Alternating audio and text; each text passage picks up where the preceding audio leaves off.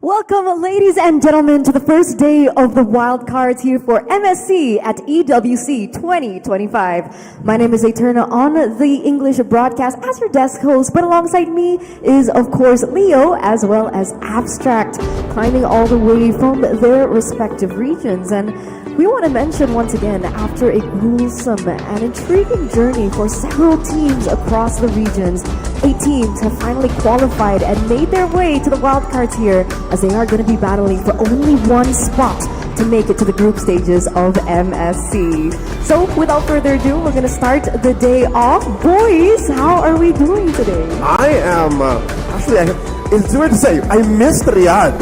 It has been quite a hot minute, but I'm glad to be back. On the other hand though, Abstract, it's your first time. Welcome to EWC. Yeah, it's great to be here, and especially when it comes down to the SEC Gaming Hall, it's a big area. In fact, the entire EWC walked around and it feels like it's endless. Absolutely, it's huge. You've only touched like about what 0.1% of what the venue has to offer. So for those of you guys back at home, or maybe you guys are watching from your hotel here in Riyadh, you guys can actually come over to the Boulevard and actually check it out for yourselves. Because right now we are casting at the STC Gaming Hall. If you guys want to witness the action up close and personal with the players, because it looks like our first match of the day is actually getting ready. But of course, the cool thing about the wildcards this year is a different format. What do you guys think about the format this time? I love how simple it is and how brutal it can get, but just the same, we're taking cues from the very successful M6 World Championships. We've turned both the group stage of MSC and the wildcard into a modified Swiss. It's as simple as win 2, lose 2, you're in or you're out. It's kind of gruesome, right? At this point in time, if you come all the way here to Riyadh, lose 2 games and it's kind of bye-bye kind of thing. I'm pretty sure that everyone wants to make it all the way through over to the main stages, but let's be honest here, out of these 8 teams, only 2 will make it through. Which is crazy. 2 to the finals for a best of 5. It's quite the run for 8 teams. Yeah, but let's take a look at our 8 teams here for the wildcards, because of course we have seen a couple of these teams from their respective regions, but I gotta say one team really stands out for me the most, right? Zeta from the Japan qualifiers. Haven't seen them in almost half a decade on the international scene. You can say that again. It's been a while. The last time we saw anything from Japan in terms of international MLBB was in M2. That was early 2021. You count as 2020. They're part of Group B, which also has Virtus.pro, Nightmare, and Influence Rage. But Abstract, I'm hearing the talk online. The grapevine says Group A is stacked. Group A is the group to be, or the group not to be in. It's scary, right? Because when it comes down to them, then we have Team Falcons, and we are not strangers to Team Falcons, right? Being the 2024 club champion and all. But aside from them, we have Rare Adam, we have Legion Esports, and even the Mongols. Familiar faces, familiar names. Maybe we are going to be seeing some shakeups in their official team lineup, but we are going to get to that very, very soon. Because before that, we want to talk about what changed from the last time we saw the wildcards last time around. So after this, we'll get a sneak peek into the tournament format. And that's where things get quite interesting. I think you guys mentioned it a little bit more. Essentially, you guys got to win 2 times in a row. Try not to lose 2 times in a row if you guys want to get that one slot into the group stages. But here it is. 8 teams divided over 2 groups. The groups A and B that you guys saw earlier on. And it will be a GLS format. Yep, it's basically winners face winners, losers face losers. You follow the same mantra of win 2, lose 2, win 2, lose 2, and then you somehow end up in the group stage wherein 16 teams vie to get out of that group again, which is the same. You just follow. You could just write it down on a piece of paper, pass it on to the next team. Just win 2, lose 2, win 2, lose 2. I mean, when it comes on a group stage, having double elimination is definitely something a little bit more used to. I mean, wildcards is technically the double elimination as well at the start, right? Yeah. So either way, when we move on over to the playoff, that's when the single elimination best of 5 then happens. So it's going to be long packed day once we reach the playoffs. Wait, so wildcards, we should have around 4 matches a day? Yep. But whatever happens, whatever stacks that we're going to be looking at, and of course all that entertainment and build-up is going to add up because of this. Look at that prize pool, ladies and gentlemen, a total prize pool of $3 million. If we go to the bottom side of this, what you guys are looking at up on screen right now, wildcard prize pool total $236,000. Almost $250,000 on the line just for this tournament alone. 4 days of... We keep saying that the wildcard is a more relaxed way of qualifying into MSC, but no, this is pretty high stakes. I'll tell you now, at the end of today, teams already have a feeling of, I might go home tomorrow. Yeah. So that plus the fact that it's a difference between $30,000 and 50. Yeah, that's a long ways out. But, it's a long way, but hey, one can dream, one can achieve, right? True. At this point in time, whatever they are here in Riyadh, they're already guaranteed money. Yeah. So as much as you get some money already, you wouldn't want to stop at the bottom. I was gonna take that edge as well. I was like, you want to be glass half empty, I'll be glass half full. No matter what happens today, they're gonna walk away with money anyway. And how often do you get to fly out to beautiful Riyadh, Saudi Exactly. Arabia, right? To be part of the prestigious Esports World Cup. Especially you get, more experience on the world stage. I know a lot of new players, especially coming in from respective regions who might not be as accustomed to the international stage, will bring something home. The fact that they've touched and landed on this amazing stage is already something that they can bring home with them. This is a great preliminary stage as well, right? If they do have some jitters going on about, this is where they kind of shake it all off. And if they do manage to make it over to the group stages, boy, they've already experienced what it is like to be in the professional gaming field. Once they go over to the group stages, yeah, they're done. They know what they're doing. They're not scared anymore. Yeah, in just a bit, you guys are going to see the stage, and boy, oh boy, what a stage it is. I agree. We're going to touch on that a little bit sooner. But again, it's not just bragging rights that they're going to be taking home, right? It's not just the prize pool that they're going to be taking home as well. Because, of course, for those of you guys who tuned in to EWC last year, you know that there's a unique trophy system that is out there available for these teams to actually compete with. So with that, we do have a little bit more information on that. So let's check it out together. Or not. Maybe we're waiting a little bit. Yeah. Okay, you gotta smooth things in, right? Build the suspense. It's a trophy that they're fighting for. Here it is. Not just a yet. bit. Not this. Dude, they're purposely doing this, right? They're making the fans back at home Teaser. like, okay, Eterna, Leo, Abstract, what's going on here? There it is.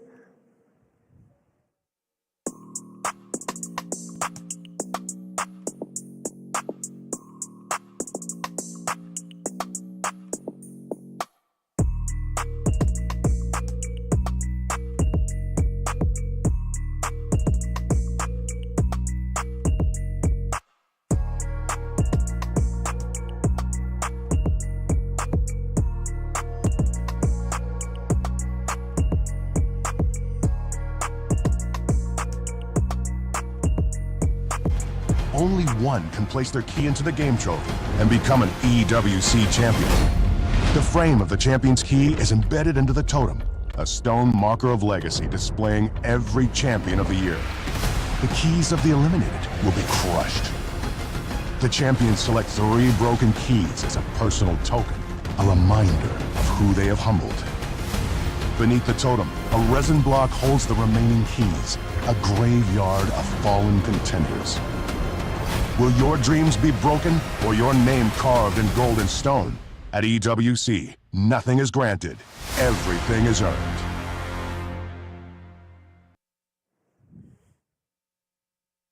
There you go, guys. That's how it works. And honestly, it brings back really bad memories for me.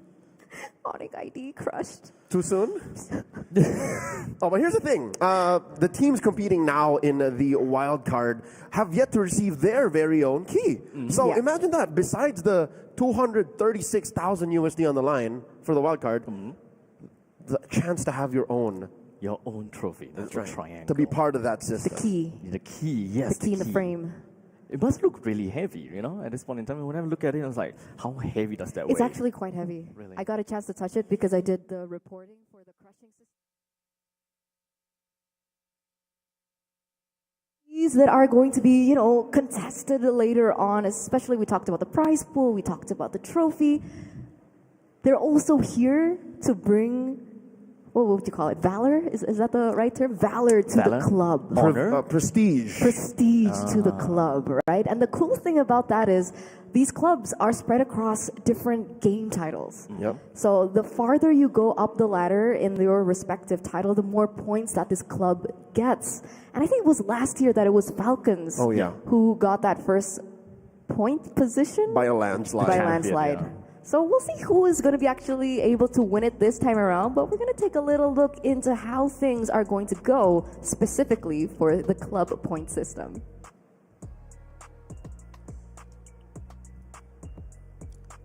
They're easing us in again. Yeah, it's all about the teasers here.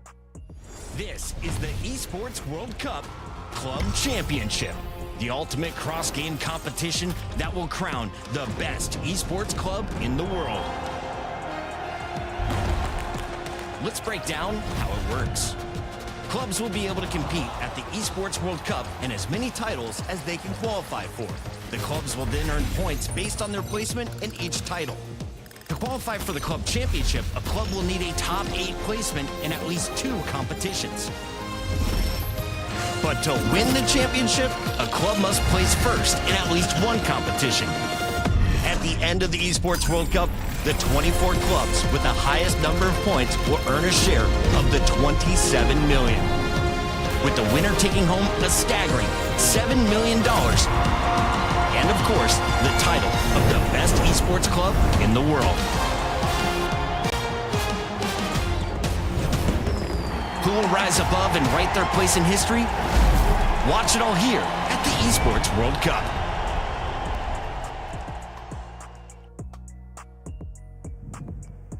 With the Esports World Cup starting this time around, we're going to see exactly which team will be able to make it to the top, because did a fact check. Falcons won and brought home $7 million for winning the club system. Woo! Yes. That's what you call winning the war, and not necessarily every single battle. Because again, as per the rules, you got to qualify in the top 8 of the several different games you qualify in. Yeah, and then that adds up into your club total. Right. And this year, again, we'll see who gives Team Falcons a run for the money, because Team Falcons is actually opening up. At this point in time, I think that almost every single game we might have just seen a Team Falcons. So I honestly would be too surprised if Team Falcons takes home the trophy again for 2025. Home ground advantage as well, right? In our first match of the day. But we're getting ahead of ourselves, all right? We're still in the wild cards, still a long journey to go till we get to that point. So we might be taking a look at the groups once again here. Just to remind you, we have 4 matches ahead of us, all in a best of 3. And we are going to be seeing our first 2 matches from Group A and our next 2 matches from Group B. Yep. Let's talk about dark horses before we get into our first match. For sure. So when it comes down to the dark horses, I definitely gotta have to say that Zeta. We have seen Zeta in M1, M2s and such. They play a very entertaining, they play a very unorthodox fashion. The Japanese, you mean? Yes. They were playing Tigreal, they were playing Popol and Koopa before it was cool. Was it? Yeah, I can remember. It's been a long time ago. Yeah. Yep, and then very shortly after, if you'll remember, they dropped RSU Singapore for the play-ins in M2. I was there. They also were at the receiving end of Carl TC's Savage on the Lancelot. I missed it by a second. It happened so fast. I was calling the match. I can't believe it. I think my partner at the time had to say, "Is that a Savage? Is that a Savage?" Like, it's one of those moments. So yeah, no, I'm sorry. I had to share a little bit of both sides, like the pros and cons of playing out of the Japanese region. Right. When it comes down to 2025 now, you mentioned a little half a decade, close to half a decade. Yep. If whether that is going to change for Zeta Division, do they have the same kind of play style or do they change entirely? That's a big question. A lot of big questions. And I think even us casters, before we got into today, we were discussing back at home, what are we expecting from Zeta Division? Are we going to see the same kind of a color coming from them? The unorthodox drafts, the unorthodox plays. It's going to be quite interesting. And thankfully so, we are going to be seeing them play today as we take a look at today's schedule. Let's check it out right now. Match 1, Match 2, Match 3, Match 4. Total 4 matches, right? Best of 3. We mentioned that earlier on. And here it is. Up first, we have Team Falcons Mena versus Rare Atom to open things up here in the wild cards. Match number 2 will have Legion as well as the Mongols. Third up, we have Zeta Division and Influence Rage. And of course, last but not least, Virtus.pro versus Nightmare Esports. That's right. The second match of the day, I think a good chunk of the world will be paying attention to that. I'd say that's a marquee matchup. You want to watch the Vietnamese face off against the Mongolians. This is a rivalry in the making for the better part of 2 years now. For those of you who don't know, there are times wherein their servers actually bump into each other. Geographically speaking, it's a long shot, but no. A lot of stories between Joga and the rest of the Mongols actually playing against each other, building a little friendly relationship on the ladder. Oh, it's far from tea. It's far from tea. It's more of lost stars. Okay. between the two of them. So yeah, no, I would love to see them face off in a best of 3 for arguably the largest stakes that they've ever had in both of their careers right now. Qualification into the group stage. I want to know though, what are your favorite match that you want to watch today out of these 4?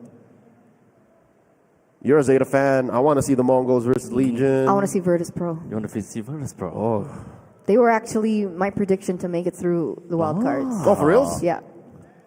Okay. Okay, what's yours? What was that? Okay. No. Yeah, I know this guy. I feel cornered. All right, What is this? you're second guessing my okay, and you're asking me my prediction or my favorite match. I want to know. I just want to know. Curiosity. All right, It's all about curiosity. In the absence of Renmar Santa Cruz, I am a Falcons guy. All right. Weirdly enough, I predicted, I put it on paper, ladies and gentlemen, that Falcons would be walking out of the wild card, joining the group stage. They are Sanji, Boyet, Coffin, Troll, and Sano. And then, guess what? In their sixth man, they moved over the big brother Tarzan, but as well, they got a new coach. Coach Ducky. So much hype surrounding Coach Ducky here. Indeed. And even without Coach Ducky, this has been a team that has consistently made it to the international stage, representing their region. So we can say on one side, they have the most experience as compared to, unfortunately, their opponent today. So theoretically speaking, on paper, Team Falcons should be able to kind of smash it for the wildcards, right? But Supposedly. but they're going up against Rare Adam, though. We do have Down, Lanaya, Powerful, Cat9, and Mikey. Dawn. Sorry. So Dawn and Lanaya, both of them from the Indonesian side. I'm pretty And sure. Ryzen, their coach. Oh, Ryzen coach. Yes. Don't forget. She's making sure you don't forget. Indo Yes, Pride. I won't forget. I'm just going Not to pride my anymore. room. I'm not too sure exactly what to expect out of Rare Adam at this point in time, right? Because when it comes down to Indonesians plus the from the Chinese, I think that there's definitely going to be a little bit of a language barrier. I'm not too sure how the communication is going to be like against a well-coordinated team like Team Falcons. I like that you mentioned that because there has been some concern surrounding potential communication issues because specifically Coach Ryzen does not speak Chinese. Right. Yeah, so that's something that they are going to struggle with perhaps, or maybe they figured it out over the past few days. Hey, they made it pretty far in the Chinese qualifier. They went all the way against Yaofeng Yaoguai, who is sitting pretty in the group stage, waiting for their possible grand final rivals to come up. But yeah, no, that's already a few ticks that show us that maybe, hey, Team Falcons walk out. Although, prediction-wise, a part of me thinks that maybe this is a sweep, right? A 2-0. But I think Rare Adam, I hear voices a lot. Like, not in a weird way. Like in a conversation. You hear okay? voices. Yeah, no, like in conversation. Do you need Like, you have No. one In conversation, or- like a lot of people are saying, "Hey, you better watch out for the Chinese." Like Chinese MLBB, just like Chinese esports, is well developed. Like when they decide to focus on something, they want to achieve, they want to do good, they want to excel. But in this case, Rare Adam, I don't think they're there yet. But maybe here they prove to us that hey, we are here now in Riyadh, ready to show up. Because I don't think anyone really, predicted that Rare Adam would be the ones to come here to represent that region. Right? Usually we see from the Chinese region it being KBG or DFYG. Yeah. Title even TLG. So this is the new name you could say in the big four out of the Chinese ecosystem. So yeah, no, they have a lot to prove, and what a way to do it against the home team. Damn, I'm already looking forward to this, right? And this is kind of like the beauty of wildcards. You don't really know what to expect coming in. We do have, teams that we don't really have a lot of information about. Some we do, like Team Falcons in this case. So on paper and on theory, 2-0. But Rare Adams, I think that they will be able to score a pretty good shot against Team Falcons if they become complacent. You know what? I'm going to represent my girl, Michelle. Oh, All yeah? right? And I'm going to go She's Rare on the Adam. way. She's on the way. Oh, are you saying Rare Adam all the way? Rare Adam in 3. Yes. Because points don't matter. Like, let's be honest, right? In the wild card, points don't matter. You win. That's it. You win. Exactly. Yeah. It doesn't matter how. Just win, don't lose. It's as simple Just as that, don't right? lose. Just Twice. Don't Win lose. twice. Don't lose twice. Just don't lose twice, nerds. Yeah. So Lose once is fine. Just- I guess Once is okay. It's a 2-1 then on this desk. Yeah. And Michelle. No, don't If she was say here. don't say it's Michelle. Don't say it's Michelle. It's got to be Raisa. It's got to be the Dewa veterans in Lanaya, right? But I mean, let's kind of unpack this a little bit, Okay, right? yeah. Rare Adam. Who are the players that we should be looking at? Who are the key players that we should be keeping an eye out for? All right. Besides the obvious in Don and Lanaya for you, I hear Mikey. Mikey out of the gold lane might be a linchpin for Rare Adam's success because as the MENA reps, former MENA reps, the home team here, as they would know, gold lane is where a lot of things rely on. We'll go into the draft now. We'll see exactly how this pans out. All right, it looks like the drafts are ready, ladies and gentlemen, and that is my cue to bow out. So with that, those of you back at home, those of you guys who are at the venue as well, do enjoy this because this is going to be the opening of the wild cards. We're not really sure what meta as well that we're going to be looking at, neither the patch and how the patch has actually shaped what we are going to be seeing, but it's a really good way to set the tone and set the tempo for the wild cards for the next few days. So with that, let's head over to the drafts for game number 1 between Team Falcons and Rare Atom.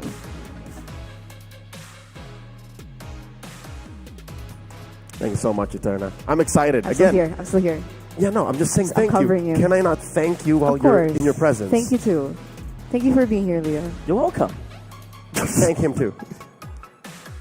No, I don't need it. It's okay. I don't need it. Thank you, Abstract. No, it's fine. It's Here fine. are the drafts, No, boys. Here we Take it go. away. Game number 1, proper. Into the draft we go. Rare Atom in the blue. Falcons on the red. On the play, Coach Raizan here banning out the Farce in the Kalia, while Coach Ducky takes out the Lancelot. Hey, 1.9.92. Current patch we're sitting in. It is interesting to note that there's so much going on. It's a wide open meta, but I never expected Lancelot red side blue number 1 ban. What is going on?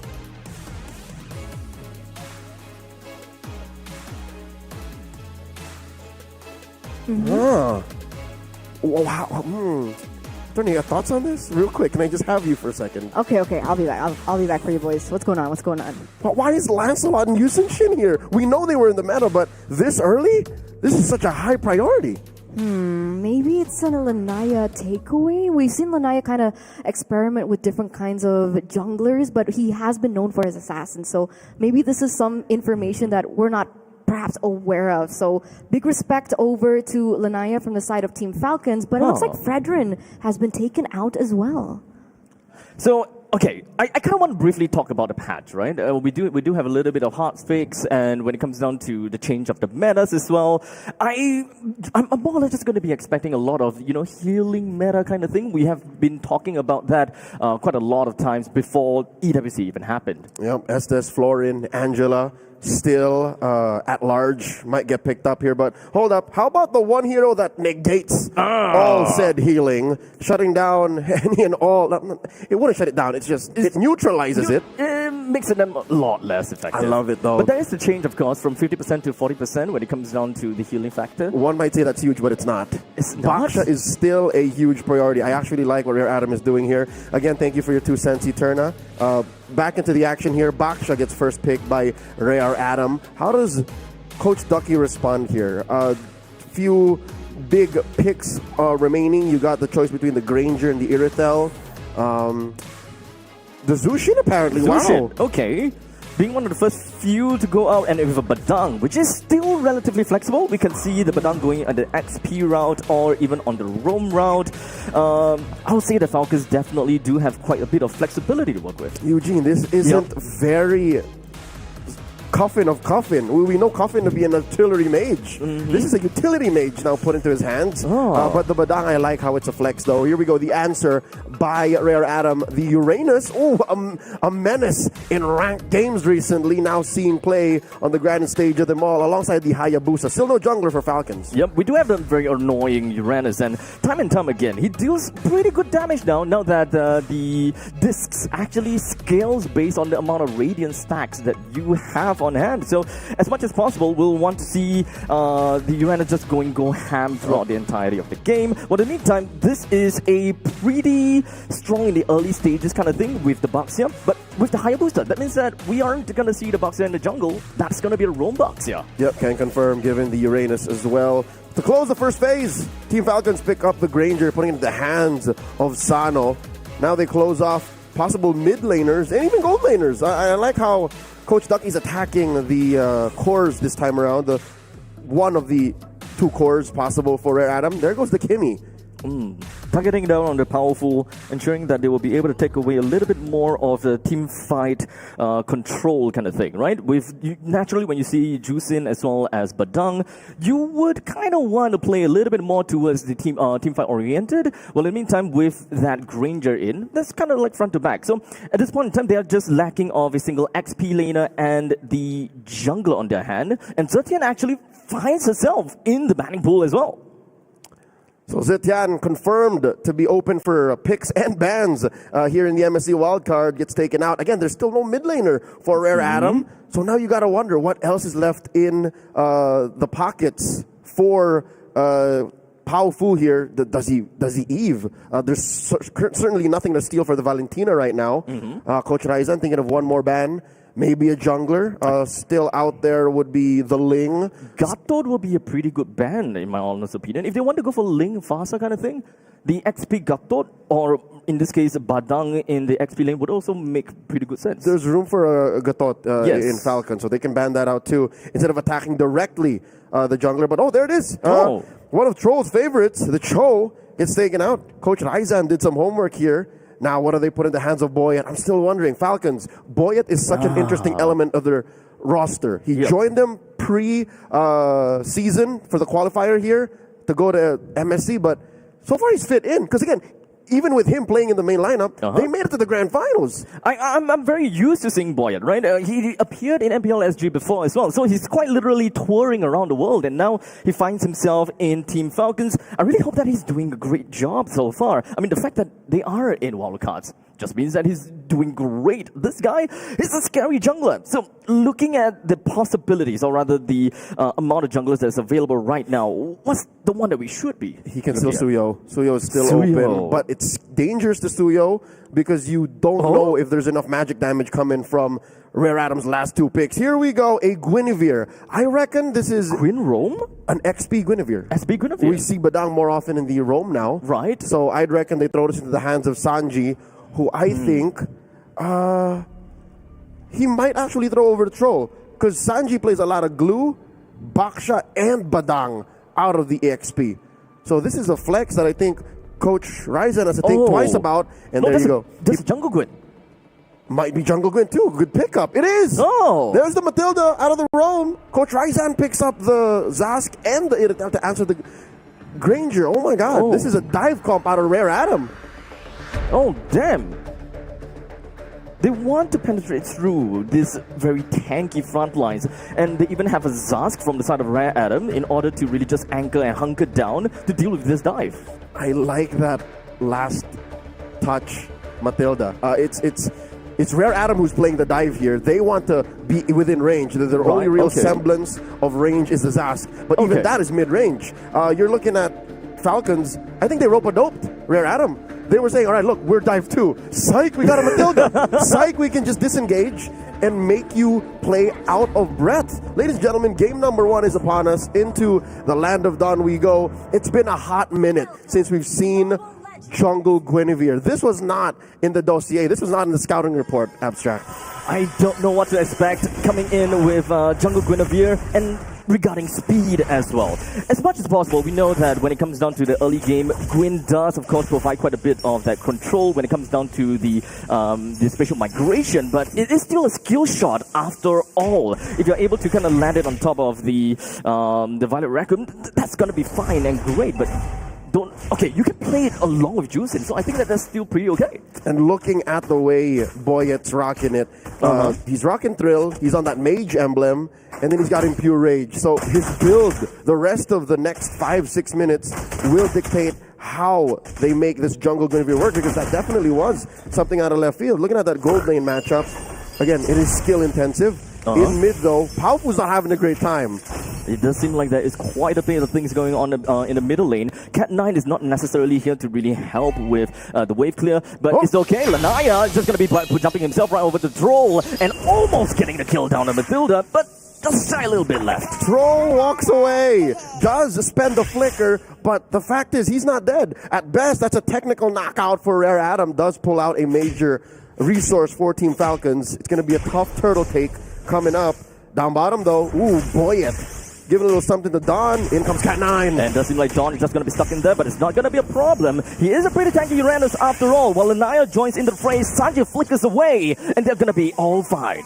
The Chinese squad here throwing out everything from mid to bottom, making sure that they don't really give much. Oh, here we go, boy, catches one! We do have the Purify, so he's gonna be fine. He's not at level 4 just yet. Well, in the meantime, Troll is not necessarily there too, but we do have the turtle currently available down in the bottom lane with Lanaya taking up the turtle pretty easily, no contest whatsoever. With Sanji now joins in the fray. We do have the fifth break as well, and Violet Requiem just gonna be knocking right on the powerful before he even manages to do anything. This isn't how you want to play the Zask. Usually when you pick up the Zask, you want to have your Domineer's Descent, that big Johnny, play as an extra life for you. But no, since minute 0, Team Falcons have been on Pao Fu. So I'd say this is a half win for Adam. It's definitely a big win to get the turtle, but if the rest of the map, what you've been doing, how much pressure you've been putting on Team Falcons, only results in a 200 gold lead, plus the turtle. Mind you, they took the turtle. I think they could ask for more. They want more. I think that what's really lacking is the fact that the middle lane is not getting that lane priority that we want, right? The Zask entered the team fight at level 3, so he's definitely lacking in XP as compared to Cuffin, which is already well on his way to level 6. Yep, I think this is exactly why Team Falcons put Coffin on the Zushin, even if it is not exactly his identity, and Zushin has been, teetering in and out of the metagame. They just needed someone who could provide the pressure early on, and look at this, he's now on to Mikey. Even Mikey, after Powerful in mid, Mikey might be up next. I mean, definitely gonna worry for them a tad little bit. But with the amount of aggression from Team Falcons, they're moving around a lot. So it's kind of tough for them to be able to do anything, at least for Adam, right? I want to see them being aggressive with the Baxia and all, but with the fact that they're not winning middle lane, they don't really have much influence over to the side lanes. Yeah, so that might be the one reason why Team Falcons is staying within Gold's reach. And check it out, it swings now. Suddenly, it's Team Falcons up by 200, 300 gold as the turtle spawns down bottom, already Nolaya in position. The rest of Rare Adam, their mid trio, following through. While the rest of Falcons are just about to rotate. I don't think Boyet's going to let this swing once more over to Rare Adam's favor. They catch Cat9. And now, of course, the Violet Requiem is just going to be landing right on top of Cat9. It doesn't seem like he has a lot of HP to work with on the fifth crack. Picks him down. Cuffin takes the final hit on top of him. Well, Don, he does have a vengeance, but he's not going to get away. As Troll takes out the final one, well, Boyet continues on over to Lunaya, hoping to get a final hit in, but it's not going to do that. Never mind. Troll picks up the double. My God, they got on Kakashi like it was a total Gojo. Team Falcons now deep into the pit. This is a turtle that they fought for a good, minute? And then now it's theirs. Team Falcons, wow, what a win down bottom. At this point, not a single kill for Rare Adam. So, what exactly should Rare Adam be doing at this point in time to kind of switch things up a bit? Yeah, I think Rare Adam have to make the call now. Are we the beatdown, or are we going to have to play for Mikey? I think that's a silver lining to this whole situation of them being down about 2,000 gold, down a turtle in the mid-game of the early laning phase. I'd say decide now. Are we playing for Mikey, or can we still fight? Can we put a lot of pressure on Pao Fu to maybe shut down Troll, weirdly enough, shut down Coffin, because these two utilities in mid are not going down. Team Falcons are having the time of their life. Got caught with the Violet Requiem once again, but he does have quite a lot of regeneration going on for him as he sets up the consecration, pushing Sanji all the way to the T1. Yep, there's a whole lot of nothing going on there, especially since between the two of Team Falcons, no one had anti-heal just yet. Shadow set up by Lanaya, Cat9 getting pushed out of that lane, in comes Coffin with the ult. Very relentless, really wanted to do something over to Cat9, forced to revitalize off of him, and quickly backed off straight afterwards. Okay, so Rare Adam, so far we know that they've committed to this dive mindset of their comp, because look, a Vengeance and Dawn, revitalize on Cat9. Oh, and mid! Coffin did not expect that, but the fight continues up top. That's gonna be great. 1 point over to the side of Rare Adam, and now they need to defend the top lane as much as possible. The T1 is almost at the brink of death, and now it's completely destroyed. We do have Donda wanting to kind of proxy the lane a little bit to look for Sano, which was last seen pretty wounded, but it's gonna be safe and sound for now. Oh, he's not done, man. He's pushing well into the orange, a lot of pressure. Boyet will still confirm Oh, the circling eagle. He's just going to be putting himself onto Dawn. We don't have the viral Requiem just yet, but he's soaking a lot. Uranus is just being an absolute menace while we allowed Lanaya to make all the way down to the opposite side of the map to pick up a T1 turret. Bring up a Thesaurus. He's a nuisance. He is literally everywhere Falcons don't want him to be. Final turtle spawning, upper quarter, a lot of pressure in mid. All 5 members of both squads here. It's Dawn, man. Dawn is the vanguard. Dawn is the front line. He's on to Boyet. Boyet forced to dash out. He's definitely going to dashing out. So with that said, no more special migration, but he can still pop someone up with the Battle Requiem. Everyone, all hands on deck onto Dawn, brings him down effectively. That is a 1v4 fight while the Naya focuses onto the turtle. Rare Adam is just looking for objectives. Thank you for your service. An XP laner for the turtle at that point in the game, especially since there's no other casualties, is well worth it. I think that's what's keeping Rare Adam within an arm's length of Team Falcon's gold lead. Let's check out the in-game build right now. So this is confirmed to be a utility tank build Guinevere. I got a friend of mine watching back home. You might know him. He's such a fan of Guinevere. And I don't know if this is the right way to build it. I don't know if this is the new meta, but Boyet is making it work. Boyet hasn't died yet. Not yet, yeah. 2:0:3. At this point in time, I thought that maybe they're lacking a little bit of damage, but I think that Troll is, as a Matilda, is pumping damage. Yep, again, it's happening. What we said about Team Falcons weaving in and out, rope-a-doping Rare Adam, it's working. That's why we're sitting at 1-5, but in the early game, after that overextension, I think Rare Adam has understood that we can use Dawn now as a meat shield. We can overpower Team Falcon's collapse. Team Falcons, I think it's high time. I did not see the rest of their core. Is there anti-heal? There's no dominance ice on Boyet just yet. Is Sano building? Is he building a halberd? Oh, wow, they're collapsing on a Lanaya! Very resilient. They really want to get a kill down on Lanaya, only for Boyet to get caught after the single dash out of spatial migration. Cuffin just going to be pulling himself right out of the guiding wind over to Troll. Team Falcons gathered together to ensure that they do not lose anymore. Not like this. Team Falcons mistimed that, and Troll did not have the wings by wings to pull Boyet out. Rare Adam just welcomed him. Lanaya popped the shadow kill, and now Team Falcons have to recuperate. They have to regroup. Down bottom, a lot of pressure being put in by Rare Adam. Look at the map, man. It's slightly bluer than red. It's really just about a seesaw game, right? Because right now, the economy is just slightly shifting over to Rare Adam. And as we take a look at the gold difference, we do have got a little bit more towards the side of Irithel and the Hayabusa. Yeah, the money's on the wrong places for Team Falcons. So now they have to find a way to get it back onto Sano. If anything, I'll tell you now, it's all on Sano. Sano is the one true core for Team Falcons, and I wonder how this Lord fight's gonna feed them.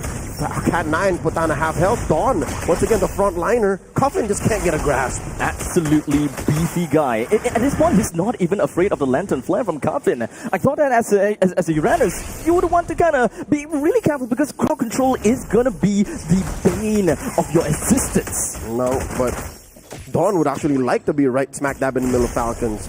Pop that vengeance. This is one of the few times it actually works. Oh, they're going ahead, making that Lord sting a bit. Boyet got caught out of that Y brush.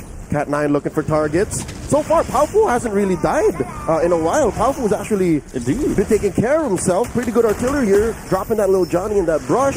Sanji at half health. This is a slow rolling Lord. I don't think Team Falcons would benefit this. I don't think so either. I mean, Sanji is currently already down to half HP. If they really want to engage this, Sanji is essentially just going to be jumping in and losing his life in an instant just to land a fist break, fist crack combination.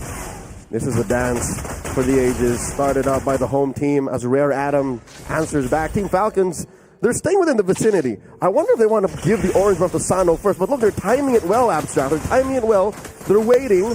Dawn now at half health. Won't be minding that. Oh, it might be a ploy. It's Mikey pushing. The mid lane is going to get a slight push out. The bottom lane, we do have a slow push going in as well. So if Team Falcons doesn't have any very good ways to kind of play cross map, that is going to be a tad little bit of problem. But in the meantime, there is a Hayabusa on the side of Rare Adam. So this is all about a macro game for Rare Adam. The moment that they are able to pilot this game through, Team Falcons is just going to be stuck with their back against the wall. Yeah, we've been in this Lord pit for a hot minute now. Not much one on either side. Feels like 5. Yep, luckily, 10, make it 10. Luckily, Team Falcons did not lose that bottom lane tier 2. So they've been taking care of that wave at least by hook or by crook. And the Lord still standing. Looking at the items right now, a Sky Piercer currently and a Malefic Roar on Sano. All this while, the Trinity solid for Mikey. I wouldn't say that Mikey can wipe out though. I think Mikey still needs one more. Not quite there yet. But we had the question about anti-heal. So at least Juicin does have the glowing wand. Just Juicin though. Only Juicin. Just Coffin. I don't think that's enough. So we don't even have the dominance eyes on the side of Sanji as of yet. But hold on a second, we do have 2% that's already down to lower than half HP from the side of Red Adam, while the rest of Lanaya just going to be jumping over to the back line. Troll almost going down. As such, finally the first kill credited over to the side of Sanji with Mikey going down. It's a 1-for-1 trade between the gold laner and the rover. But Powerful is going to be the next one down for the count. 2 for 1. Rare Adam, their turn to overextend. Team Falcons, their patience and their better positioning. It was their jungle. It was their base. Their side of the map that Rare Adam crossed over led them to a winning trade. Mikey and Powerful for Troll. I'll take that trade any day. The Lord now approaching half health. Dawn, Cat9, and Lanaya moving up. How did that bottom lane get pushed in? Wow, it's all wins for Falcons right now. I thought that the slow push is actually in favor for Radam, but I'm wrong. At this point in time, we do have Dawn that is really wanting to do something about this, but Poyet will take the Lord for themselves. Radam did not lose anyone from that fight, so that's fine. Team Falcons, they have the Lord, they're preparing themselves. Oh my god, Coffin with the wormhole teleport. Did you see how far he was away? He was literally in the Y brush, buying time, keeping away 3 members of our Adam away from Falcons. As he popped the ult, dashed away, ended up on the other side of the river, and still lived. I'd give that MVP play over to Coffin. Coffin was one of the major reasons why Team Falcons is now owning the map. What a zoning potential from Team Falcons. And now that the Lord is going to be marching in from the top lane, ready to pillage everything that Rare Adams have, this Lord advantage is going to bring Team Falcons quite the bank. Yep. Although we are just looking at about 1,500 in gold for Team Falcons, best believe if they play the next minute very well, this could blow up into about a 2,000, 3,000 gold lead, even with Rare Adam defensively cleaning up. Look at this, Boyet going for that purple steal as well. And then the rest of the outer turrets taken down. Rare Adam left to their base. I would definitely say that when it comes down to wave clear, Rare Adam might have a little bit of problems. So trying to take down this Lord and its creeps is going to prove to be tough. As such, T3 up in the top lane, destroyed already. And they're gonna have to focus on this before losing out even more. You know what, Eugene, you could say the same for Team Falcons. These two teams right.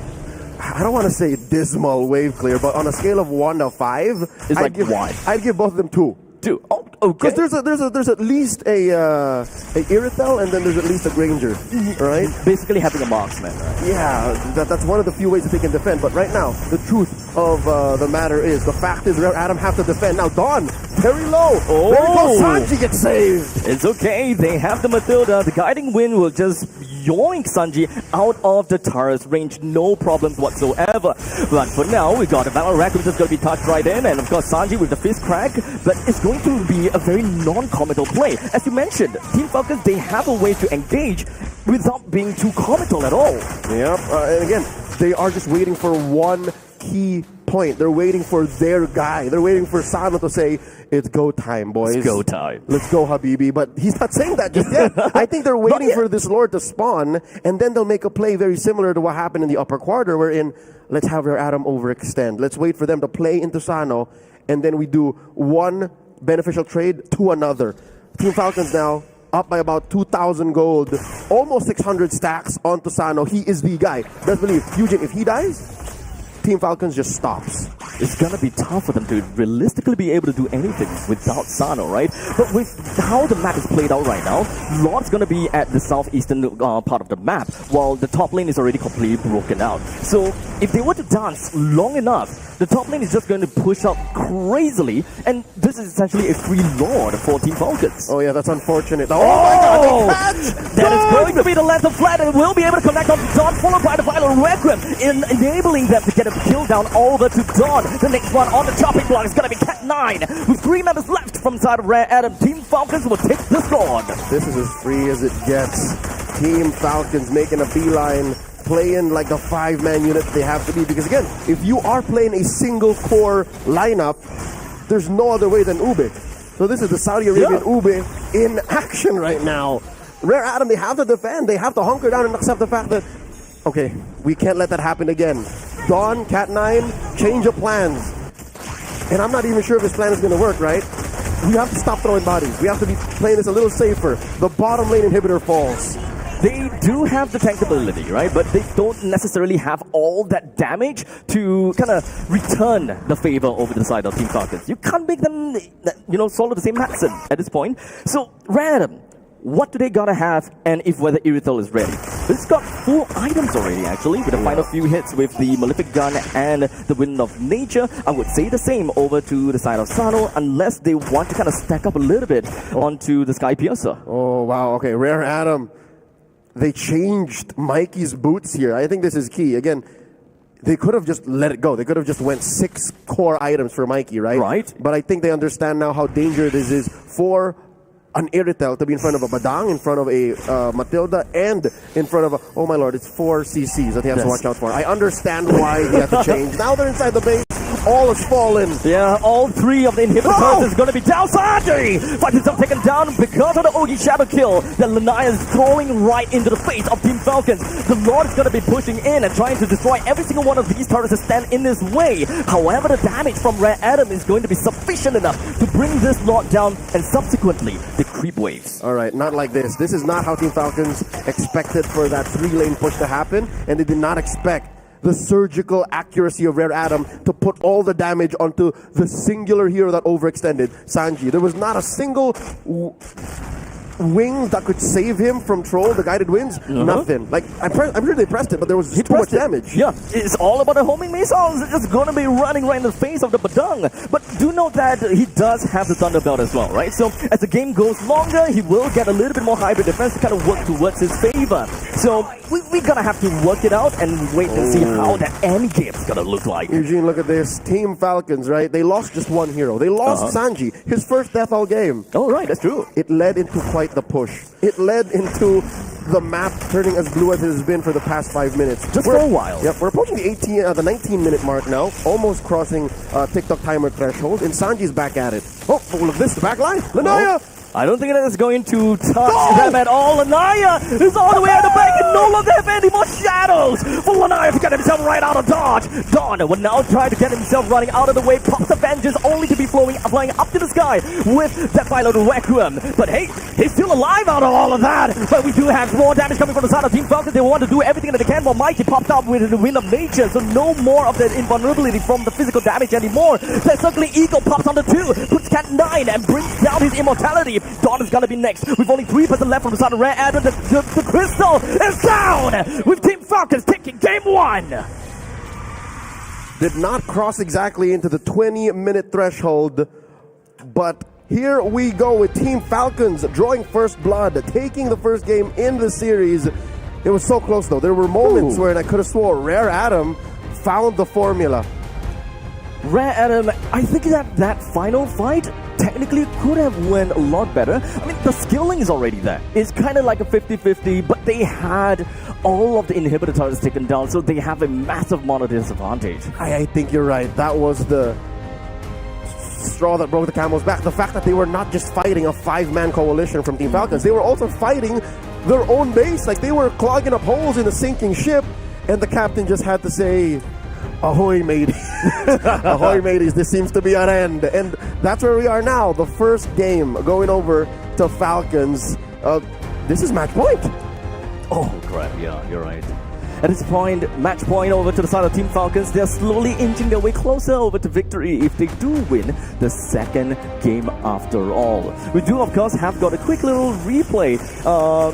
Leo, talk through this. What are we looking at? Yeah, this is the first major team fight that led to a snowball by Falcons, but not in the traditional way you would understand it. When you say snowball, you're winning everything, right? You're taking names, you're dropping bodies, but no. The way Team Falcons did it is they were always objective-centric. Yep. And I know this team was objective-centric this whole time. It's just now they're a little tighter. Already, I'm seeing a stark difference from when they were playing in the grand finals against Ultra Legends. I'm thinking this is the Coach Ducky effect. Coach Ducky effect. So at least when it comes down to Coach Ducky, he had his time in Team Falcons PH, and unfortunately they didn't manage to proceed. So now planting himself into Falcons MENA. Too soon, but yes. I mean, a month's time is enough. I think the fact that Ducky has been working with this squad for quite a while, based on my understanding of the timeline, it seems like a lot of his teachings have already come into play. I'm definitely looking for how Team Falcons is going to do this, right? We did say that Team Falcons is definitely promising. They are a lot more well-coordinated team. And looking at this game with a little bit of kind of like a semi-Ube kind of thing, they have to play together, and it worked out great. Again, I'm glad to see that as early as game one in all of the wild cards, my predictions paying off. I'd hate for this to be an early onset, disappointment. But no, this is just a cynic in me speaking, but the realist has to expect that Falcons are looking good. Do you like Falcons? I do. I think it was really solid. Their gameplay was solid. And it was unfortunate for me because as I was watching backstage, I didn't really like the drafts coming in from Rare Adam. You didn't like it? No, not really. You don't like it? I mean, who am I to say? I just called it a dive comp. It played to the many strengths of the squad, right? It did. It worked in the beginning as well. Yes. They scored a turtle and then they could defend, but yeah, no. I mean, I can't help but think that Zask. I mean, I'm not a big fan of Zask. Let's be honest here. Like, what was he trying to do? Is a question. Yeah. Like, okay, so we at least for Zask, you want to win lanes, but he lost the lane. And he's at level 3 by the time the first turtle appeared. And from that point on, we also have to realize that wave clear is a problem. So when everything starts creeping in, the Zaz is just stuck there. Even if I dominated the descent, I'm beaming one guy. And that's the creep. And it's weird, right? Because back in the day when Jushin was super meta, it was the Zaz that was the counter towards the Jushin. So the fact that the Zaz didn't really have much to say in the lane was kind of unique. When I was talking about the drafts, I was more so recalling over the lack of initiators, I think, which felt kind of lackluster in the team fights because that's when we saw Rare Adam just really drop the ball. So we are going to take a look at the highlights from that first game in this match. So we're going to take it to it right now. Okay. So more moments for us to figure out exactly if it was all in on the initiation. I think you're right. They have a wall of meat, is what they have. Wall of meat, yeah. With no crowd control. Yeah, it's the Uranus and the Baksha. They have no crowd control. At some point, you're just not afraid of a wall of meat. Sometimes there's enough space in your stomach to go like, I'm chomping down. I have another stomach for dessert. Yeah.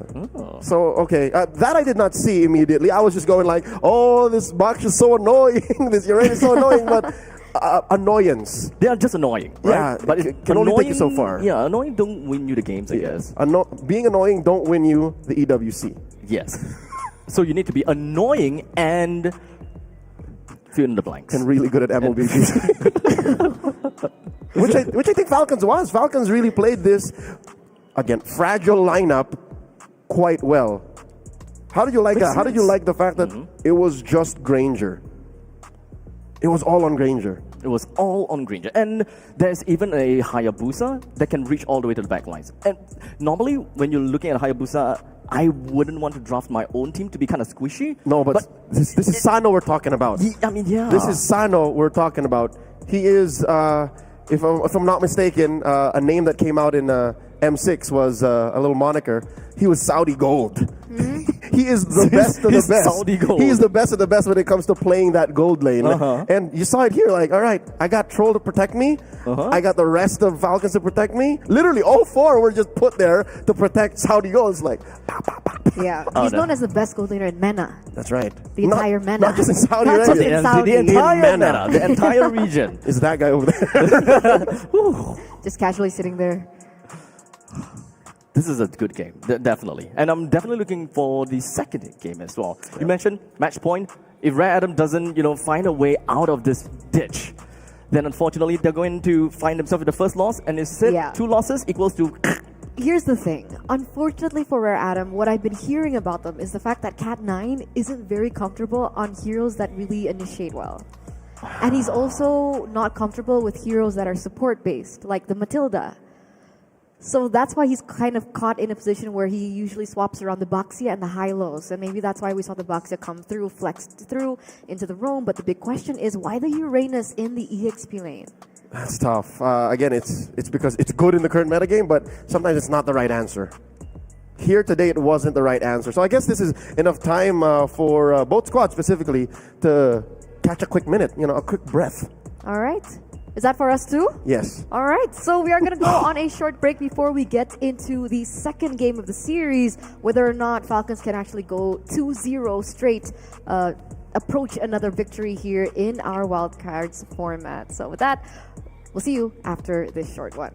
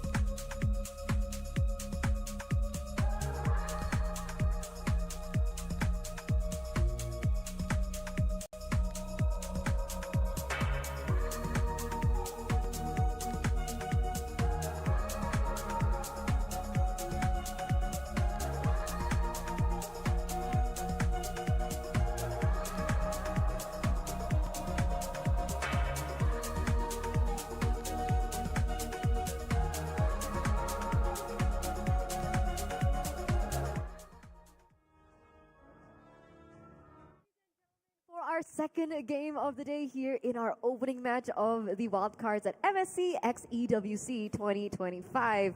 Once again with me, Eterna, alongside in our English broadcast, we have Leo and Abstract once again to bring you all the entertainment for the next few matches of the day. I'll tell you now, I am very entertained.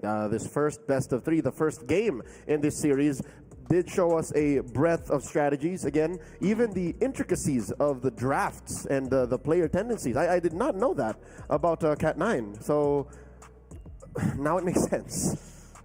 Right, Adam, for better or for worse. I mean, right, Adam, they gotta have to change something up. I definitely don't want to see Zosk anymore. This is a me thing. I just don't like Zosk. I don't see a lot of value out of Zaz, especially from that game. We Impact can hear you. Zaz ain't the way. Oh man. Oh man. This is me. This is You're me. making me nervous. But continue. So no Zask for No abstract. Zaz for me. All Yeah. right. I mean, Fasa was wide open. No, the fast was banned. Oh, was banned? Okay, Yeah. Eve was wide open.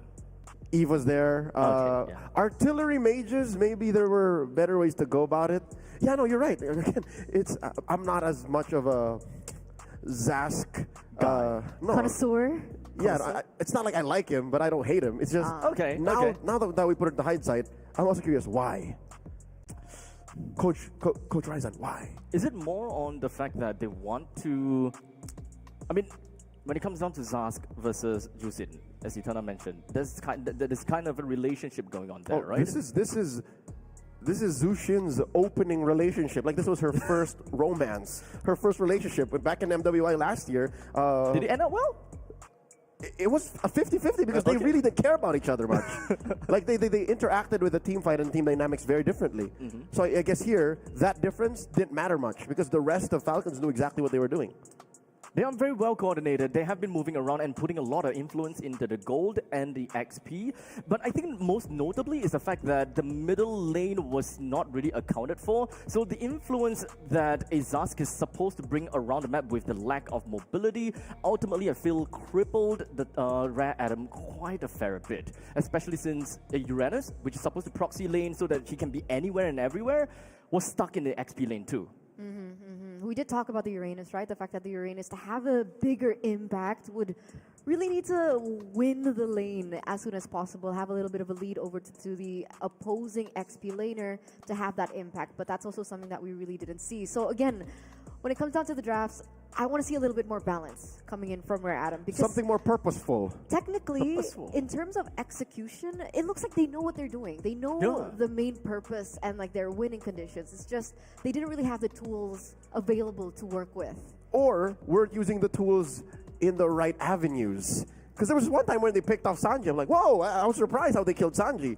Could they replicate this where it actually matters? Because at the time, Falcons were on the base. Like, Sanji dying was a necessary loss at that point. They didn't even blink. Sanji didn't even spend his flick. I was like, It's okay. sorry guys. They had a lot of damage at that point in time, right? But as we did mention, it is all inhibitor turret is down. There's too much odds are stacking against them. The time where they had that power up is a tad little bit too late, even though they had a chance in winning in a 5v5 match. Yeah, Mikey didn't get to flex. Like, Mikey was always at, I have the tools, y'all. Why can't y'all set me up to kill anybody? Again, it comes down to space, too, because, again, this is a full-on dive comp that Rare Adam was playing with. Yeah. There's only so much Mikey could do. If a dude gets pulled out by Troll and the rest of Team Falcons are backing out, what do you do as Mikey on the Irritel? Do you run forward? Do you force it? No, you're going to die. I do So- especially like the pick on the Guinevere, actually. We didn't really quite mention too much about the Guinevere pick, especially when we see a Uranus. You know that a Uranus wants to be in your face as much as possible. More than in your face. Exactly. If possible. So if you don't hit your Violet Requiem, or rather, if you don't hit your Spatial Migration, I think that's fine. You still have a passive to work with, and Uranus is constantly just going to be circling around you. He's afraid of crowd control, so the moment you just go with enough basic attacks, he's definitely flying, no matter what. That's why the Badang really shined here, I think. It's a non-starter. It just seems like a non-starter now that we're talking about it. So what are other things we should be looking at for Rare Adam to maybe look for a comeback in this series? Crowd Because control? other than drafts, we Okay. did mention that already. Maybe attack the roles that matter. Maybe they didn't. The roles that matter. Maybe they didn't hit Sano hard enough in the early game.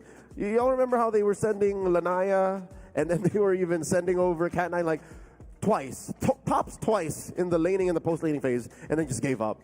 It's like, no, he's not dying, guys. Let's just leave him here. Like, maybe they should have kept trying because Sano really was just the guy. He was Falcon's one claw.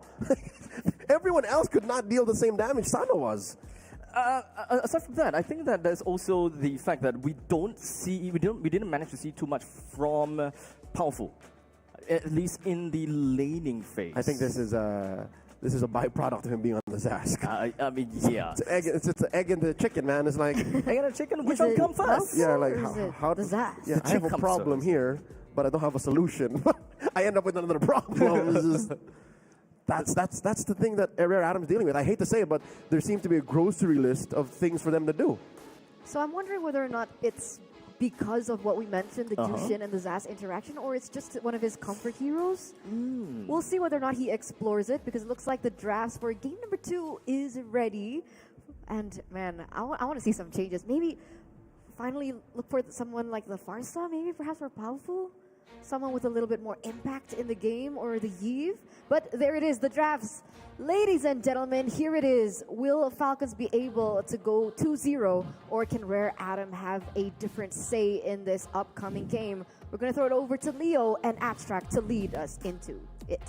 Much gratitude, Eterna. Thank you. Leo and Abstract taking care of business here. Game number 2 here. Match point for Team Falcons, the home team. Here's a start. Eugene, here's a start. What about a side swap? Side swap and Let him react. Yeah. So now Falcons is gonna be on first pick, first ban. Rare Adam on second pick, second ban. Rare Adam started with that Uranus and the Babsia pick, both of which were the ones that they managed to get when they were first pick, first ban. And now suddenly, It's all gone. What a change of pace here.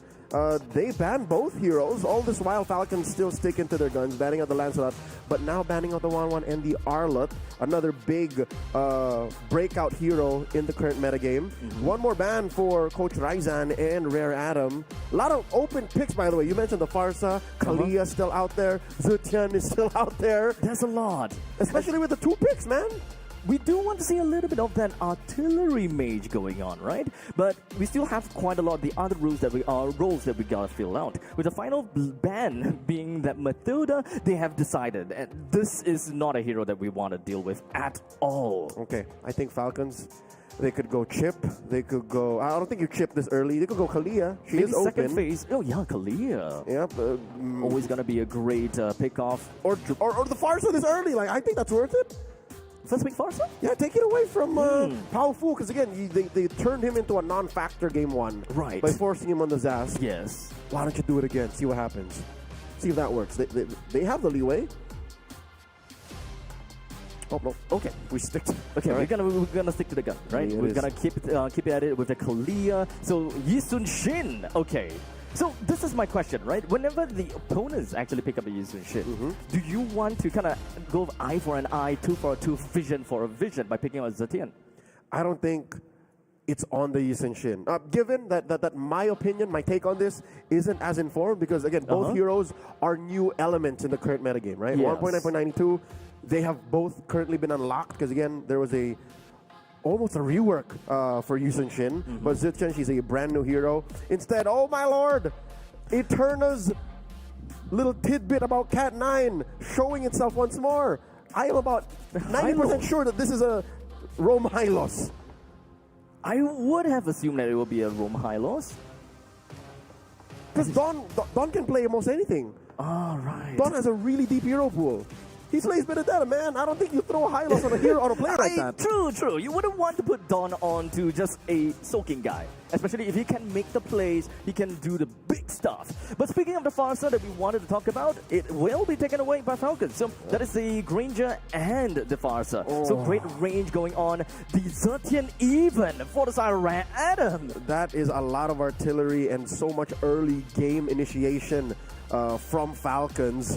But Rare Adam, they double down. They are more than just global, they're international. There's 2. There's 2 global ults they're playing with, man. No matter where you go, we have our eyes on you. Okay, I don't know how to feel about this, because even with these 2 strong picks, right? 2 new meta heroes, plus possibly a comfort for Cat 9, I think we're leaning back on old issues here. This is a lot of tools and a lot of resources that even I don't know how to use right now with 3 picks in. Like there's a whole lot of I don't know going on. So at least we have that one frontliner. We have the Yisun Shin that can snowball, or rather have pretty good tempo. Stable farming pattern. So wouldn't that mean that Falcons will want to break that consistency out of Yisun Shin at all? Eugene, you're right. With these 3 alone, they can. With these 3 alone, they can. As soon as Sano is unlocked from the gold lane when he builds his 3rd item or 2nd item even, and Troll go in hunting, these 3 can already ruin Zetian. This is going to be a pretty scary start, right? Right off the bat, Falcons have already showed their cards. This is how we're going to play. We're just going to kind of look around for ways to further amplify our early game aggressiveness as well as just general raiding the opponent's jungles. Yep. Coach Raizan, speaking about the jungle, blocks out a couple of picks here away from Boyet, locks in that Irithel to go toe-to-toe against Sanos Granger.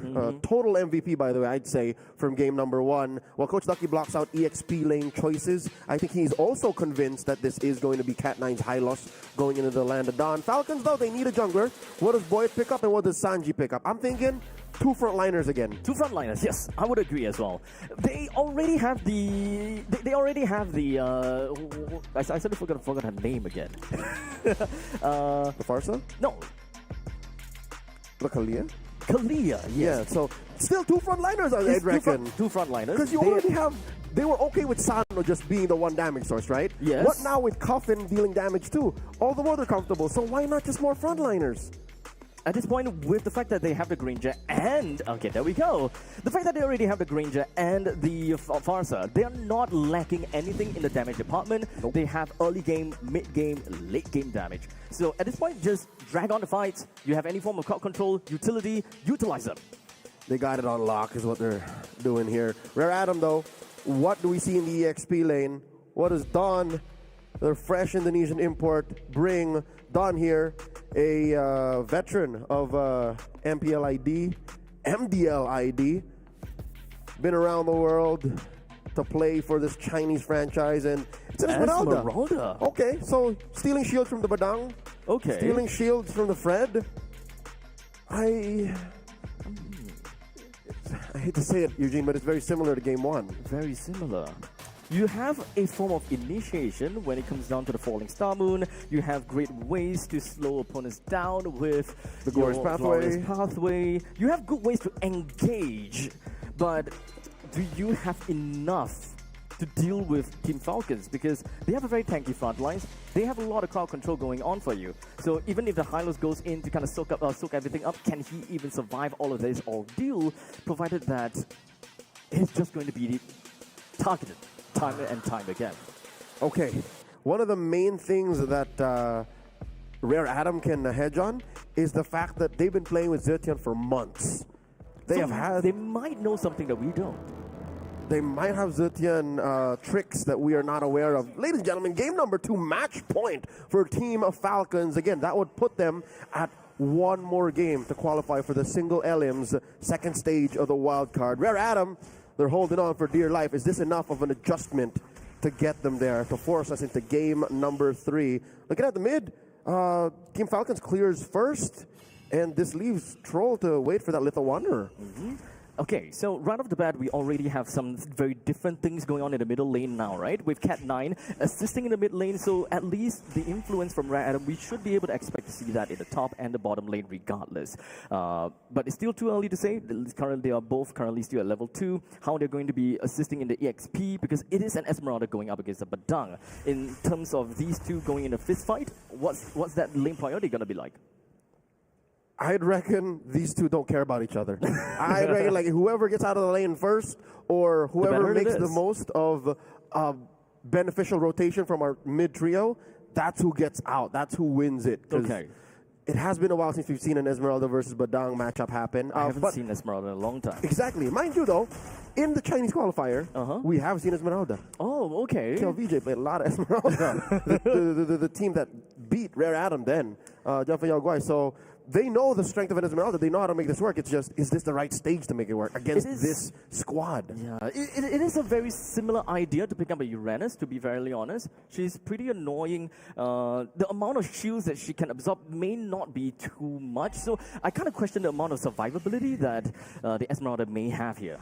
Oh, here we go. See, this is one of those rotations that I'm talking about. The fact that they've pushed back Dawn and fight started here by Cat9.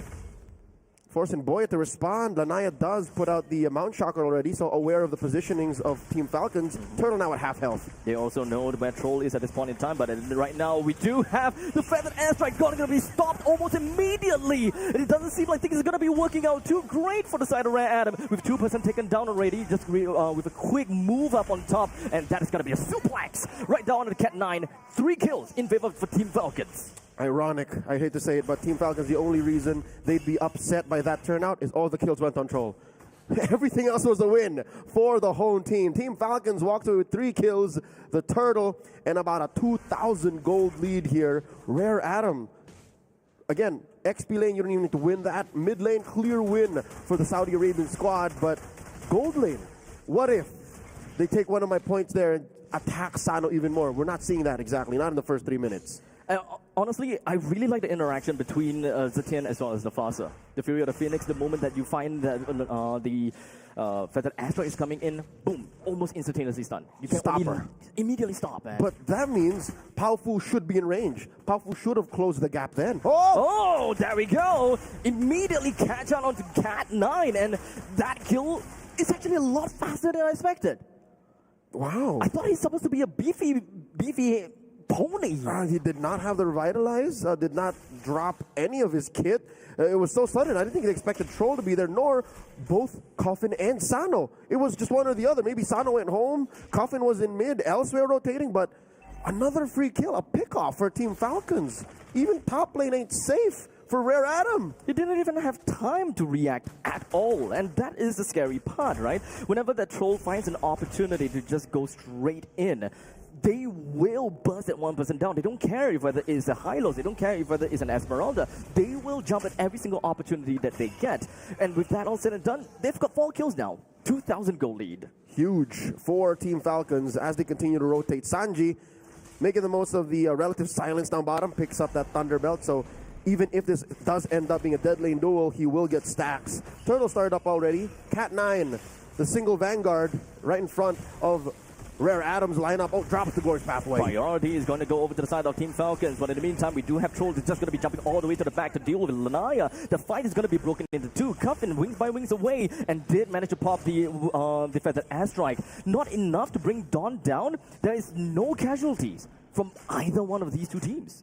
A clinical approach by Team Falcons. Again, if earlier it was Coffin who played the isolation with the Zushin, here, oh my lord, Boyet dropping the hammer. As I was saying, it was Troll doing the man-to-man isolation play on Lanaya, denying him, even thinking of hitting the retribution on the Turtle. That was beautiful. That happened to the right of your screens, folks, if you would scrub back. Well, this is not something that I expected from Team Falcons. I mean, Troll having 3 kills to his name at this point in time.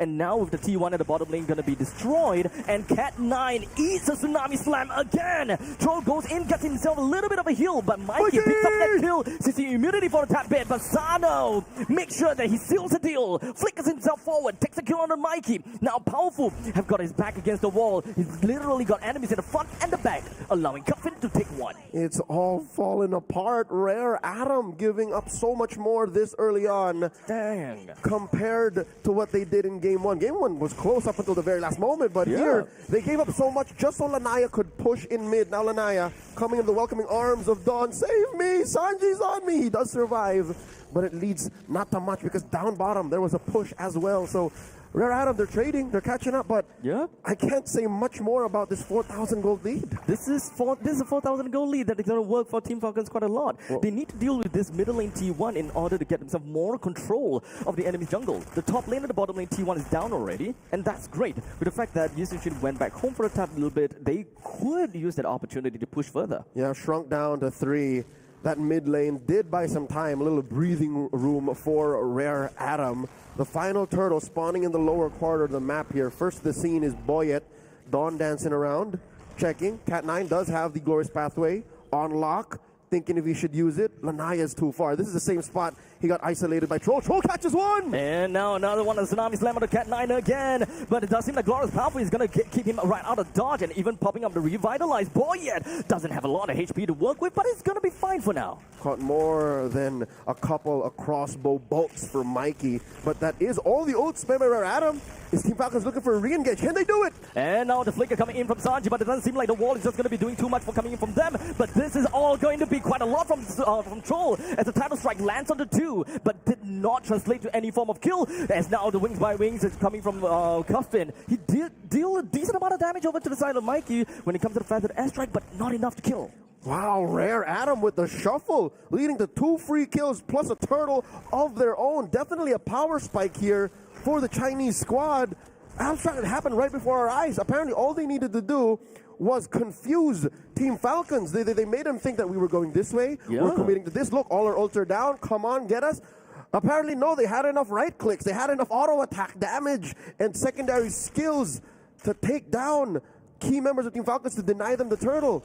Amazing work. And to add on top of that, the icing on the cake, yeah, it was Cat9 who got the turtle. Oh, wait, really? It was. Oh, man. Oh, Lord. Not again, as now Don finds himself taken down, coming from a Tsunami Slam. Another one of these pickoffs that Team Falcons is able to bring for themselves. Twas but a stumble in that turtle pit, but you cannot deny the fact that Team Falcons are still ahead. Execution-wise, damage-wise, where they needed to be, it's easier for them to put it in as Rare Adam now try to recover. Naya is getting quite a bit of farm up, although he is down on the damage dealt rankings, second to the lowest. It's just he's dealing more damage to creeps. He's dealing more to farm. Yes. Yeah, we don't count that in the damage dealt ranking, so I guess that's what explains that. We need Lanaya deals the executing damage. While Sheffin, well, for the side of Cuffin, it's more of, bruising. Just do whatever damage I can. Yeah, Sheffin's in Indonesia, but he did call the match. The finals between Team Falcons and Ultra Legends. They'll be in action in the group stage. But now, real quick, back into this best of 3. Game 2 still at match point. Team Falcons, they are up about 2,000 gold. And you see a good chunk of that still in the hands of Sano. Troll got shut down, so there goes that roamer's dream of being the top killer, top net gainer here in this game. Oh, he gets spotted here. That is the information. Mountain Shocker, so that's off of Lanaya. There's still another one on Pao Fu. Yes, and that is generally going to be used and reserved just for Cuffin. The moment that they realize that, okay, this is going to be an all-out team fight, I know that Cuffin is going to go in for the Feather Airstrike, that is when I pop. All right, the dance here, halted by Rare Adam. Soft reset here. Back to full health for the Lord here if they let go. Oh, look at this position by Mikey. What's he planning? He's going somewhere. Not necessarily, but he's really safe though. Eugene, they don't know here. Oh, him! Oh, never mind. The Purify ensures that he's not going to be locked in by the Tsunami Slam for the side of Troll. As such, this is going to be propelling them into a big team fight. As now the Feathered Airstrike pops, the Fury of the Phoenix is also going to be popped and just going to be stopping Cuffin at his tracks. As now Glorious Pathway sets in, pushes Team Falcons away. Rare Adam now have priority over the Lord. That's a wash. They didn't even need to close the gap on Cuffin. The fact that they stopped the ult was enough. And there's a quick knockup by the Lord. Strike connects down on the Cat 9, and Boyet now steals the Lord right out of the nose of Rare Adam. Team Falcons with a swift victory. Cat 9 first, and then the Lord. Didn't even matter that Cuffin had a scuffed ult there. Team Falcons owning the map, turning it blue swiftly. Look at this. 4K up now. I thought that with that priority for the side of Rare Adam, that would be the one to help them. Oh! Mikey! Not the way to go down, not the time. All right, now in game 2, Sano has to share the spotlight with Cuffin. Now I'm dealing damage, brother. Look at me, it's my turn now. Ladies and gentlemen, 11-3, 11 minutes in, 5,000 gold in between these two squads. Dawn and Cat 9. It's the same story as game 1, man. Like it's the same thing. They are just same. They're just meat bags taking all of the damage up front, and it's just a matter of time before this base is penetrated. We still have the holy defenses up. Okay, I'll take that back. The top lane no longer has the holy defense up, and the middle lane as well. That's not too bad, considering the fact it's already 11 minutes and 30 seconds. It would have gone down in 30 seconds anyways. But again, if you're down like this and you are up against a corner, you'll take any resource, any little bit of help for you to crawl back into this game. So with Team Falcons, they're back. This is a comfortable spot for them. This is where we saw them in the twilight of game number 1, wherein they're just, all right, we'll just wait for the next Lord. We'll cover up our tracks. We'll take away farm spots for Lanaya, because looking at Lanaya right now, he's doing well, right? You would think, because he's just 400 gold away from Boyet. But folks, you gotta understand, Boyet is a utility jungler. He doesn't care. He don't need all that gold. He'll be happy with 6,000 gold, man. Yeah. But, oh man, Lanaya, I really want to see a little bit more on the pop-off over there. It feels as though they have the damage. I mean, double marksman plus the Zetian. Theoretically speaking, I would like to believe that they have it. They do, but you know the saying, it's not what you got, it's how you use it. How are they able to use this? Because they are technically mid-range marksmen and mages. They really can't close the gap. That's what I'm saying is, Lanaya, one of his main things, his passive is, I have to weave in and out. But how do I weave in and out if I am in the threat of getting suplexed by this mermaid girl? Right. And this Malaysian legend, this icon in Badang. He's Malaysian, right? I think so, yeah. Okay, all right. Don't worry, I'm not going to steal that identity. All right. Because at the point, is it Indonesian? Yeah, of course. So here's the thing now. Add to that, Boyet, the fact that this hero that has been owning the metagame for the better part of 2 years is back in the metagame. Lanaya just couldn't get in there, man. There's nowhere for Lanaya to go in unless he can clean up. Again, you mentioned earlier that he's the one who will put in the finishing touches. Yes. But how do you even start? That's the question. How do you start? Okay, so theoretically speaking, if we want to see a start, it was Cat 9 and Dawn. It just moves in together. The fact that they deal a lot of damage in the grand scheme of things, kind of makes sense, right? But do they even have enough damage to stop Troll from all those passive healing? That's the question. So this is going to be the one where we get the answer, as the fact that SRG is going to be popped. Lanaya actually manages to get a kill down over to the SRG, so that is one of the front liners gone. And Lanaya, this is a caster's jinx, man. This is where Lanaya pops in. They take the Lord down away from Team Falcons. That was bought in for Team Falcons wrong timing. I wouldn't say the plan was wrong or the intent was wrong. It's just that Rare Adam found the very specific gap and the timing, the chance for them to do this. And did this not happen in game 1? Was there not a moment where in Team Falcons, we flubbed it, we slipped on a banana peel? But now, Rare Adam, if I'm reading this correctly, their punish should be stronger. They should have a better way to use this Lord than they could have any other stolen turtle or major objective in game 1. As long as they're able to bring down all of the T2 turrets, I think that they're probably going to be in a pretty good spot, right? Just kind of equalize the amount of economy throughout the map. They are about 3,000 gold behind, but it doesn't seem that they managed to take down the bottom lane T2, and so is the middle lane. Yep. The wave clear is great. Yep. Team Falcons know exactly what to do here. This is, again, they're very impressive understanding of macro. So Rare Adam now, their conversion rate is a Lord for a top lane at tier 2, and I guess better map control. The map is red, mind you.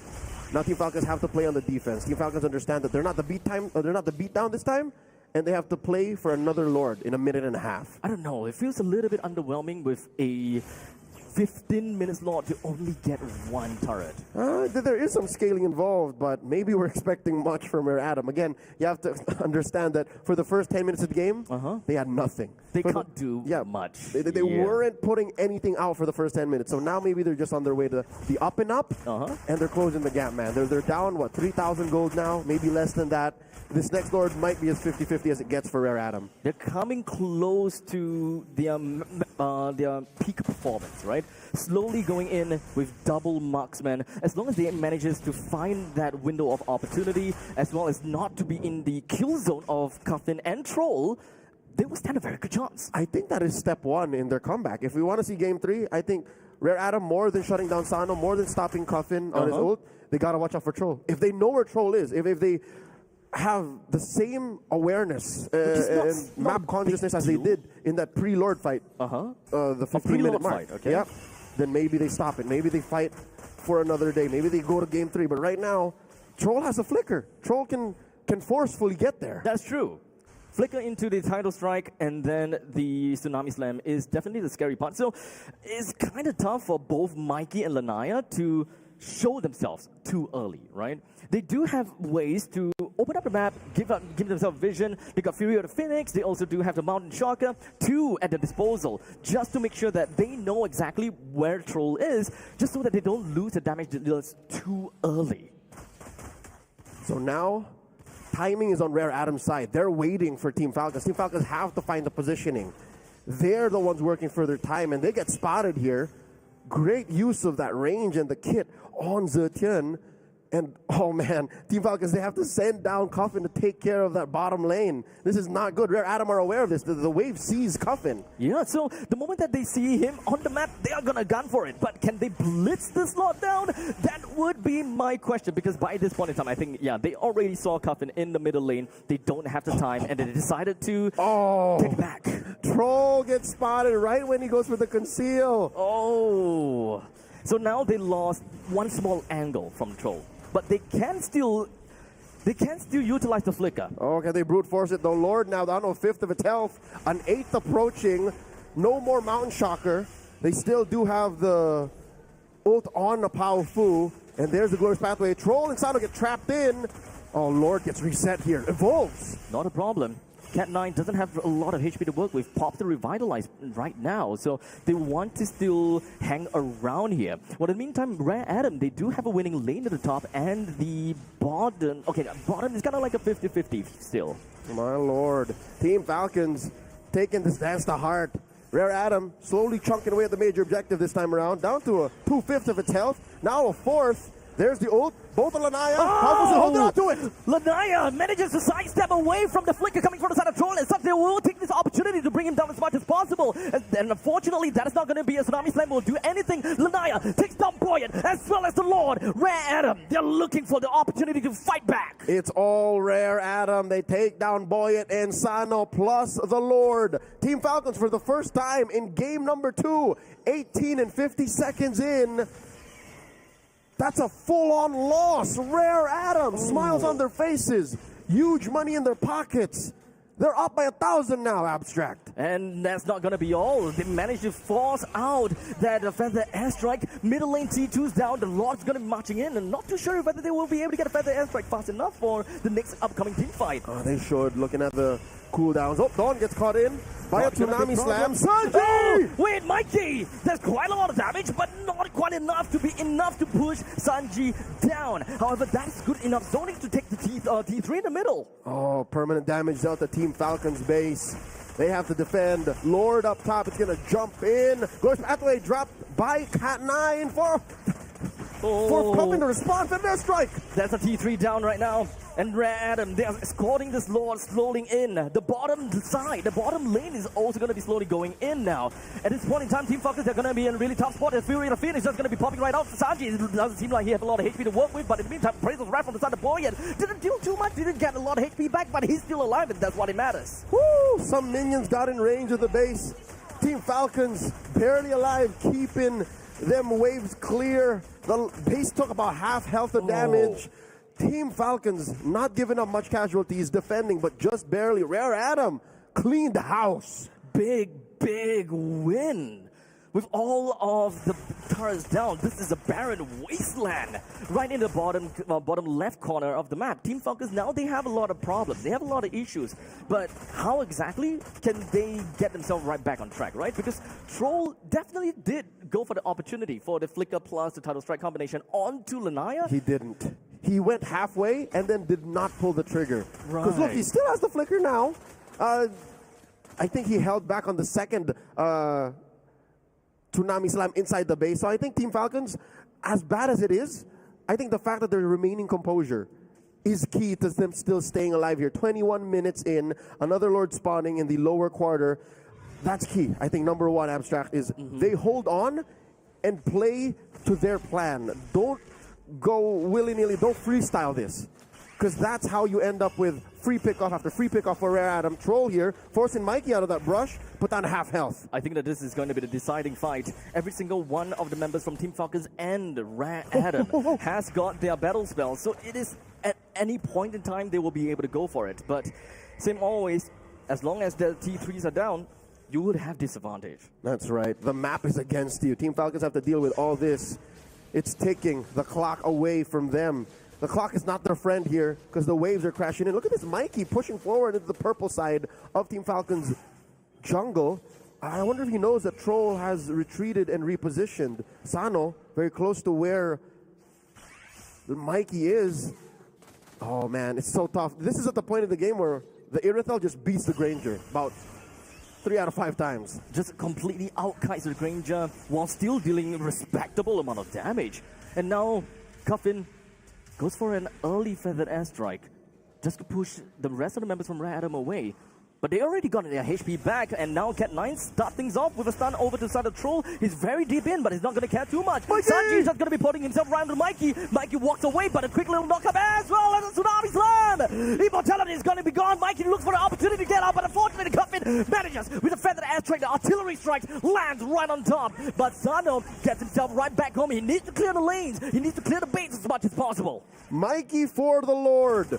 Team Falcons could not commit to that fight full on. They had to send Sano back to clear the waves, which is a respectable game plan. But do note, Mikey did go down post TikTok timers. So he's going to sit down for as long as about a minute, now about 30. Rare Adam, I think they just made the right calls. We didn't have eyes on the Lord pit to know exactly why Boyet didn't get the Lord. There were 2 members of Team Falcons there. There was just absolute chaos in the Lord's pit. There's too many things going on. Well, in the meantime, we also want to ensure that Mikey is right out of dodge. His positioning at the top side got caught a little bit early by the side of Sanji. Puts himself at a really tough spot as Sanji peels up for the entire fight. All right, now Lord marching in mid.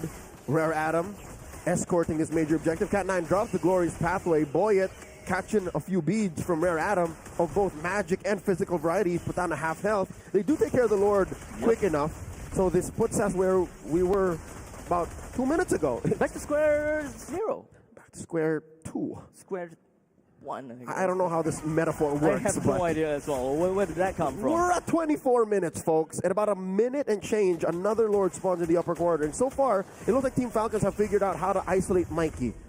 So it comes down to Mikey using his Purify. Oh my Lord, they want to brute force this, as now the members coming from the side of Team Falcons, all of them, the Fury of the Phoenix, as now Coffin just going to be putting himself right inside of the base, ensuring that he will be able to artillery strike everyone else. The creeps are moving in, and we do have the core taken down by Rare Adam. And with that, we're going into game 3.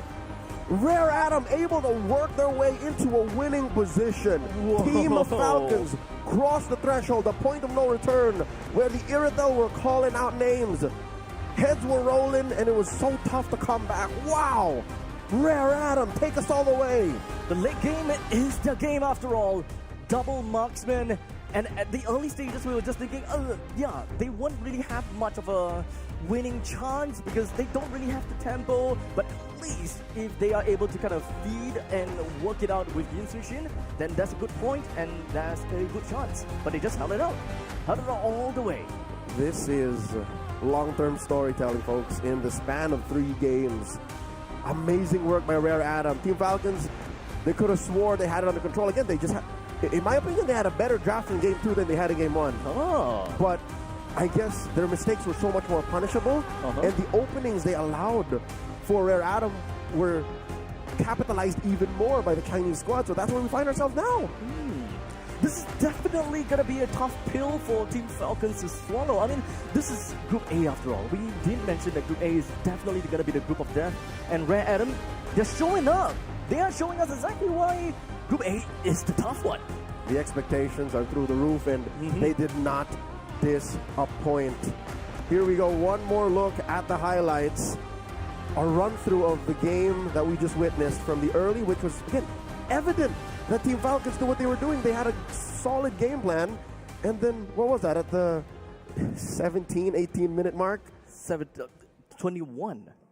No, like Oh, where the turning point for Rare turning Adam. point. I think that's 15, fair. 16. 15, 16? I think it's a little bit more. I think 17 is around the right time. And then nothing left, nothing else for Falcons from there on.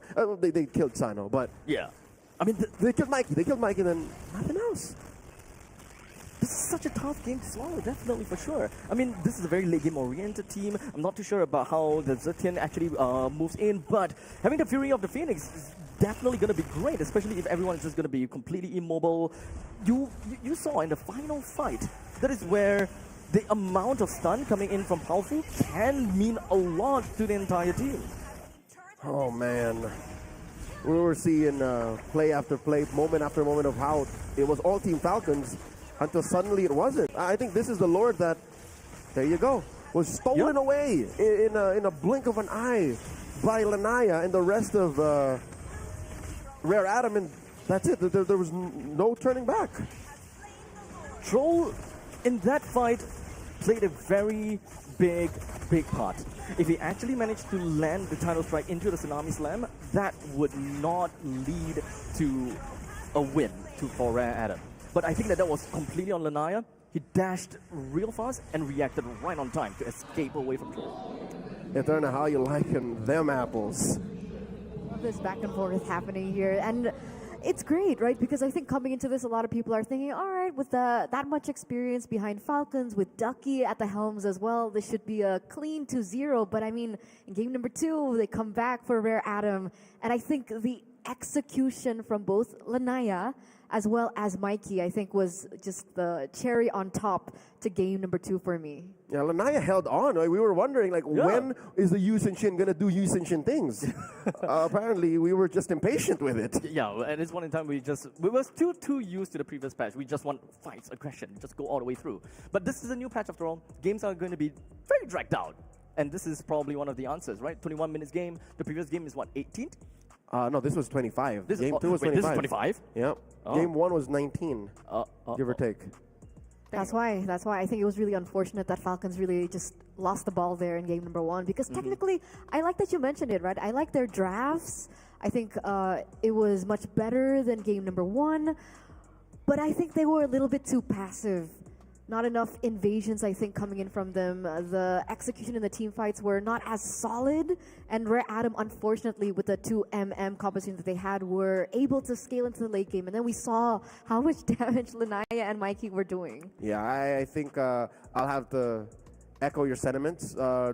Maybe Falcons could have done more than just that one avenue of attack, more than just the Troll, you go get someone, and then we'll do the rest. There could have been maybe more. There might have been like maybe a secondary win condition at some point. Yeah. Because it feels like they have been playing around Troll the whole time. They pick could've- off, pick off, pick off. They could have played their hand a little better. That's what I'm saying. But man, Sanji for me, still so good.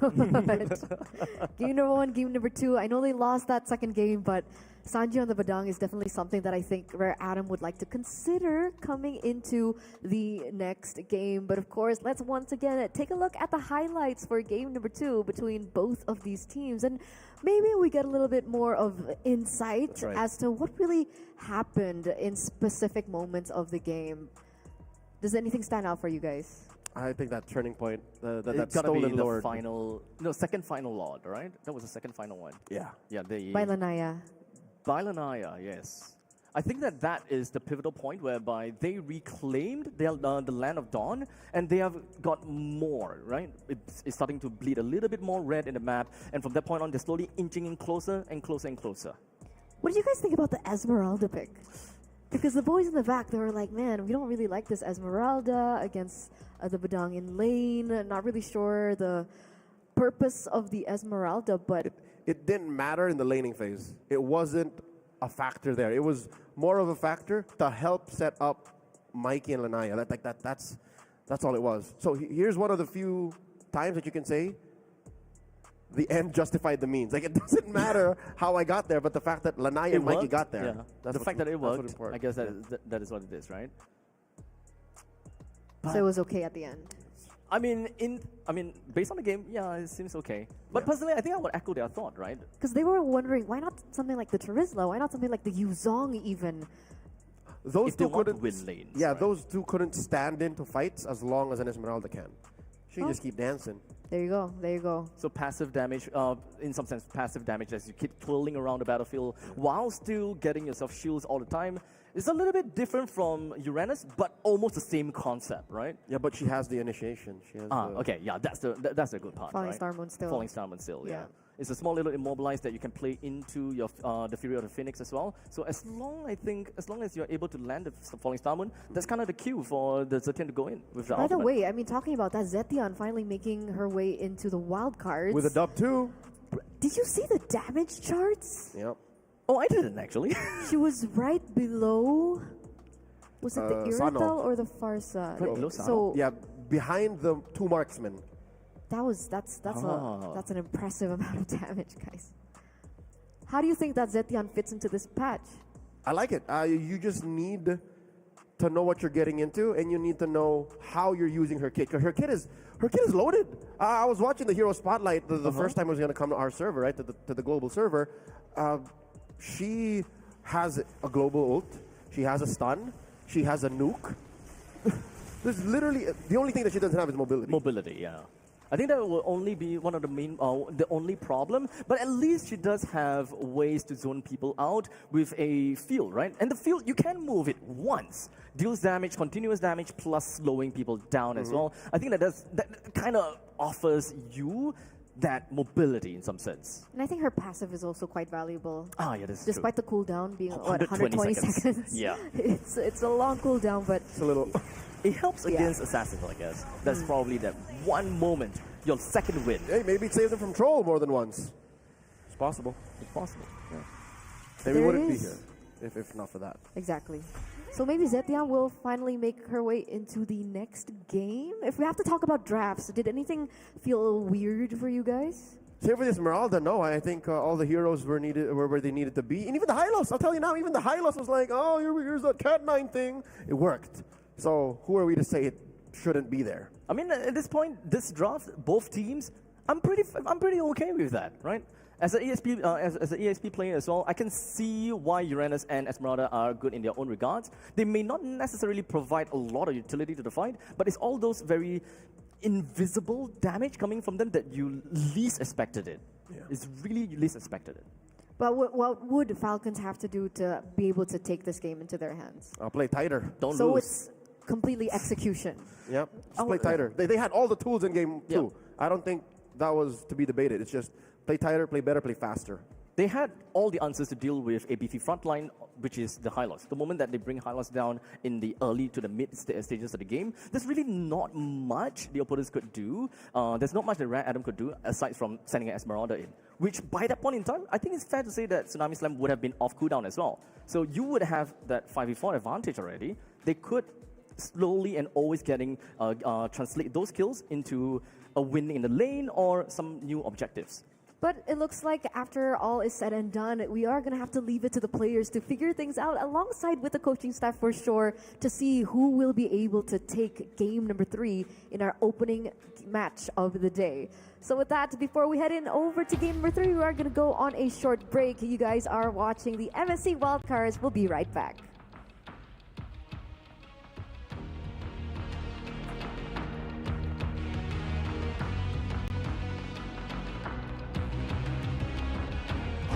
Guys, just trust me, okay? We just have to follow the MSC history footprint. Is MSC in Riyadh this year? As in Saudi Arabia? Yes! Why are we trekking through the jungle? MSC started off in the tropics before it started to take over the world. Yes! Oh, guys! This symbol, it matches the Cuban frequency. I think we're getting close. You guys hear that? The format is calling me. I can feel it in my gut. Not your guts. You just skipped breakfast. Guys, look! 8 different warriors, all from distant lands. One sacred path. Oh my, Japan is back! 8 teams drawn into 2 groups. GSL format with BO3 matches, but at the end, only 1 team advances. We have to find the next piece first, because then we get to write the story. Imagine it. Lapels, MSC 2025, Fury Pro Max Plus. Ain't that good? Yeah, I like the sound of that. It's okay. I got this. What's that? Great Scott! It's the group stage format! The MSC 2025 group stages is going to consist of 16 teams broken into 2 groups, each group balanced and regionally diverse. So all teams will be drawn into 2 seeds, and teams from the same region can't be drawn into the same group. Groups will then play a BO3 double elimination. Teams with a 2-0 record and teams that survive with a 2-1 record will then advance. 8 teams will then fight for the ultimate glory. Is this still a group stage or a group elim stage? Well, it's kind of both. It's the best of both worlds! Maybe we're intentionally lost. Oh, you mean like the time a strong team lost to a weaker team? They claimed it was a strategy to go down to the lower bracket for a more dramatic comeback? Yeah, that sounds right. Yes. Yes. Oh, look! That seems like a shortcut to the finale! Perfect! Now we can sort of find a format before they even get here. Let's go. Brigida, let me teach you something. When you see something shining, you smash it. I found it! The secret format ahead of everyone else. LaFell! From now on, you can call me LaFell, the great format discoverer. LaFell! I think you broke the format. Oh, we can still fix the format! Thank goodness I'm not with you this time. Don't touch anything else, LaFell, no! Let's look at the knockout stage. The MSC 2025 knockout stage, 2-0 teams will get to choose which 2-1 team they want to face. Will the 2-0 teams just pick a weaker team for a better matchup? Or they could just fight a tougher team just to The flex. real question is, which team gets to choose first? Most game wins or shorter game time? We're gonna have to wait until we get to Riyadh. Until then, let's have a look at the playoff bracket. Quarterfinals and semis will now be best of 5. Oh, and there's now a best of 5 third place clash before the grand finals. Final best of 7 to crown the ultimate champion! There you have it. The MSC 2025 format, wildcards to glory. Yes!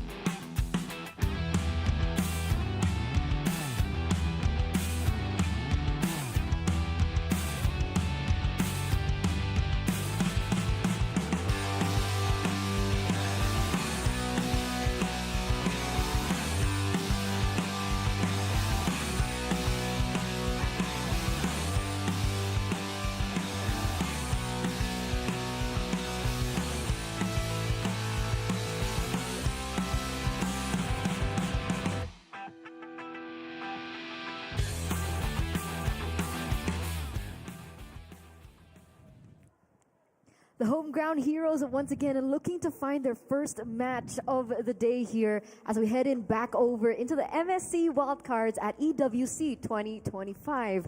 But the big question is, can the challengers in Rare Atom be the team to take them down first? Once again, back on the English broadcast with me, Eterna, as your desk host, alongside with once again Leo as well as Abstract as we get into game numero 3. Game 3. I didn't expect that. We did kind of talk about the possibilities of 2-0, but it's always going to be a fresh feeling whenever we see teams in wildcards kind of show the unexpected. And Rare Atom, game number 1 was a little bit shaky, but game number 2 definitely showed promise. Yeah, I was also not expecting the peppering of Spanish there. Just like how we're seeing heroes like Esmeralda, how we're seeing the Hylos in Rome. Like, what is this? This is a Rare Atom. Rare flavor. I wonder what other surprises that both of these teams have ahead of us, because we are going to take a look at the drafts. It looks like both teams are ready. So, Leo, Abstract, once again, take it away. Take us into game number 3. away and into the game we shall. Game number 3 for all of the marbles, for the chance to say we just need one more series to make it to the next stage of the wild cards. Falcons on the play, Rare Adam answering back. There goes the Lancelot, the 1-1. Again, this makes a lot of sense, Abstract, because Falcons, they did it right the first time, so they don't have to change much. But look at this, Rare Adam. They switch it up. Remember, they banned out the Uranus and the Baksha in game 2, but now they're like, how about we mix it up with the MVPs? Make them change again. Yeah, the key picks for Falcons in game 2 and game 1, the Matilda, the Kalia, and the Baksha. Yes. So right now, whatever that worked for Falcons, even in a slight tad a little bit, they have to find new ways to play the game against Rare Adam. It's constantly evolving and constantly changing. We're now looking at the final ban over to the side of Falcons. Maybe the Eastern Shin? They were banned out in game 1, and that's Zetian played well. All right. Okay. Too much global presence. They respect it now. Pao Fu, you were too much. I'd say maybe, if not Lanaya, Pao Fu would have been an MVP in game 2. I would agree. I would definitely agree. Yeah. Big mechanic plays from Lanaya time and time again. Oh. In fact, the musician is available, but they have decided to opt for the Baksha. Okay, you know what? It's Rare Adam on the play. Yes. It's Falcons who are answering back. Okay, so the Baksha here, which is again most likely going to be in the hands of Cat9. That is what we saw in game number 1. Falcons, though, they got 2 picks coming up.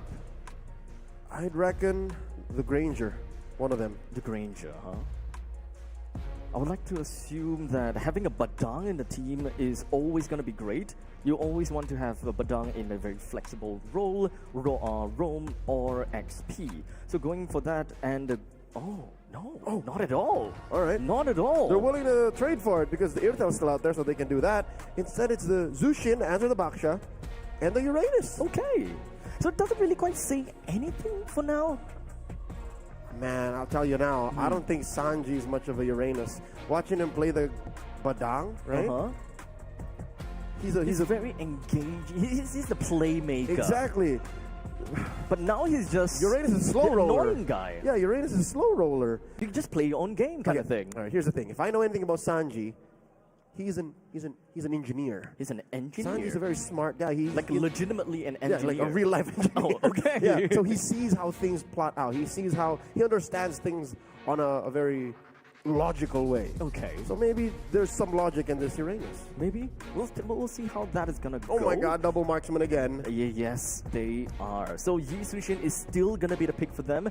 After all, Baksha is a 3-role flex. So one thing's for sure, it's still either going to be XP or roam, but it's fair to decide that it's going to be a roam Baksha, Yi Sushin and Kimi. So Kimi... Okay, so at this point in time, even Kimi can either go mid or go. That's right, but 9 out of 10 times he's thrown into mid. It's mid. That's yes.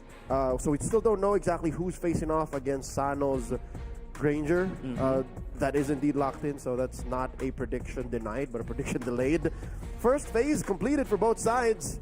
Rare Adam waiting for Falcons to ban that first hero in the second phase. I'd reckon this should be like a gold laner maybe. Choke him out? No. Look, if they are actually going to put Kimi in the mid lane, wouldn't that mean that they have 3 marksmen in the draft? That's possible, yes. How would that work? It's very possible. I think if you're greedy enough and it's very greedy. You can stretch it enough to the point wherein your opponents won't force anything onto you, and you can survive to like the 18-19 minute mark, like we saw in game 2. You're fine. You're gonna get away with it. They will need power spikes in the early and the mid game. But this is a good read. Look, Falcons, they ban out the Esmeralda. They ban out one of the few heroes that can actually stand up to the Uranus. Fair, yes. By being just as sustainable. I'd say that's one of the key ways you can get away with a 3 marksman lineup. Okay. You know what I mean? So if Esmeralda is taken out, what are our other candidates? Like Hylos? Sure, if Dawn is feeling it. But here's the thing.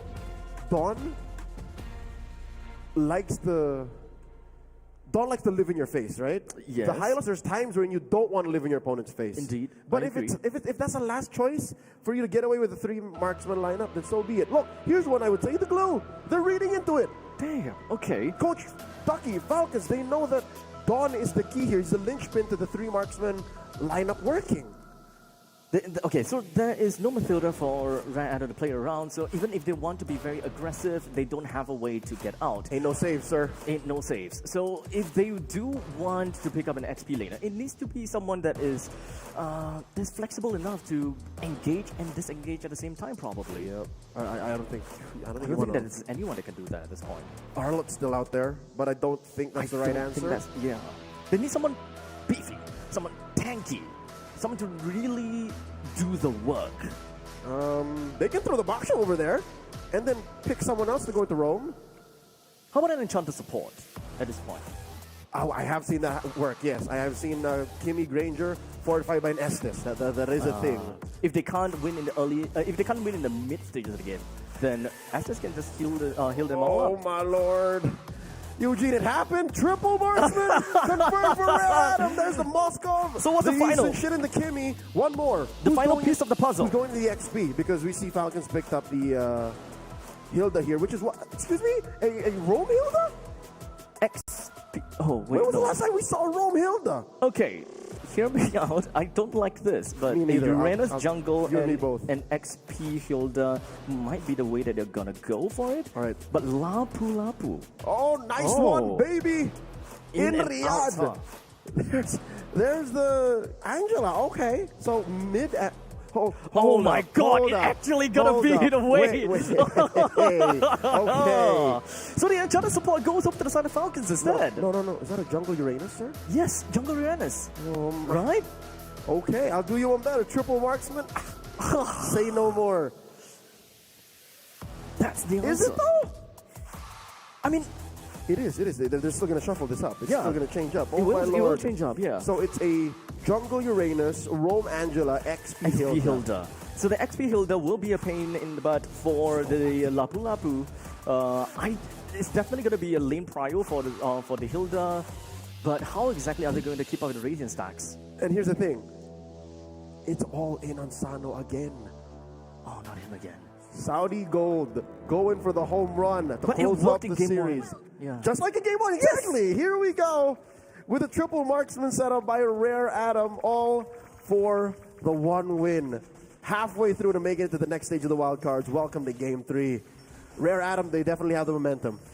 In most situations, looking at a triple marksman, you know that this is absurd. But in this wildcard, technically it's not, because theoretically speaking, it makes sense for them in their own respective lanes. Absurd is the name of the game here. Very few times will I say, I actually like the triple marksman lineup. No way. Then the jungle Uranus. It's here, boy. What are you thinking? Oh, they're on Sanji. They're on Sanji. 3 members. Quick rotation. Up top, let's talk about this gold lane matchup. Mikey Let's. versus Sano.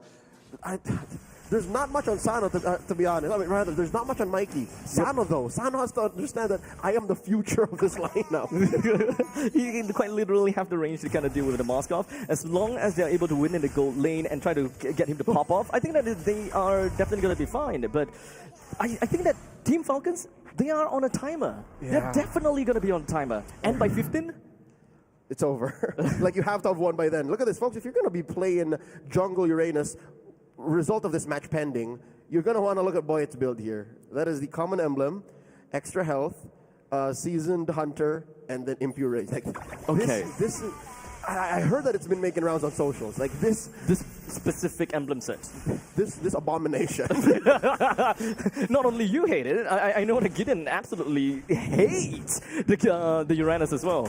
Hey, don't hate it till you don't knock it till try it, bro. Coffin forced to use the flicker, saving himself from a roaming duo from Rare Adam. Don holding it down, and Boyet starting up the turtle early. I mean, to be honest, I don't know exactly how Rare Adam is going to play for this turtle, but as we see, we do have Powerful actually managed to get himself the turtle at this point, and we do have Coffin that has got a hard gun on himself, but it doesn't seem like that will be allowing him to get away as Powerful takes first blood.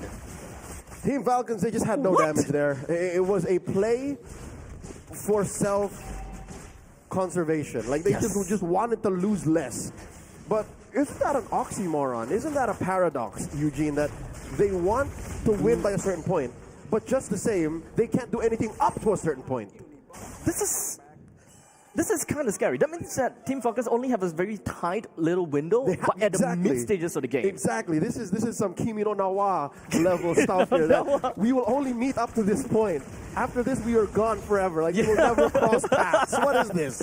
Oh boy, this is going to be tough. And especially if Red Atom is able to take the early game by the landslide. This is going to further accelerate their growth. And Team Falcons may even not be able to meet that power spike to go 50-50 against Red Atom. The window might close even tighter. Yeah, to the point that it might even be non-existent. That's tough. Team Falcons waiting for this next Lord to spawn, next Turtle to spawn, upper quarter. It's going to be closer to Sano. They sent Troll over to babysit him.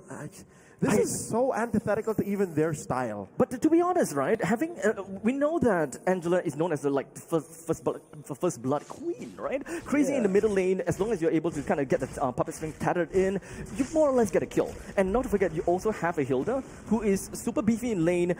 No matter how much you touch him, it's not gonna matter for him because he's going to get himself right out of the fight as long as just gonna weave in and out of the brushes. But I say a little bit wrong now as Dodd picks up a kill onto the Hilda. It's gonna be an all-out fight coming in from the side of Red Atom. He's just going to be engaging himself onto the Team Falcons, and Lanaya picks up a kill. He's almost going down, but he gets himself away. Dawn picks up a double.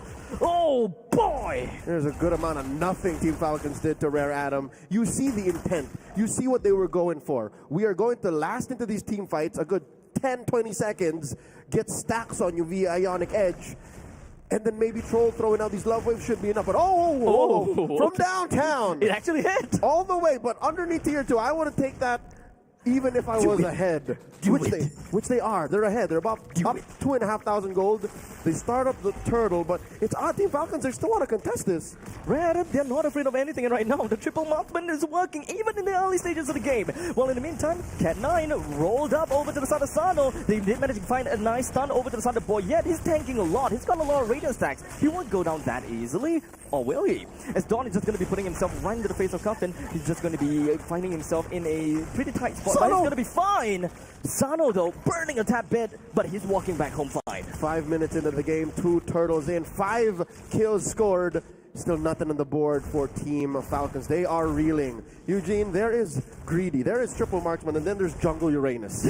Which one is Greedy? Oh, no, I mean both of them. Both of them, but, oh man, I get it, right? You see what they were going for. You see the flight path. It's just... At this point, 5 minutes in, they haven't even taken off, man. They've been taxiing, and they've been, teasing their passengers. All right, all Team Falcons, we're about to take them. No, they're not taking off. They're trapped inside their own base, their own side of the map. Look, Sano has been pushed into the tier 2. I mean, to give credit for Team Falcons, at least I would say that Uranus in the laning phase doesn't realistically be able to do too much, right? He can clear waves, or rather clear creep waves fast enough, but he would only be a lot more annoying in the mid stages of the game. But for now, he can't survive against Dawn and Lanaya combo, even with a hard guard. To be fair, the hard guard did come in maybe a second too late, but I can't blame Troll because he's also not getting farm. Not at all. His shield isn't growing. The extra stats you get from items aren't benefiting Team Falcons. So there's no one to blame here. It really is just the mechanics, the logic, and the kits don't add up for you to answer what Rare Atom is doing. We are already... Oh my goodness gracious. There's no brushes around for Sanji to play around with, so he gotta have to go home. We're looking at a 6,000 gold lead in favor of Rare Atom, and the Turtle spawns at the bottom lane. At this point in time, I think I'll say skip the Turtle, man. Just get the Lord. Actually, they don't need to. They have triple marks, man. What am I talking about? Here's the thing. Rare Atom can afford to make either choice. Yeah, they don't need to They care. are that ahead. 6,000 gold is arguably the largest lead we've seen in this series this early on. 7 minutes in. Boyan is still contesting. And here's a fighting chance. Maybe? I don't know. As Sanji now finds himself melted down in the heat of the fight. Dawn is just going to be getting himself as the greatest warriors. Just going to be making his way in over to the side of Boyan. He doesn't have a lot of hits to work with. Mikey! He is just going to be relentless, throwing all those spears over to Team Falcons. 3 Turtles, 8 kills, 7,000 gold between these 2 squads. Do you know the definition of the word insanity? They just keep forcing it, and I don't know what they're looking for. Oh, no, wait! Dawn! How is he alive out of all of that? Team Falcons did whatever that they could, even pulled him underneath the turret's nose. Rare Atom are pushing tier 2s. Team Falcons are still building up. At 8 minutes. At 8 minutes. 8 minutes. Here's the thing. At least The Boyet Raiders don't have Oracle. At least Boyet ain't giving up. You know, at least Boyet is still saying, yeah, guys, we can fight this. We can be here to contest. But he is how many levels down? 2 levels down.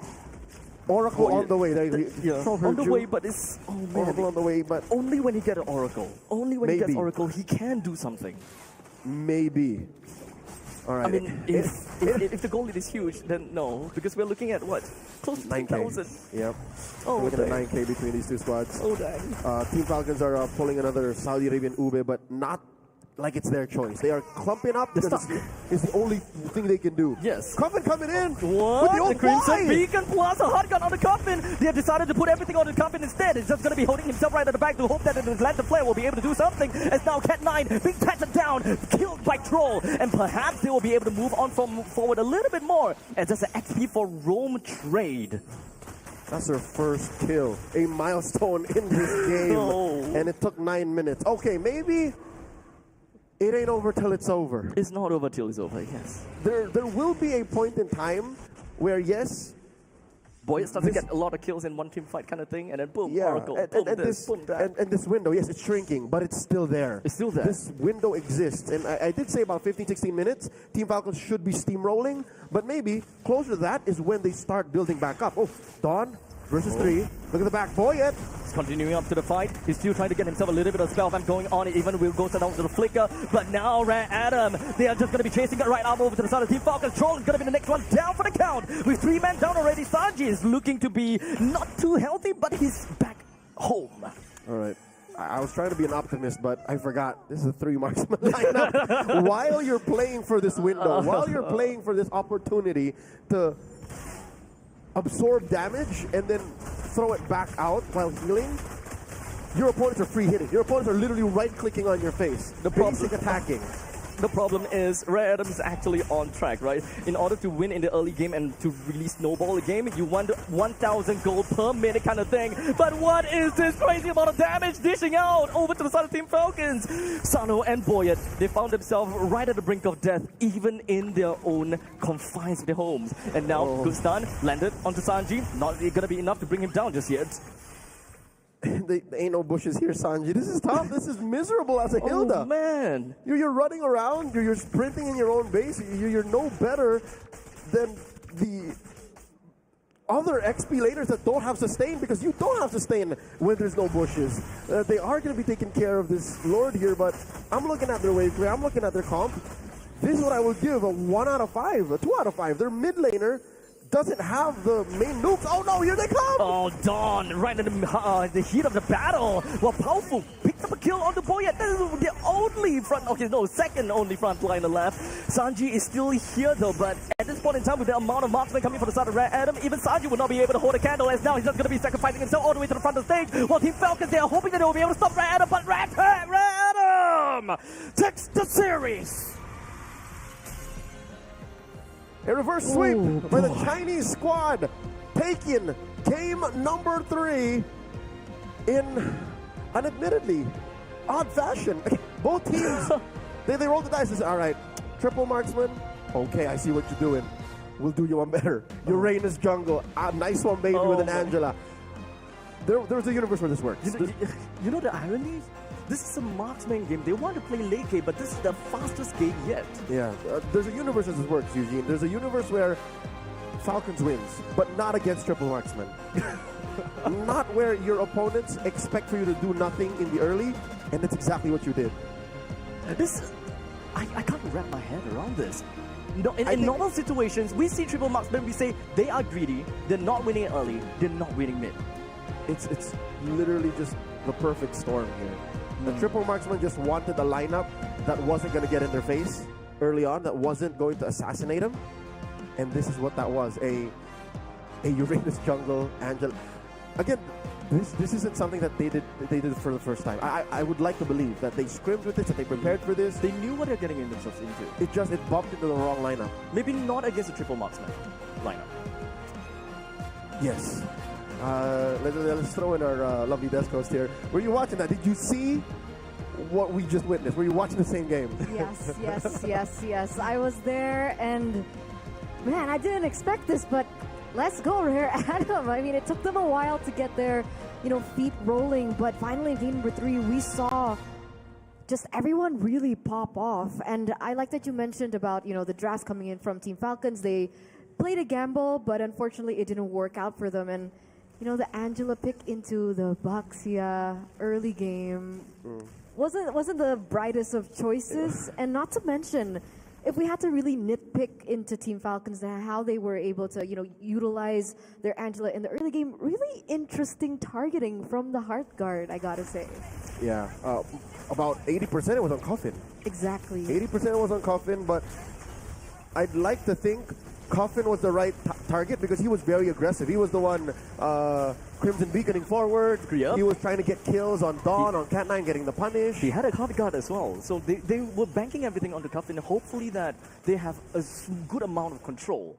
But unfortunately, they just couldn't do it. That's the one thing they did not have, Eugene. Control. Oh, that's tough. man. It's tough. Again, you're talking about how the draft unfolded before our eyes, right? It's like a roller coaster wherein your stomach falls, right? Your stomach falls, and it never goes back. It's like, oh no, they're doing it. Uranus jungle. What a way to Uranus open this, though. Hey, you mentioned this last night. We were studying, we were prepping. Like, all right, guys, before we wrap up, real story, folks. Yeah, this is real. Before we went to bed, Eugene was like, "Wait, what if?" Let's talk Uranus jungle. What exactly did Gideon say again? I don't think that works. In theory, it can work, right? Uranus War Axe increases the magic damage from the basic attack. There's because of the passive. There was a purpose. It's just that they cut.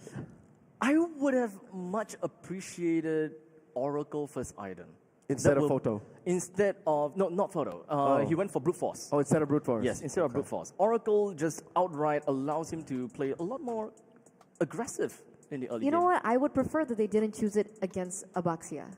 Yes. Okay, you know what? Fair. Or a triple marksman. Yeah. Because Or a Or triple triple marksman marksman, at yeah. the end. So it unfolded really unfortunately, I think, from the home ground heroes here. I think that was the whole, story that we were trying to set up, with them having more experience coming into this match, with them having, the home crowd advantage. But Rare Adam, challengers, less experience, so many questions about, communication, their synergy. They made it. They did it. So it's pretty crazy. Already an amazing way to open things up, but let's take a little nostalgia road down to that entire series. Let's take a look at the highlights for game number 3 between these two teams. as much as I'd like to look back, I'd rather not. Because again, it's a lot of Rare Adam doing everything. Yeah. And, okay, to be fair, Team Falcons trying. At least they just roll over and take it, right? Yes. They were like, all right, boy, go get gonna him. try. Put Radiant stacks on yourself, and then Coffin, go for. But it always just ended up going to almost. Yes. It's just always almost. You can see that they did definitely employ different tactics throughout the game. They normally would have, Sanji rushing right in or Boyet just kind of hanging around. But on the final fight, they have decided, you know what? We need control of the fight. We need to use the Lantern Flare, and we need to use the Coffin's ultimate aggressively. So, put him in more shields, and we hope that we'll be able to get everyone flying up into the air, and then we'll roll over from there. But in hindsight, it looks like they were using the right tool for the wrong job. It's just like, Yeah. this is all we have. Just keep going. It's all Just about the keep tools, trying. huh? Yeah. Just keep trying. And to be fair, Dawn's performance in game number 3, amazing on the Lapu Lapu. Yeah. Oh yeah. So was- game number he 1, tanked up we so really much. didn't see much Yeah. from him. Game number 2, he got a little bit better, but as soon as he was able to pick up the Lapu Lapu in the third game, that's when we really saw his impact. So good job, Dawn. He's my MVP in game number 3. At this point in time, I think that the whole team have got their own rights. But honestly, yeah, I think Don has got it. He's one of the main important anchor of the team, I would say. Yeah. Dawn is the one. dark horses of wild cards, Ah. dare we say? I couldn't say otherwise. I wouldn't call them favorites just yet. We just No. met them here on the That is- international stage. And But for they- series as well. Yeah, they clearly aren't underdogs. They know what they're doing. They are a real threat when you give them the chance to show you up, and they are one win away from securing the next stage. Ah. The top 4 single LM. Good work, amazing work. For Team Falcons, back to the drawing board. I think they showed a lot of good fundamentals in game 1. Some points of improvement game 2. Yeehaw! I'll tell you that much. Do you think it was primarily just draft problem, or was there like execution issues too? Here's the thing. They didn't give. There wasn't much of a chance to analyze execution much because of how the drafts were so polar. Like they totally missed each other. Right. Yeah. Kimi no Nawa, huh? It's yeah. What do you think? You agree with that? I think it's kind of like an. I would say that it's a combination of both, right? If the draft were to go another way, then their execution will be completely different, right? The moment that they have the Uranus over to the jungle, then they have a very set way of playing, especially since they have went through screens, they have been through that over before. Okay, Uranus is good at this, Uranus is good at that. They have definitely played against a boxer before, and it probably worked out. That's why they are willing to give it a try. Yeah. But remember, boys and girls, Group A is not over. We got a little bit of a taste from the first 2 teams in our first match, but we do have our second match up and coming between Legion Esports and the Mongols, the featured match of the day. But before we get into it, we are going to go on a short break, so we'll be right back. Don't go anywhere and stay tuned.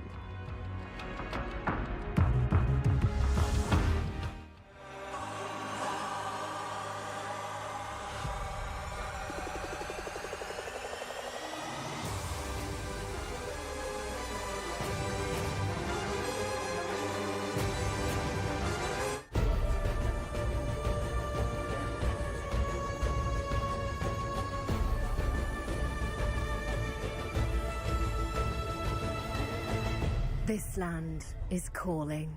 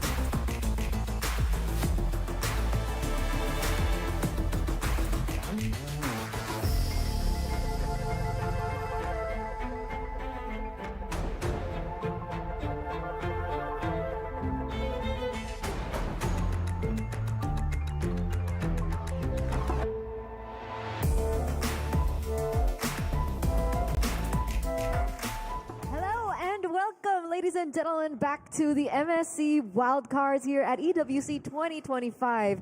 And here it is, the featured match of the day. A little bit of rivalry brewing in between these two teams. There's some history there. But before we get into it, we're going to introduce everyone on the desk because it looks like there's a little bit of a shakeup. It's still with me, Eterna, as your desk host. But on the other side here, we have Leo. And wait, who's that? Who's that? It's none other than the Gideon Q. Oh, it feels good to be here. Eterna, things are looking great here. Obviously looking as beautiful as ever. Not to mention a beautiful stage to come alongside with it. Leo, we already saw the first best of three. I got to witness a little bit of what Wildcards is about, but I'm hoping with this next featured match, again, two of these teams I'm very excited for might change up what people might think about the Wildcards currently. I agree. We've seen a little bit of shakeups here. Uranus in the jungle, Gwen in the jungle. We were talking just yesterday about how volatile this match, and not this match, but this meta and this patch truly is. And we're finally getting to see a lot of these teams start to kind of maneuver around it, experiment with it.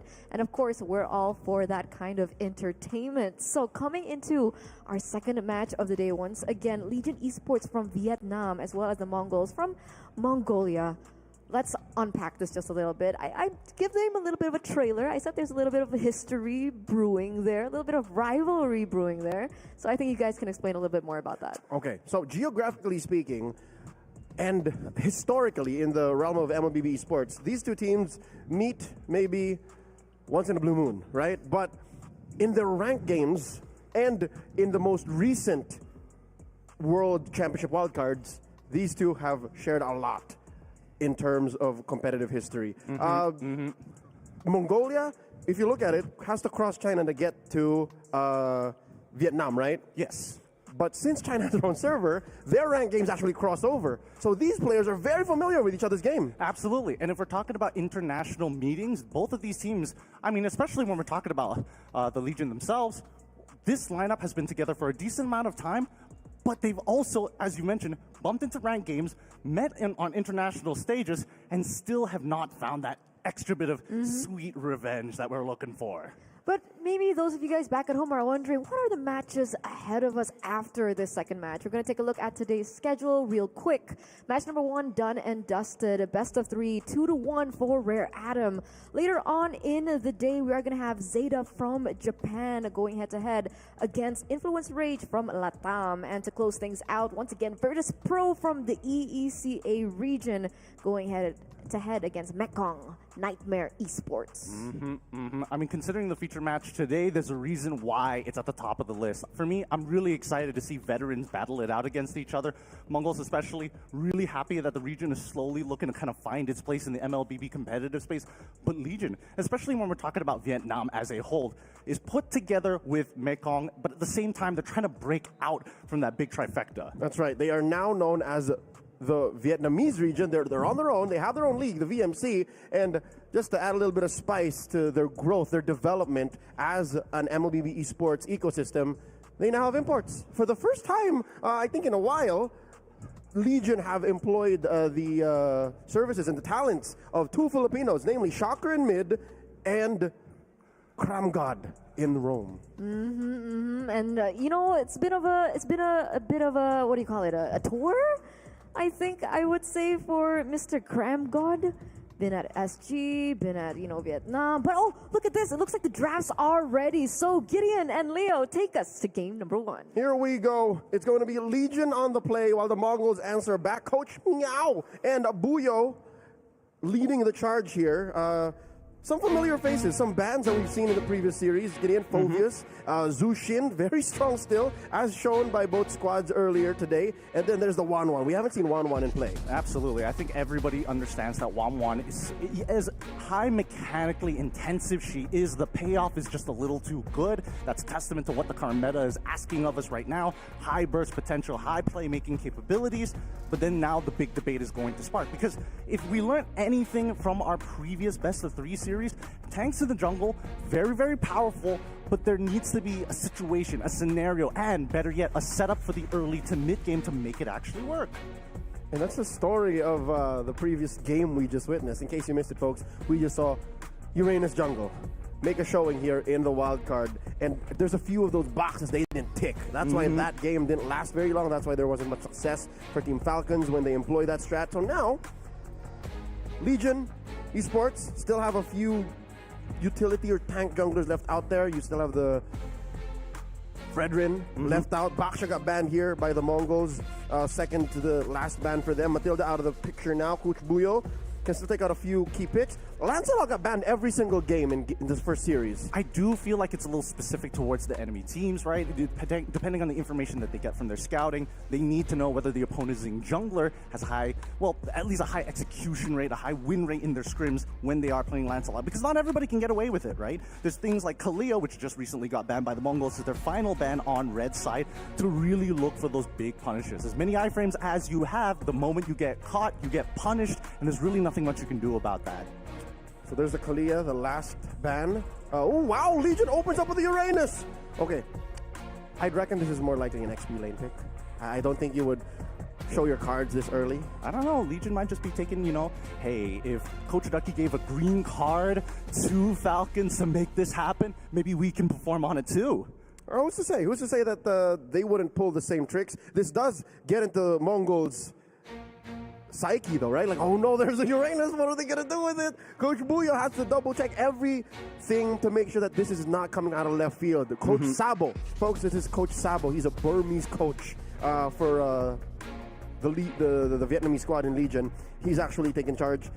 I think this is a stroke of genius. I think the fact that you play the Uranus here this early, no, I mean, you're not just flex it. Just flex it. Okay, you're forcing the opponents to play either an Esmeralda or Dairoth. I'm not gonna lie, if I was in Mongol's position, I'd be scratching my head too. It's exactly. Like, do they actually want to flex it into the jungle in the first place? It's like playing red in blue. Exactly. But in any case, you still play your own game, right? Keep true to the tactics that you're prepared for within your scrims. They go for the Fredrin alongside with the Kimmy. So now Legion needs to answer the question, hey, how are we gonna deal with this Kimmy? They've already got a really strong frontliner, and that's what Kimmy needs in the earlier stages of the game.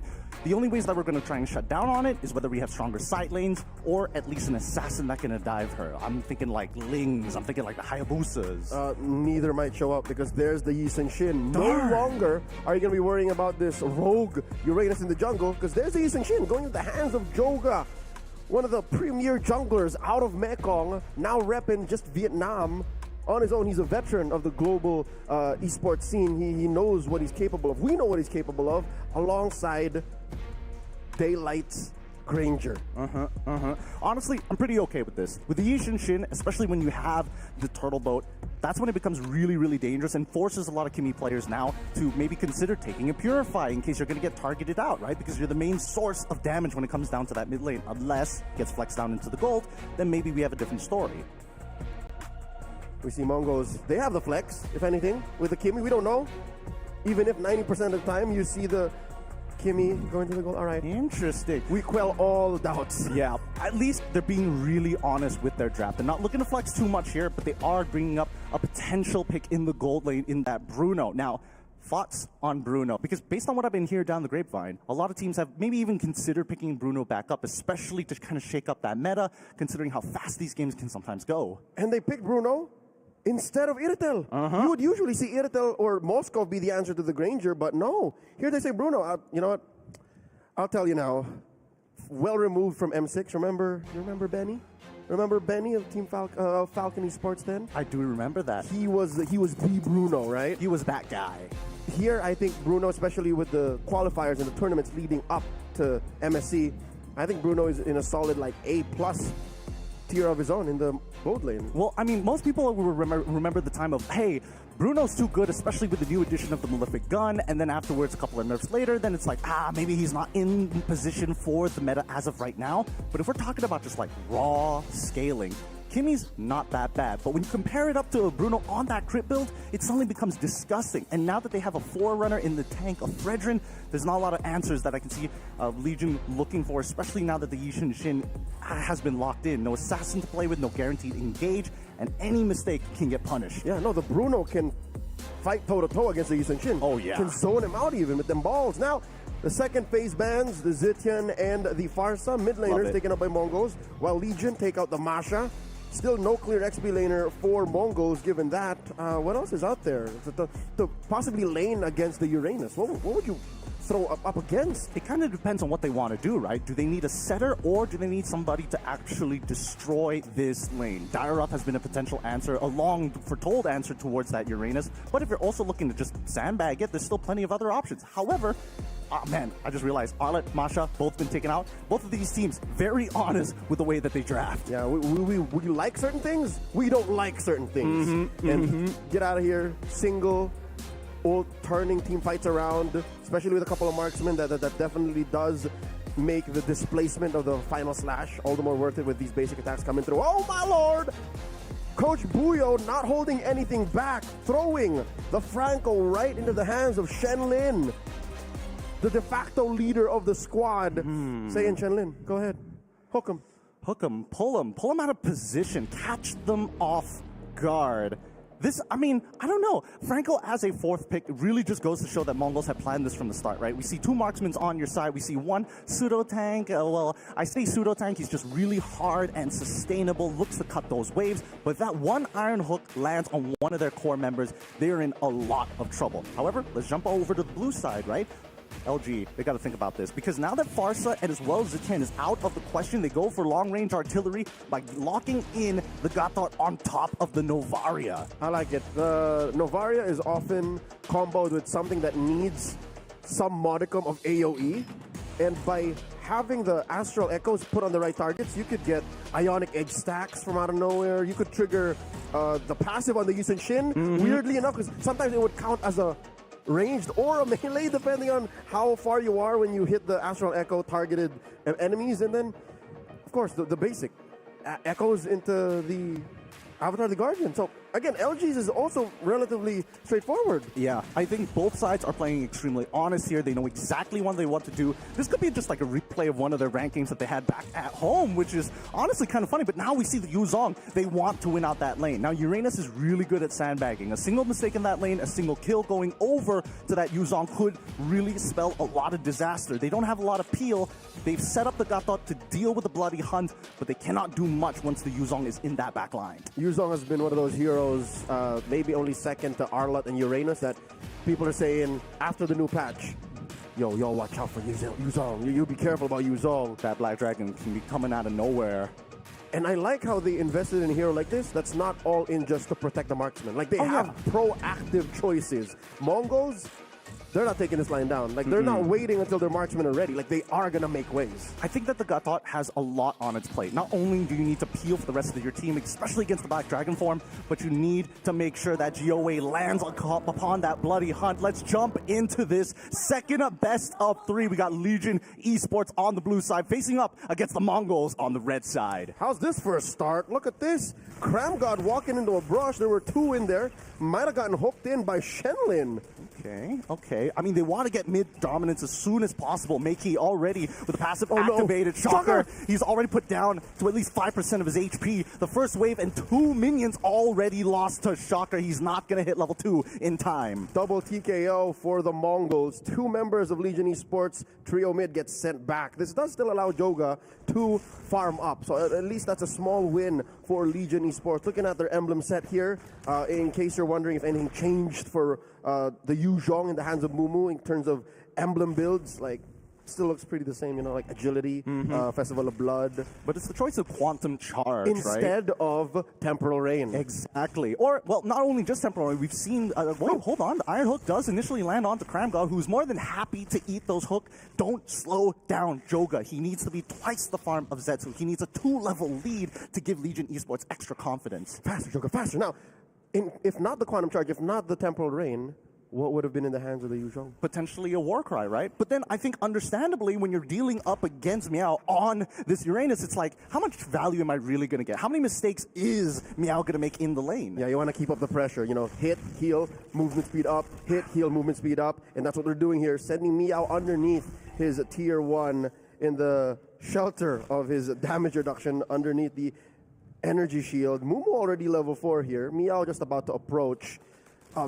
Legion Esports is hungry for EXP. That's why they're late here to the Turtle Pit. Oh yeah, and now as we see them actually start up that turtle, they want to get as much space as possible. First off, Makey needs his passive available. Once it's up, then it's really unlikely that Legion Esports even wants to take the space, mainly because they just want to scale up, right? Joga still not even bothering to be on this side of the map, goes straight to his purple, but here we go. Daylight already caught, forced to flicker out of the way. You don't want your marksman to get hit just like that. He's going to be late to the lane as well. Respect for Legion Esports. Yes, they are taking a knee here. Yes, they are expecting the fact that they're not the beat down at all, so they're avoiding any and all conflict, while the Mongols know that they are up ahead, and Zetsu just single-handedly took that turtle. They wanted more, but at least they didn't force it. But just look at what Rinix K is doing. Oh, the flicker iron hook into the bloody hunt, canceled out, but Rinix K has already found one, looking for Cram God as well. He's going to sustain, but really, where is he going? AOG out, saves his life, no double kill, but a huge win for the Mongols. What a call. Shen Lin. Y'all heard of hook flicker, right? To put people underneath your turret, but how about flicker hook to get into range wherein people weren't expecting you? Poor Daylight. I mean, I don't know who made the call, whether it was Shenlin, but I feel like even Renexia, he understood. He lost that very first neutral objective. I say one of the side camps, the gold crab, so important for a lot of gold laners these days. First one was taken away. He recognized the pattern. He wants to last hit this. He calls Shenlin over. Hey, we get him. He's going to be here. He's going to be here for certain. He's going to be here, just flickering hook, and they did get him. Oh my lord, now RinXK is way ahead. 2 levels, getting 2 levels! Yeah, I mean, it's just a snowball effect, right? You get hit by the first iron hook, lose your flicker, you go back into lane, you end up dying, and now this is where the meta really shows its dark side, trying to snowball this out of control. The wave is cleared, however, no pickups just yet. Even though we did see the initial hit coming in from Makey, they need to pair it up with Shen Lin, right? Land that alt iron hook immediately after. I guess the Mongols are hiding the fact that they lack AoE CC, which is sheer aggression. Like, sure, they are very specific in their targeting, but if they can lay down the smackdown where it matters, you don't have to keep people down. You can put them down. Now the second turtle has spawned at about half health here. I don't think Legion Esports is in any shape to fight just yet. Oh, wait. Joga's very far off. This is a bad position for him. I mean, look at the position of Mumu right now. He's coming in with the Black Dragon form to force the situation, pulls the trigger. Bloody Hunt is already through. AOG to disengage, but the two are caught offside. Zetsu finds the turtles. Mumu eats Joga in the back line, and Cram God the next to fall. Just the total winning situation for the Mongols, and they're going to dive one more time against Daylight. Zetsu not going to let him walk away. Shenlin, can he hit? He does it! Steals the kill, but it doesn't matter. That first tier 1 turret top side opens up. The Shenlin shimmy, he did it again. His signature move, the flicker hook, just to confirm the kill. Not to mention the Mongolian dragon in Mumu Kuning. Hooks for the past, minute and a half. Didn't even bite down onto anyone for that Lord take. Oh yeah, has to take his time now. Everybody's got their ults. Joga will quickly... Oh, all right. It looks like our hook sweeved in between to find one. Daylight is out of here. Shenlin quickly flickers away. Doesn't want to give a trade back. Zetsu and Rinix K back off as the AOG comes on through. Tier... Oh, wait. It's breaking. Rinix K, he's actually getting back into the middle of this fight. He doesn't mind it. He's scaled up just fine. He just needs a target to heal back up. And the Shatter doesn't connect onto the right targets. Good blocks. The Mongols walk away. Again, I feel like they're so close to that tipping point, and then they just back off. They're putting us on edge. And I think that's what they're doing on Legion Esports as well. They're feinting the overextension. They're making Legion Esports think, hey, we're going to stay a second longer. You want to punish us? But they don't. The Mongols, they're holding on to this lead. Gideon, it's at what now? 5,500 gold, give or take? In-game, dude, that's almost 3K between Daylight and RinXK. I'd say this is still a great situation. Even Makey's looking good too, especially against Shocker, who I would argue right now for the Novaria isn't quite burst just yet. She's mostly utility. Oh yeah, I mean that's why she is leaning in towards the Lightning Truncheon in the first place. Just that extra bit of burst, considering that the Mongols are already staying pretty close together. The extra AOE is definitely going to help. Considering, unfortunately for Daylight, just again not getting that many stacks on the Sky Piercer. He needs that mistake from the Mongols to happen. Yeah, the Sky Piercer is currently a liability for Daylight, sitting at just 1 kill. 12 minutes in, Joga picking up the endless battle. Again, if there's anything we learned from the first series today, patience seems to be a huge part of playing Yusenshin in the current metagame. And when it does pay off, boy, oh boy, it pays off. So it's not over till it's over. Legion Esports down by about 5,000, 6,000 gold. They hear and they know the Mongols are taking the Lord. Get soft reset here. Meow can only do so much. There is the Mountain Shocker. Lord at less than half health. Oh, I see what you're talking about. They're just. Yeah, I mean, as soon as the Mountain Shark comes out, Mongols are like, no, we don't need to do anything. Oh, boat's already gone. They're trying to get mid-priority, but honestly, they're just not in position to steal this away. And Renix K will take that. Oh, they're forcing this. Okay, Black Dragon form to zone them up. Wait, Joga, he made a mistake. He's down. And now with the Petrified through, he's going to be chased. The passive is already broken. Mumu is going to chase it to the edge of the earth. Quickly with the Traceless gets out. Zetsu looking to cut him off. Cram God is nearby. Holding that taunt up. Makey wants it. He needs to get this kill, but nobody has it. AOG to get him back out. Star Shatter's good, but doesn't find any targets. The disengage works, and now the inhibitor falls. RinXK and the Mongols slowly encapsulate Legion Esports. Joga, with his performative escape, as amazing as it is, didn't really lead to much. Legion Esports spent quite a few resources just to make sure their jungler did not die. If anything, it was actually a bigger mistake, right? They end up losing the mid inhibitor because of that. And all of this because he Traceless into the wrong direction. I don't know what the plan was, and yes, Mumu is still a threat, but maybe there was a bigger plan here. All inhibitors have fallen. Once more, the Black Dragon! Yeah, they're going to force it out. They've got Lord on their side. They're looking for the end game here as Cram God is already trucked out. Meow, he's trying his best, but really, oh wait, hold on. Shenlin ends up losing his immortality as the Blaze collapses straight away. Mongols, cool, calm, collected. These guys, they're just taking their time with this before they close out this game. The hook was never late, Gideon. The hook was always on time. That's the first game in the series. Match point for the Mongols. Legion, though, they had a solid draft. I think if there is one obvious pain point, maybe they invested too much in the Uranus. I have to agree, especially as a first pick as well, knowing that their composition potentially, hey, I want to make sure that we have stable laners here, right? I want to make sure that with those stable laners, we're able to make things happen. We can allow our Yi Shin to farm up as hard as possible. Second biggest pain point for me in particular, that mid lane. Novaria was not able to kind of control that lane enough to make it happen, and the threat of the Iron Hook was just too dangerous. They may have overcomplicated and added way too many layers to when they actually just wanted to be as honest as they could be. It's interesting how this came through, but the Mongols know how to punish. The Mongols came out the victor, and I wouldn't have it any way. Look at Shenlin. This man is a unit. This man is the leader of this squad. Yes, from where we're looking, his hooks might have been coming at weird times, but maybe that's how they're comfortable. Maybe that's when they wanted to. That's how they want to do it. Maybe I think maybe the final call comes from their captain, right? Yeah. In the meantime, whatever happens in between, just communicate what resources that you have. Hey, my Iron Hook happens to be on cooldown, guys. Let's just chill for a second. This is just a fate. This is just a fate. Now, it's scary to see the team play the way that they do, right? Because it feels so cold, so calculated in such an odd manner, right? Like they're machines. Exactly, because we're used to seeing, especially amongst the Southeast Asian MPL regions, especially when it comes down to the Philippines, very macro-based, right? We make a clean decision, we go in, we go out, we execute, job's done, right? Here, there's a lot of breathing room with how cold and calculated they are, even though they are looking to play like machines. I think that's the exact word we're looking for. Their margin of error is so big. They can play around that. They can play as if the hook was going to miss, but find a way to make it hit anyways and get so much more when they eventually do. And then even force,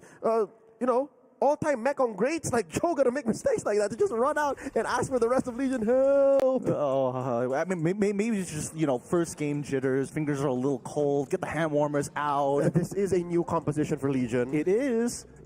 I mean, at the same time, with how much we've seen them play and perform on the international stage itself, I think they want redemption. Just one time where they can make it with the big boys in the group stage. Eterna, the Franco makes a debut. How'd you like it? It was great. It was great. Really great early game pressure. And I think that was one of the main reasons why the Granger was really shut down in the early game. I think you guys mentioned it towards the end of the game that the Sky Piercer just really wasn't hitting its mark. And one of the reasons why was that early game pressure.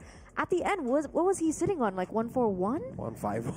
And it's unfortunate, right? Because with a Granger, you'd want to have that early game lead, early game pressure to deal out that damage towards that mid game. But that moment just really didn't hit. And unfortunately, on the other side, with the the Kimmy and the Bruno as well, finally making its debut here at the Wild Cards, we saw it work out really, really well. So right now, Legion are caught in the position that they're one game away of once again history repeating itself. Can they find their revenge? What was going on? What do they need to improve coming into game number 2? I think it begs to be said, the draft. Yeah, I mean, draft is... Like, invest in the right picks to start. Like, maybe the mental was too much. Like, it's like, all right, check this out. Uranus.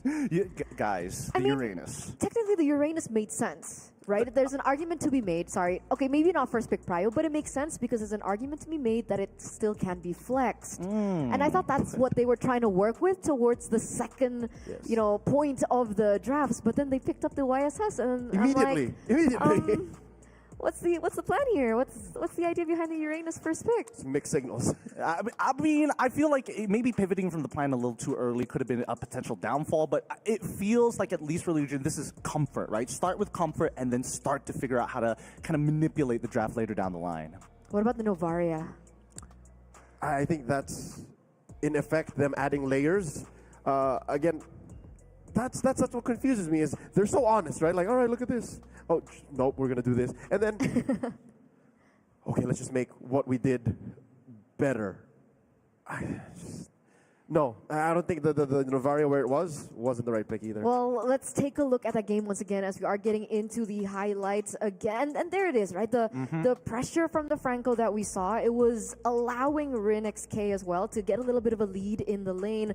That really helped him, I think, towards the mid, towards the late as well. I mean, considering, I think the one thing that we can see very clearly from the side of the Mongols is that they have really great awareness, right? With the coverage of the way that they actually rotate across the map. It's not like, oh, we have 5 people in the kill squad, we move together, we move in the same direction. No, they actually have a pretty spread out net, which is why we see RinXK able to pick up multiple turrets down by tier 1. Top side initially, then bot, then mid, and then eventually start pushing into purple.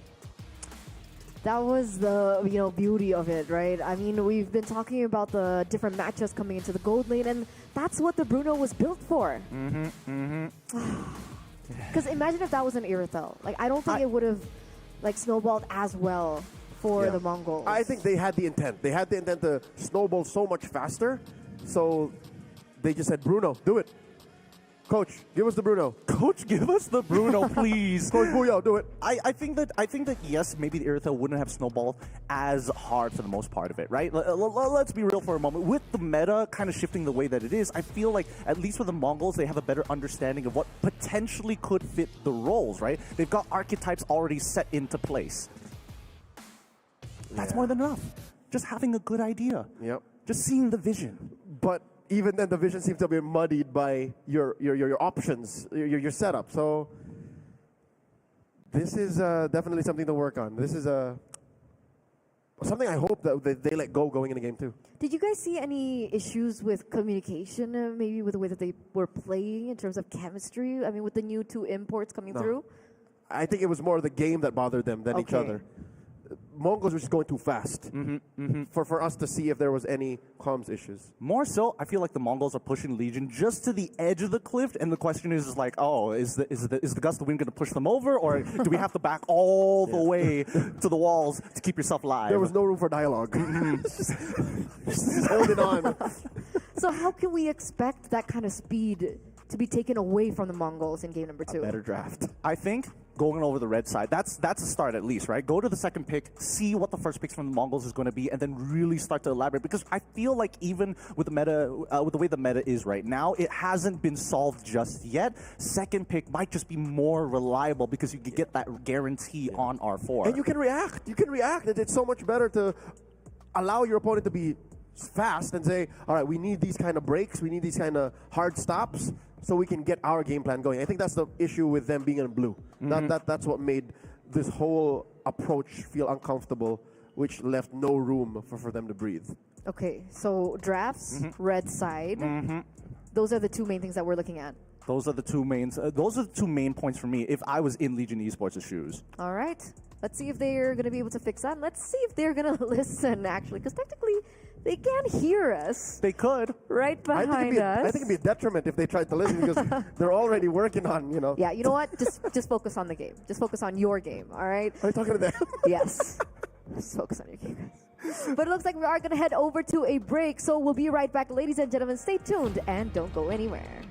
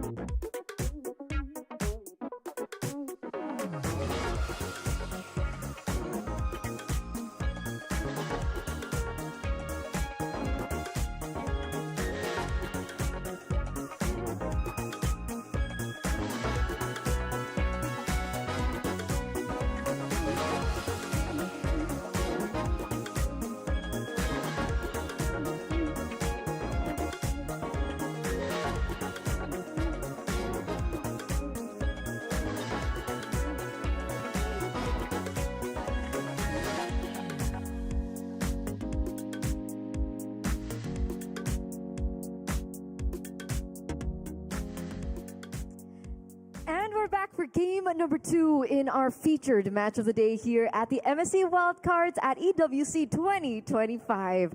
Match number 1 was done and dusted, and game number 1 was also taken very, very convincingly by the Mongols. Now the big question is, can the Mongols take this 2-0, or do Legion have a say about this to come back and maybe force a game number 3 in this best of 3 series? Game 1 was such a dominant showing by the Mongols that I don't think the past 5 minutes have been enough. I feel like the impression has been made, the message has been sent, and now the question is whether Legion Esports will reply. Will they? Could they? Reply. And if How will they? If we are in that case, do they reply with the right message of their own? Well, here's the thing, right? We've seen teams kind of be a little inconsistent. I want to see whether Mongols is going to be part of that story, right? Are they going to be like, hey, we have a really great game number 1, game number 2, and then game number 3, we don't do as well. I think that a lot of it really boils down to their look on the meta, and more so their personality as the series goes on. Flashbacks to match number 1, maybe? Yeah, but just a little. I think match number 1 was some fundamental lapses, right? Because it was clear what went wrong there. But here, game 1, it was just so one-sided that the mistakes that, if ever there were any, that Mongols committed, you could chalk up to just we were speeding it up. We were just trying to get there before Legion could clap back. So I've yet to see anything from Legion. I'm hoping that this time, from Red, specifically from Red side, they show us something new. Oh yeah, I think I keep thinking back on like why the Uranus first pick. I mean, they needed to throw out a blind pick, if not a flex pick, and I don't think Uranus fits that build just yet. Like first pick Granger would have been fine. I think a first pick Granger would have been totally okay in that scenario. You could have just been. I mean, even just throwing in Gathot. Just hey, Gathot, what are you going to do now? Look at this first pick Gathot like it's Q1 2025. Oh boy, the meta continues to evolve, and I think at least for the wildcards, while everybody is giving us our first taste of what it's going to look like on a professional stage, well, I mean, not on a professional stage, but an international stage, it could shake things up. Gonna be exciting to see, but it sounds like the drafts are done. We expedited. Wow, okay, so we're gonna go fast forward into the game, and I think, boys, once again, this is your time to shine. Indeed it is. Thank you, Rachel. Ladies and gentlemen, the good crowd watching, whether here live in the arena or at home, the good news is the match will begin very, very shortly. And by that, I mean the game. We're jumping into the game. Yep, I hope so. Because again, we've seen these teams play. They've given us our very first impression. And I mean, you can tell Eterna's just happy about it. It's just like, yeah, Mongols are looking real good about this. And I'm happy because to me, they're my favorites to actually make it out of the wild cards. Hold up. That's a question we didn't ask, given how fast we ran through this highlight match of the day. What? So you said Mongols? Mongols. Why? Why are you whispering it? Why are you whispering it? Because I thought I threw it over to you guys. I didn't want to disrupt the pattern. No, I thought we were going in game. You're still here. Okay, I'm still here. So I'm here. Mongols? I'm Eterna. Huh? You're also Mongols? Mongols. Okay, there's a special place in my heart for Legion, right? What? I've been following these guys for a while now. Is it because of the imports? No, not even because of the imports. Like, I'm a big fan of Joga. He's a hugger, right? I just like these guys because of who they are and what they represent coming out of Mekong. But now that they have their own little league, like VMC, they are representing much more than that. They are on an island of their own. So now, for real, thank you so much, Rachel. We will see you in just a bit. Let's go into the draft here, folks. All right. What is a game without a draft, right? Of course. I mean, this is the fundamental of all MOBAs. The battlefield isn't even the first place where they start a war. It's right from the draft. This is the chessboard. This is the chessboard that we've been waiting for. The question is, what are the pieces? Because once again, we're seeing that LG wants to be on the blue side. This is an active choice. They decided to stay here, and Coach Sabo definitely has his plate full.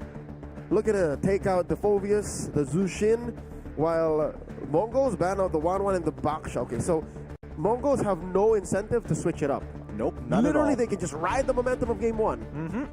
I mean, the bans are exactly the same. I want to see whether that first pick is going to change coming in from LG, right? I think that's the big thing. I'm looking towards Coach Sabo. He needs to set up that trap, right? To look for that big sabotage against the Mongols if they want to find any space within this game. Because the last time that these two teams met was last year, M6's wildcards, where they dropped it 2-1 against the Mongols. Upsetting, of course, but they still have that fire. They still remember that loss. No good deed goes unpunished. As LG, Legion Esports, ban out the Matilda, last ban for the first phase, while Mongols, they still have a good amount of picks here. Kalia still open, given that the Baksha's out. I think they were banning it here on third, right? If it's the exact same drafting pattern. They have to, yes. Or they address heroes like Farsa, Zetian. That only came towards the second half of the draft. If I'm just taking, based off of pattern Yeah, recognition. Unless there's something that they have to address now, given the order, given the decision for Legion to stay blue. Because again, this has to be unnerving in its own right. Yeah, just say, did you not just lose from that side? Don't you want to? No. Okay. What if Mongols, their egos get the better of them? They ban out the Uranus. Now what? Now, I don't think that's a play. That's They're not a play. forcing LG to be better. It's like, nah, we need something more out of your first pick. It's not a play. Here we go. One more for Coach Buyo. Exhausting all of the options. While Coach Sabo listing out, all right, these are what's left.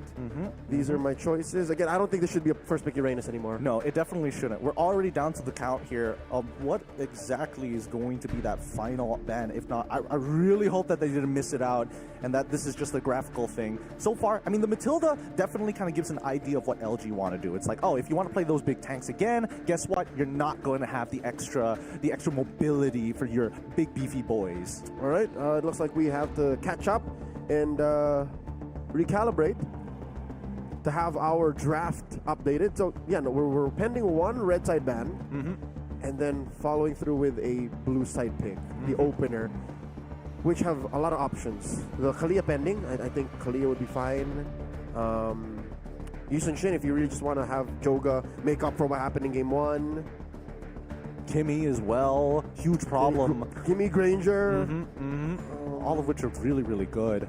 Badang first pick, like, I think that the Badang first pick is kind of interesting, but I do, since it's day number one, right? I mean, all teams here in the wildcard are playing under the GSL system, which means you lose twice, you're out of the tournament, right? So technically, you can kind of be a little spicy with your first life, right? You still have another. Yeah. You just tap dance a little bit, feel the rhythm of how these drafts are going to go, and show some ego, right? Show a little bit of personality. Yeah, the game one definitely had a lot of personality with that first pick, Uranus. So, folks, real quick, we are waiting for the draft to resume. So with that said, we are going to be covering all of the bases. Let's discuss what might come out. Still left in the open, jungle picks. Fovi's got banned. Fovi's got banned. That's clear. Which I think now gives a little bit more of a premium to the XP in the first phase. But here's the thing. I feel like even in the meta, as we've seen the patch actually come on through, the meta is allowing a lot of different EXP laners to actually come into play, right? We even saw like Arla initially being banned out in our very first series of the day. Badang as well. Ruby, arguably one of the most sustainable EXP laners that are out there. Lapu doing a really good job. Yuzhong just in game one here. Exactly. So it begs the question where the priority comes down for LG. Because you can't have 3 winning lanes. If not, why would even have in the draft in the first place, right? You got to decide who's going to be the main guy who's going to get his comfort pick and a winning lane, while everything else is going to be simplified around it. So how do they set that up? Start with the gold. It would have been, yes, by committing to the gold. But yeah, if you're Legion, again, it was so much easier to do it from red. Because you see things coming. Like, you're able to wrap it around in the first 3 for red, protect it from the bans, and then do much better. But it seems like Coach Sabo has a agenda of his own. That's why he's decided to stay blue. There it is, confirmed. Mongols ban out the Kalia. There's no way that was going to come through for free with the Baksha out of the equation. First pick for Coach Sabo. One more. It's still the Uranus. Oh, my Lord. 0% win rate. Keep in mind, this is only going to accumulate throughout the tournament here. Not just wildcards, but bleeding into MSC. It seems like the Esmeralda, the Dairoth, is not his number one rival. It's himself. Look, it's a blind pick of all blind picks. It's kind of like, if there wasn't, if Farmus is banned out, I just pick the glue, right? You pick the CC, sure, kind of whatever. I'm just gonna sandbag the lane as hard as I possibly can. LG don't mind this. We go over to the Mongols. Do they change the plan? Are they like, are you disrespecting us with this first pick again? We got the Yuzhong last time. We could just ego challenge you, lock in the Dairoth, lock in, arguably even an X-Bark as well. I would say the Dairoth's just a little bit better in these cases, especially in the laning phase. But by picking the Dairoth here, you're losing out on so much. So the Mongols, how's this for an ego check? They pick a Yusenshin of their own, and then another breakout XP laner in the Lapu Lapu. This is really interesting, because here's the thing. In the laning phase, as much as you expect Uranus to be that sandbag, Lapu Lapu actually has some pretty decent wave play. Like, he's not going to be too far behind the Uranus, even if he does look for the big proxy. And in team fights, don't get me started. I'm more afraid of the Lapu Lapu than the Uranus. I kind of know what the Uranus wants to do, but the Lapu Lapu, especially when I know his flicker is off, that's definitely a game changer. It is. But keep in mind the Mongols are also taking the Yishin Shin, which is why I feel like Mongols are like, all right, they're taking a step forward in the sandbox, telling the other kids, hey, this is my territory. Don't walk in. Don't get in here. Not without my permission. No. Legion locks in the Farsa and the Moskov, so they got damage, coverage down pat. They're allowing for Joga to cover up the bases and whatever they're missing in the second phase. Now let's go into the bans. Oh, one more pick for Mongols. Again, I'm so convinced that the Mongols are safe in their draft as is, but they have one more pick here. I'd say one of the gold laners. You know there's a Moskov on the other side. You know that there's a Moskov on the other side. You can look to get a mid laner of your own. Zikian has been a potential option for them, especially when you're looking for, like, I mean, having double vision is just so nice. It's something about just feeling that safety and security, but instead, they're going to be locking in the Badang. I love this. A way to kind of stop the feathered airstrike, a way to find those big engages. And I think this is Mongol's way of saying there's no way that you ban out all the marksmen. There's no way. You're wasting too much bans if you want to take out the Kimmy, the Granger, the Bruno. Literally too many marksmen. Way too many. Way too many. Like, there's way too many. And even if they don't decide to go for just marksman bans, right? I mean, even if they take out the top tier marksmen, there's still easy fallbacks. You can even play Claude into these types of situations, right? The Trinity build works really, really well against big beefy tanks, and not to mention, hey, try and feather airstrike this when I'm on top of you with the BMI. Point blank pressing feather airstrike is a little awkward. Yeah, especially when there's like Yusun Shin at large. Hey, let's not forget Lapu Lapu. He's going to be right in front of that feather airstrike. That's true. So maybe they don't go that way, and indeed they don't. Look at this. Coach Buyo bans out the Angela. No heart guard shenanigans up in here, while Sabo bans out the Zetian. So they're attacking mid lane instead. So should this be maybe ban out the Kimmy? Maybe ban out the Kimmy. I think Kimmy is a pretty decent ban. The last ban for Legion. Okay. What? All right. Esme banned here. They don't trust that the Uranus is going where they think it is. I thought initially it was like, oh, maybe this is an ego, but maybe some part of them is like, okay, just in case. Let's not get too ahead of ourselves. See these two bans right here? These are like, make sure that goes into the XP lane, all right? Like, that is the message Coach Buyo is sending. Now Coach Sabo got one more. Another mid laner? I don't think there's any other decent mid laners other than probably the Kimmy at this point. But Kimmy doesn't feel very good in the composition from the first 3 picks that we see here from the Mongols anyways, right? They've got EXP already unlocked. They've got support already unlocked. They've already got their jungle. It's not like you're going to have like a gold lane tank of some sort. That'd be a little crazy. We really don't see that. The closest kind of hero that we have like that is the Ruby. And even then, you're pushing it. So there's the Harith. Wow.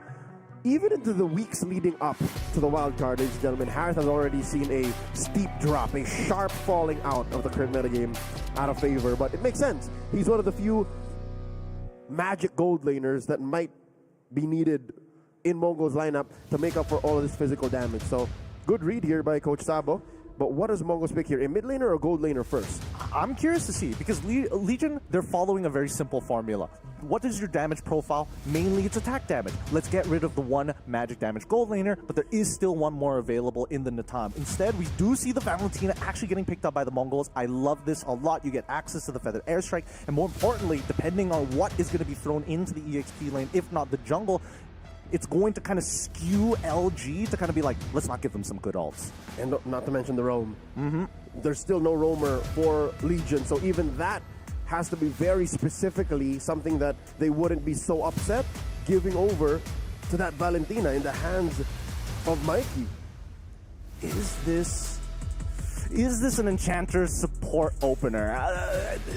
I'm a little nervous about this because there's 2 ways they can go. They can either go for big set tanks, right? And then, take the Purifies for yourself knowing that your opponent is going to steal it away. Or do you just not interact? You play things like Rafaela, things that kind of help with the rotations instead. No. It's more old school than we expected. It's more old school. Big kicks, Way of the Dragon, electrifying beats in play. This is a Joga special right here, the Joy.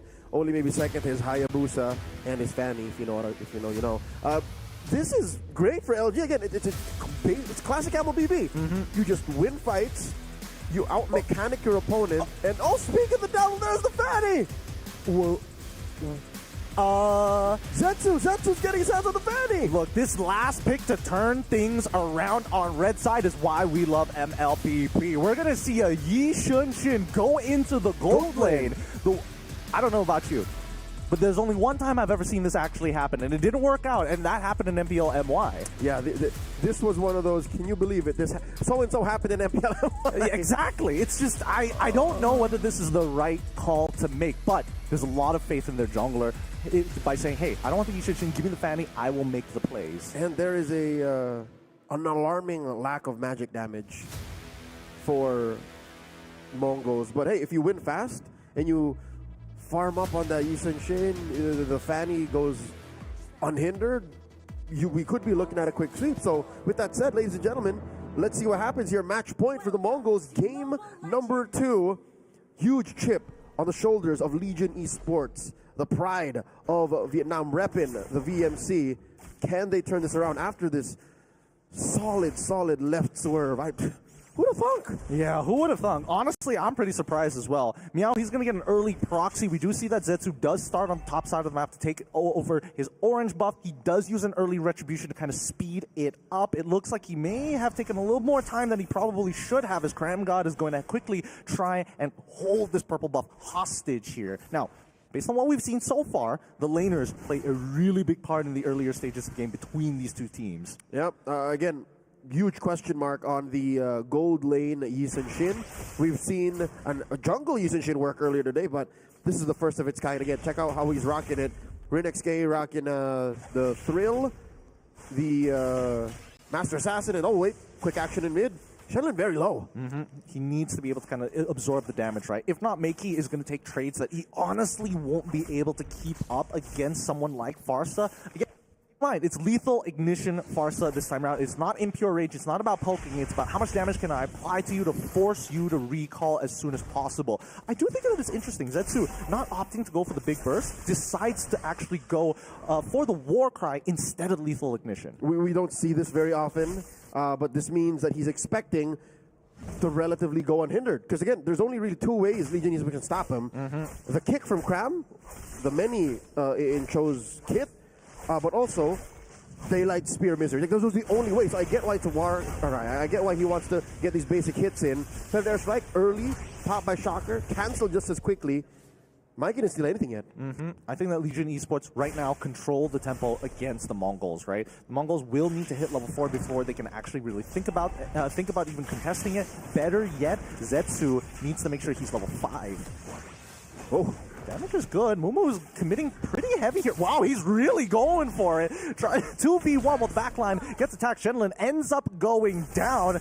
Didn't really expect the fight to go this way. Mumu forced a flicker as well. Just losing situations after losing situations for the Mongols. All right, a life and a flicker for 2 flickers. Legion Esports winning the resource battle. So far, Zetsu working in the small camp. Can he make it?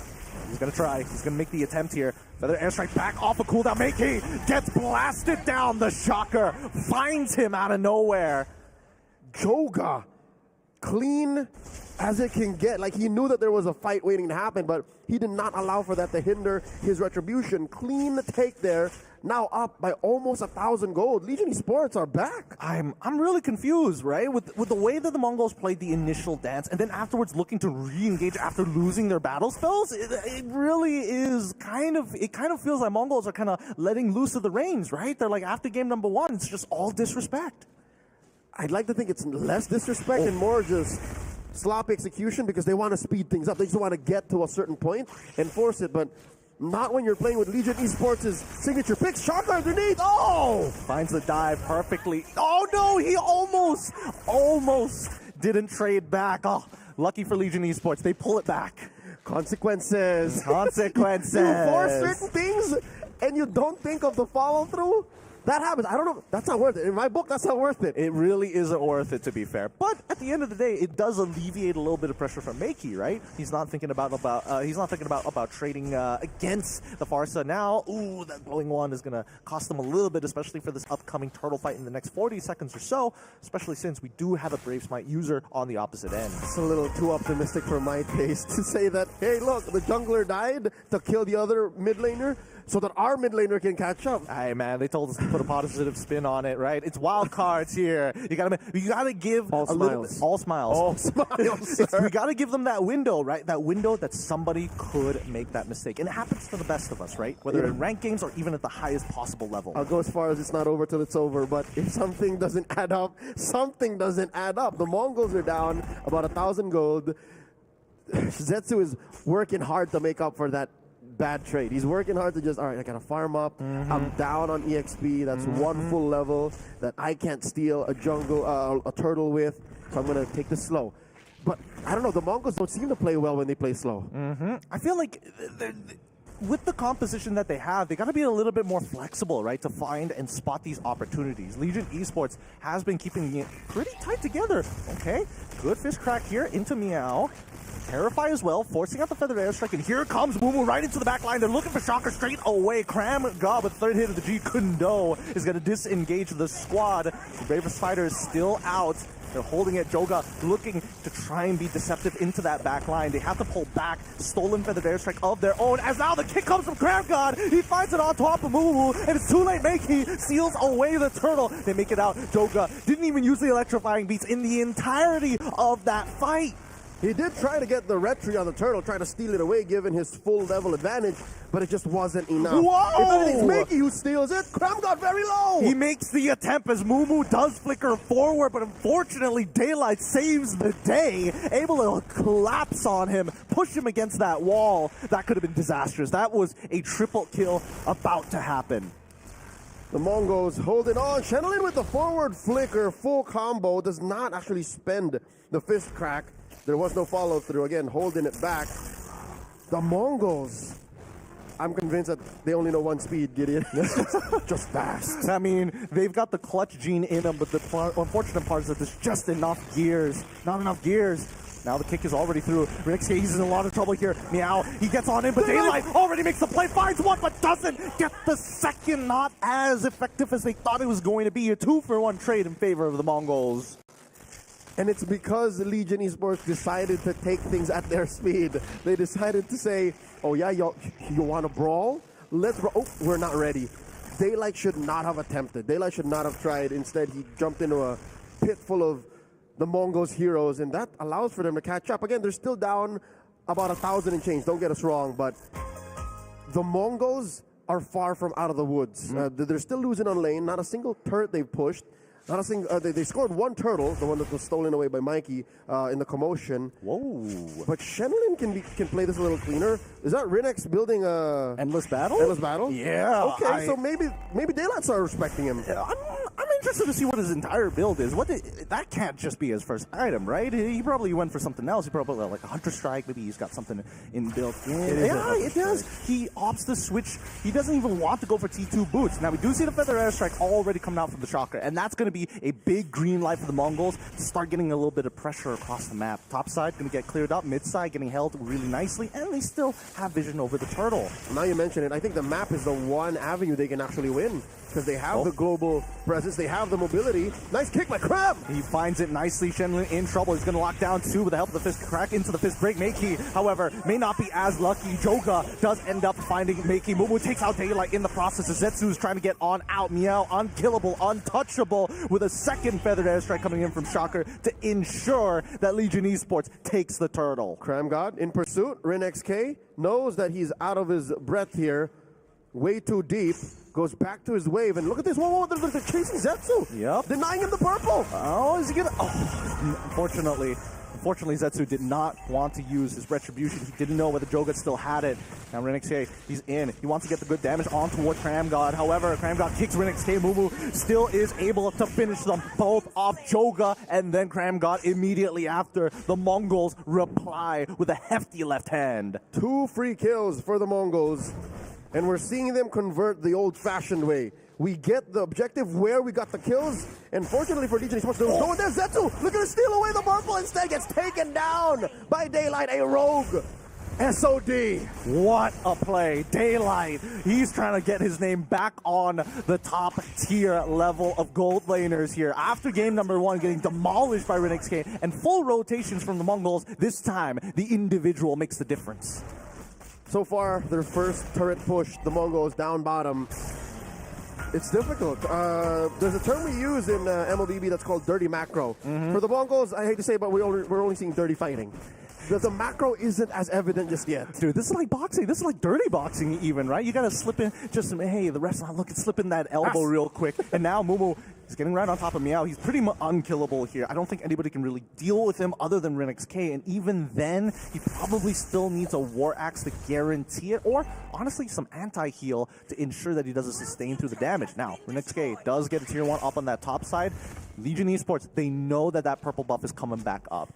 Look at them. They're right on top of it. And Mumu, they haven't opened up the map just yet. They can't engage on it with Joga 2 levels ahead of this Fanny. Hard denial. But I understand, though. How could you play macro if key points of your map are getting attacked with surgical precision? Very specifically denying your jungler anything and everything that's necessary. Oh, Kramgar finds a kick! And the Feather Airstrike is already in. The Spear has come up through. Unfortunately, Daylight has to use that Purify to keep himself alive. RNXK in that 1v1 is dangerous, and now they're going to move and turn their sights onto Meow. Again, just not worth their time. Mumu, does he have his ult? He does have the Bravest Fighter available as Crime God is looking for an angle as he opens up the bottom side of the Tri-Brush. Shenlin, oh, he even flickers forward and doesn't connect. He flickers right over him. Daylight chunks down to 1 HP as both sides are wrestling for control over the Lord. Shenlin ends up dying. Bravest Fighter into the flicker. Mumu tries to stun but doesn't secure the kill. Unfortunately, that means that the way of the dragon into the Feathered Airstrike is going to make it easy pickings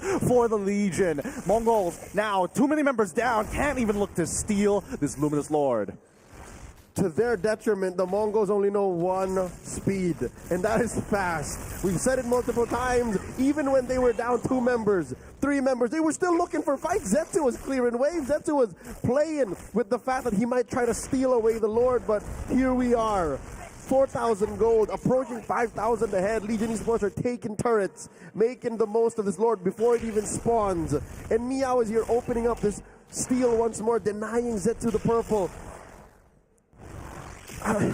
Mongols really have to step on the brakes. I hope they do. I hope they take a breather. The mid-tier 1, the most important structure on the map, finally collapses in a genius wand purchase for Shocker. Surprisingly enough, they are ahead. I didn't think they were that far ahead. A 5k lead, turning into a 4k lead, and this is even before the Lord has collapsed onto structures. Yeah, so for Legion, I get why they want to go fast. I get how they're taking advantage of their wins and riding that wave. The Mongols, though, this might be a very unique approach. This might be them, you know, bouncing or falling on the back of their heels and then rolling with the punches, but there's only so many punches you can take, especially with a lineup that has a Fanny and Yi Sun-shin that needs that setup. I mean, their eyes are getting swollen here, right? They're losing sight of what they need to do. Oh, Shenlin getting put down to 50% HP thanks to that passive coming in from Daylight, chunking him down. If they get an inhibitor here for the side of Legion Esports, that's already a huge win as the outer turrets continue to fall. Only inhibitors are left. Zetsu must respect it, but Daylight, he doesn't care. He's got the winds of nature to keep him alive. Beats him out of that 1v1. Even against the gold laners, Zetsu couldn't win. What more when Shocker finds it? What more? Even the Farsa seems to be untouchable now, given the space that the rest of Legion Esports have put between them and Zetsu. Oh, the pick by Kramgar! It's right on top of RNXK, and Shocker doesn't miss! A Feather Airstrike and a counter Feather Airstrike, but out of position. Daylight finds Mumu too! They don't lose anything off of this. They still protect their structures. They should be moving to that bot side to break it open because Shenlin and as well as Meiki just don't have the damage, don't have the range to actually get in on these fights. No big conversions, but 3 huge kills for Legion Esports. Miraculously, these inhibitors are still standing. Joga maybe crossed over a little too fast. Down goes that turret in mid. Wide open, the base of the Mongols are. Bottom up next. It's just a matter of time. Legion Esports. Uh-oh. They're not taking these fights well. They really aren't. They're saying, you know what? We're just going for the turrets. We don't care. I mean, there's no need for them to care anymore, right? They're coming towards... Oh, wow. Okay, we'll get into the damage rankings, but they're coming towards the later stages of the game. They've scaled up. Daylight already getting his final situational items as well. Look at that damage. Mumu is actually putting out a ton of damage. We haven't seen enough from Zetsu or even RNXK. Mumu is compensating them. Yeah, Mumu is dealing damage on an AoE basis. When he hits the Bravest Fighter, he wants to hit as many dudes because that's how his second skill works now. It depends on how many people are hit. That's the amount of damage reduction he gets. And it just snowballs out of control. That's why he specifically uses his flicker whenever it's off of cooldown. So we're waiting 40 seconds, but the Lord is already standing. The Mongols need to buy time. I'm not even going to tell him to slow down anymore, but at least step on the gas when it matters. Zetsu trying to find Joga. He knows he can't win that fight. No, he is nowhere close to winning that fight, especially since Joga has fully scaled. We know the changes to the Starlium side, but when you already have that Holy Crystal, it feels like good old late game joy. They gotta breathe here for a moment. Just a moment, right? The Mongols need to understand that Legion Esports is still giving a decent amount of respect even when they're around this Lord pit. And this is where it feels uncanny. This is where it feels like, is this really the Mongols you're looking at? Because, oh my God, Clan after the conceal gets a kick. Yep, and they even get the ult as well. They committed 3 ults just for one guy, and Meow, losing out on his flicker, still survives the fight, walks away. 4 battle spells out from the side of the Mongols to make this happen. And all they get out of the trade is Joga. They denied the Lord. Yes, they delayed it. But Legion Esports are still miles ahead. 7,000 between these two teams. I don't think it's worth it. Sure, they will take a little while longer, but wait, where's the punish? They're trying to punish it as hard as possible. Mumu is already on top of them. They do see that Zetsu is in play. Juan is already out. Mumu ends up dying still. We have a 3-man fist crack into fist break, but it doesn't matter at all. Wait, can he make it in time? Is there enough damage? Zetsu, he's got the retribution. He wants to double check it. He goes right in, he sees it, but it gets kicked instead. The steal, incomplete. Daylight shuts him down. The methodical slowing down of the Lord take. Literally, Legion Esports stop attacking the Lord just so they can bait Zetsu into the pit and give him a piece of their mind. Now Legion Esports are going for the jugular, going for the finish. Here's an instant replay, a quick peek into what exactly happened here. Good effort, right, with the fish crack combo, and then good effort on the steal, but they just let go of the Lord. It's like, let him in, just let him in. I feel like Legion Esports, this is just years of salt, right, of the Mongols beating them, and now they're going to have their way. They're looking straight for the base, as now they're trying to push it away, unfortunately, for Meiki is the first to fall, but that base just doesn't have enough health to stay alive. It's 1-1 between the two rivals. Not so fast as Legion Esports takes us to game number 3. This is not the Mongols we saw in game 1. No, this is not. And I think that Legion Esports also understood the assignment. It's like, all right, guys, we can have a little bit of fun with this. Legion, they played the draft the same way almost as game 1, right? Almost. But they answered a lot of hanging questions. And they addressed a lot of in-game pain points. Mongols, on the other hand, Come on. They seem to only know how to solve problems in a specific way. They just have, okay, we will brute force this. We will force certain things. If we don't, then we'll try again. My logic to this is that the Mongols got a little disrespectful. Come on, you have to admit it. You have to admit they got a little disrespectful. They're like, okay, game number 1 was a wash. It was a little too easy. Like, we can do whatever we want. And Legion was like, all right. Be disrespectful. I'll show you. I'm going to cut you bit by bit. I would rather feign ignorance than full-on disrespect. But with that said, let's watch the highlights once more. A real quick look at the match.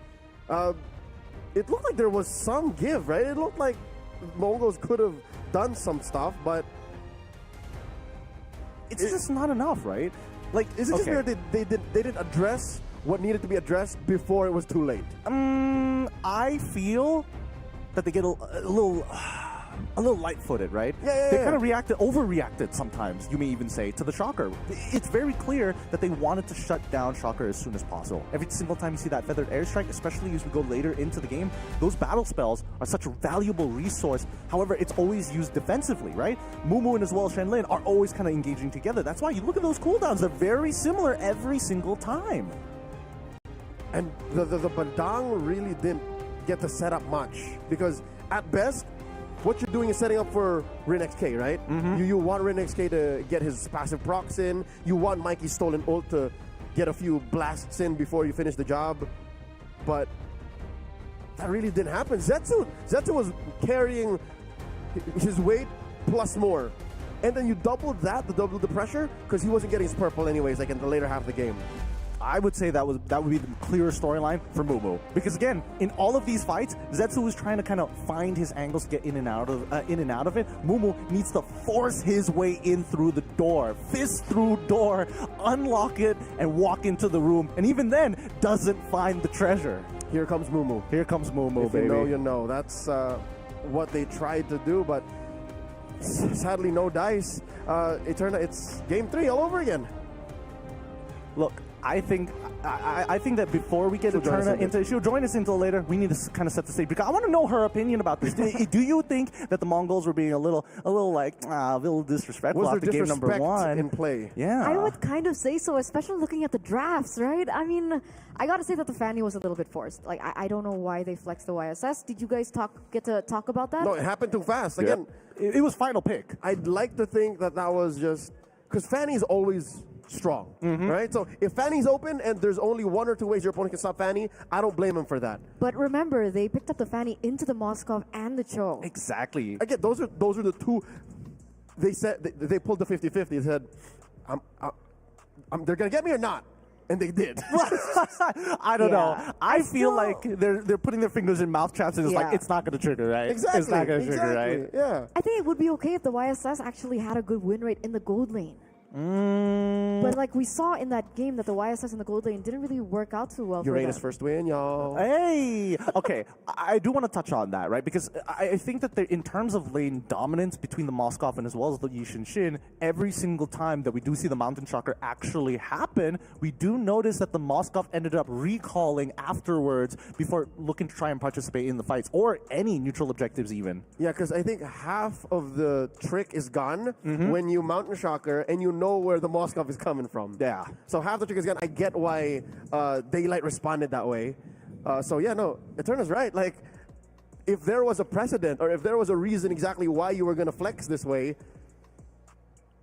then maybe. But yeah, no. The Yusichin was working in the jungle. Like, let him play the jungle. Could this have been an afterthought? They locked the Yishin Shin in and they're like, wait a minute. This whole time, Fanny was like, what are we doing, guys? Why are we wasting our time with this Yishin Shin nonsense? Let's throw him in the gold lane. Coach was like, yeah, no, but there's a Cho and a... It's fine. It's fine. Zetsu, you're good enough, problem. right? And Zetsu's like, yes, give it to me. Give me that comedic jump cut. Guys, help. It's hard. Because we saw on multiple occasions the Fanny goes into the team fights and then he gets either caught in by the spear from the Moskov or he gets jumped on by the Cho. So it wasn't Zetsu's fault per se. It was a very difficult competition to play the Fanny into. And that's kind of what got Legion really rolling in that second game. Apologies are going to be thrown in the back rooms for sure. It's like, I'm sorry. Between who? It's a long conversation. It's a very, I mean, it's two different varying opinions. It's just like, I'm sorry, my Fanny could have been better. The coach is like, I'm sorry for throwing you into the bear trap. Like, you were fast, but not fast enough. I'm sorry, dude. I'm sorry for allowing this. Exactly. It's a long conversation to be had, for sure. So I'm wondering whether or not, the Mongols want to experiment once again with the drafts, or are they going to stick to, what worked for them in game number one? To be honest, excited. even game number one was very unorthodox. Even game number one very specific to them. It wasn't traditional peel. Kimmy, Bruno, Franco, Yuzong. Yeah, it wasn't traditional peel. It was proactive peel. They were hunting people down to feed to their marksmen. Look, everything is going forward, guys. And I think that the most important thing is to, like Mongols in game number one, answer the problems as soon as they come out, right?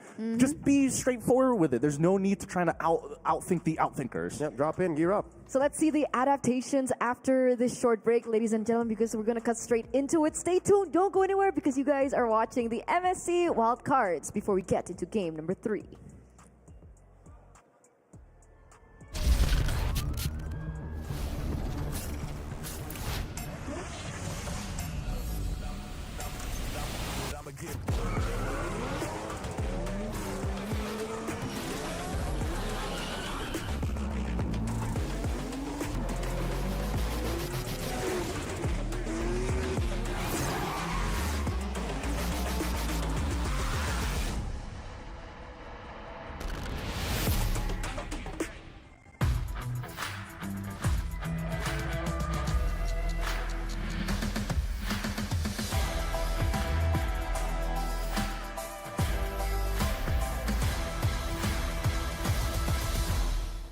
I stepped into a realm of wonders where the sun kisses the sea.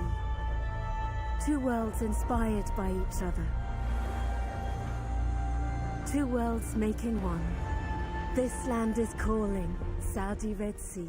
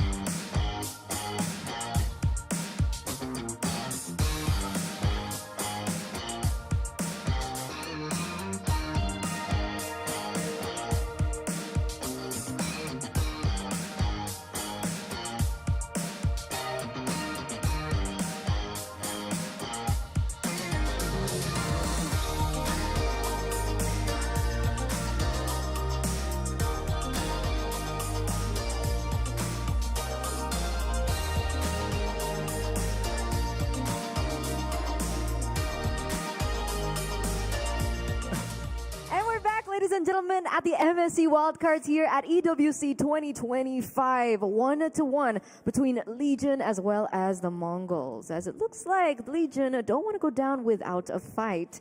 You guys are now watching the English broadcast once again with me, Eterna, as your desk host, and here on the desk we have Leo as well as Gideon. Mr. I'm pretty sure that's not how you say it. No, that's not how people say it, unfortunately. Oh, it's not? She's people. She's I don't think I am.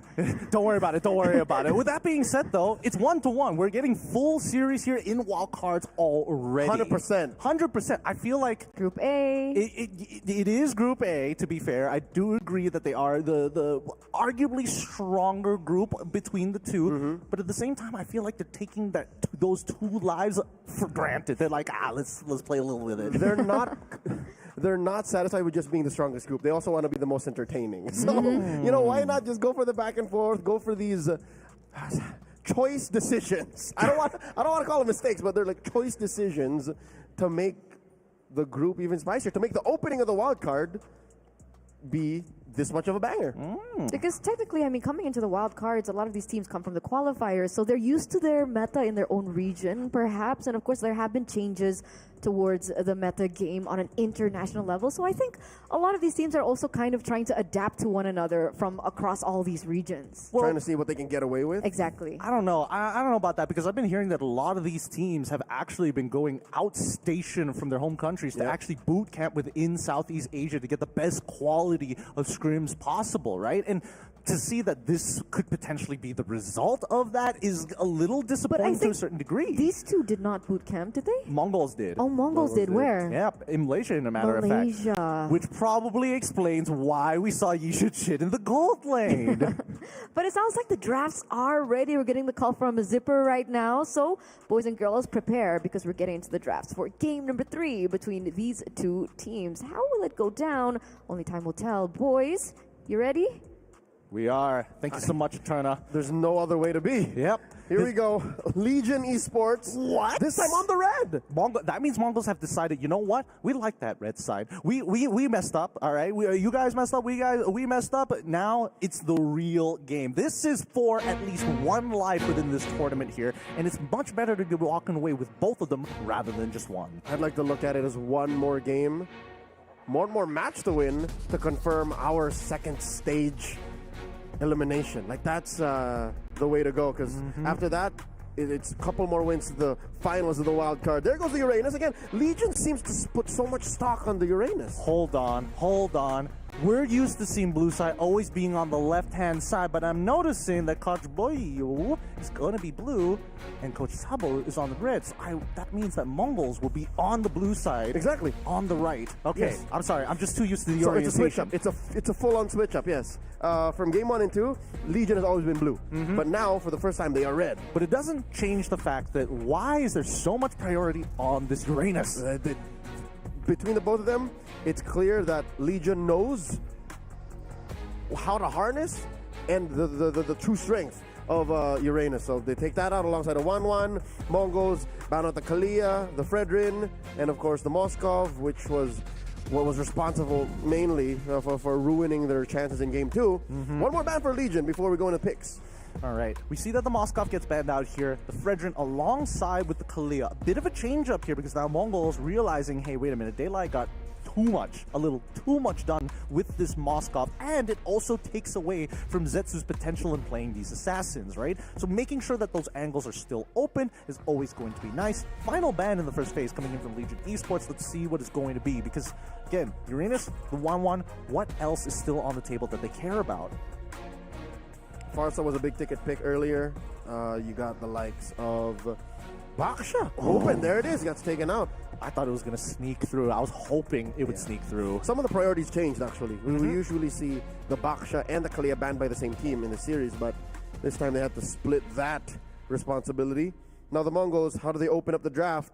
You open up with a Badang, you open up with a Ranger. I'm surprised that more teams. Well, I mean, they could go for a Hayabusa if they wanted to. They could pick up the fan if they wanted to as well. But the same problems are still going to arise. You first pick these heroes, and instant response is coming up for the side of LG. And I think the scariest part was how much value Cramgod was able to get out of Cho. And I think that's something that at least the Mongols need to consider within the first phase of the game. Yep, that was a Cho debut and a Cho win almost instantly. 100% now on that. And here we go for the first time as well. Arlok shows up. What are the Mongols thinking here? There's a hero that can keep up with their pace. I think, considering how Mumu was playing the Lapu Lapu, I wouldn't be too surprised if he wants to be the big setter for the team. Yes, but just the same, Legion have the Phoveus open. Also true. Arlok Phoveus matchup, I don't like it so much for the former. So maybe lock it in, give it to Meow. I think it's totally okay, unless they're using this as a flex pick, right? Unless they're thinking maybe Arla, because of his revamp, can go back into the role, which is, again, highly dangerous. It's either it does super well in terms of snowballing and setting up for your team, or you kind of get caught out and you always have to sacrifice yourself. Ooh, neither seems to be the case because Legion are playing a game of their own. How about double global, they say? Zetian and Yisun Shin. Interesting. With that being said, with that global vision, I guess they want to make sure that they can respond to potentially Arlet or whatever else is going to be coming out afterwards, knowing that potentially Farsa could be in play. Might as well just let him have it. Zitian is always going to be decently good, but I want to see how they're going to build around the composition, right? Because again, it feels like after the release of Zitian, it's like, oh man, so very good. And then the hotfix came in, and then we had a little bit of an issue of Zitian being hardly first picked. Yep. Look at this. Despite the Zitian being prioritized by Legion, Mongols don't care. Mongols are still going to play the Farsa, plus the Joy. Okay. Interesting. I would have imagined that they want something with a little bit more CC within the first stage, but it could be that LG could have just started eliminating in the second phase, right? They've already got potential jungler on their side, could go into the gold lane. Who knows?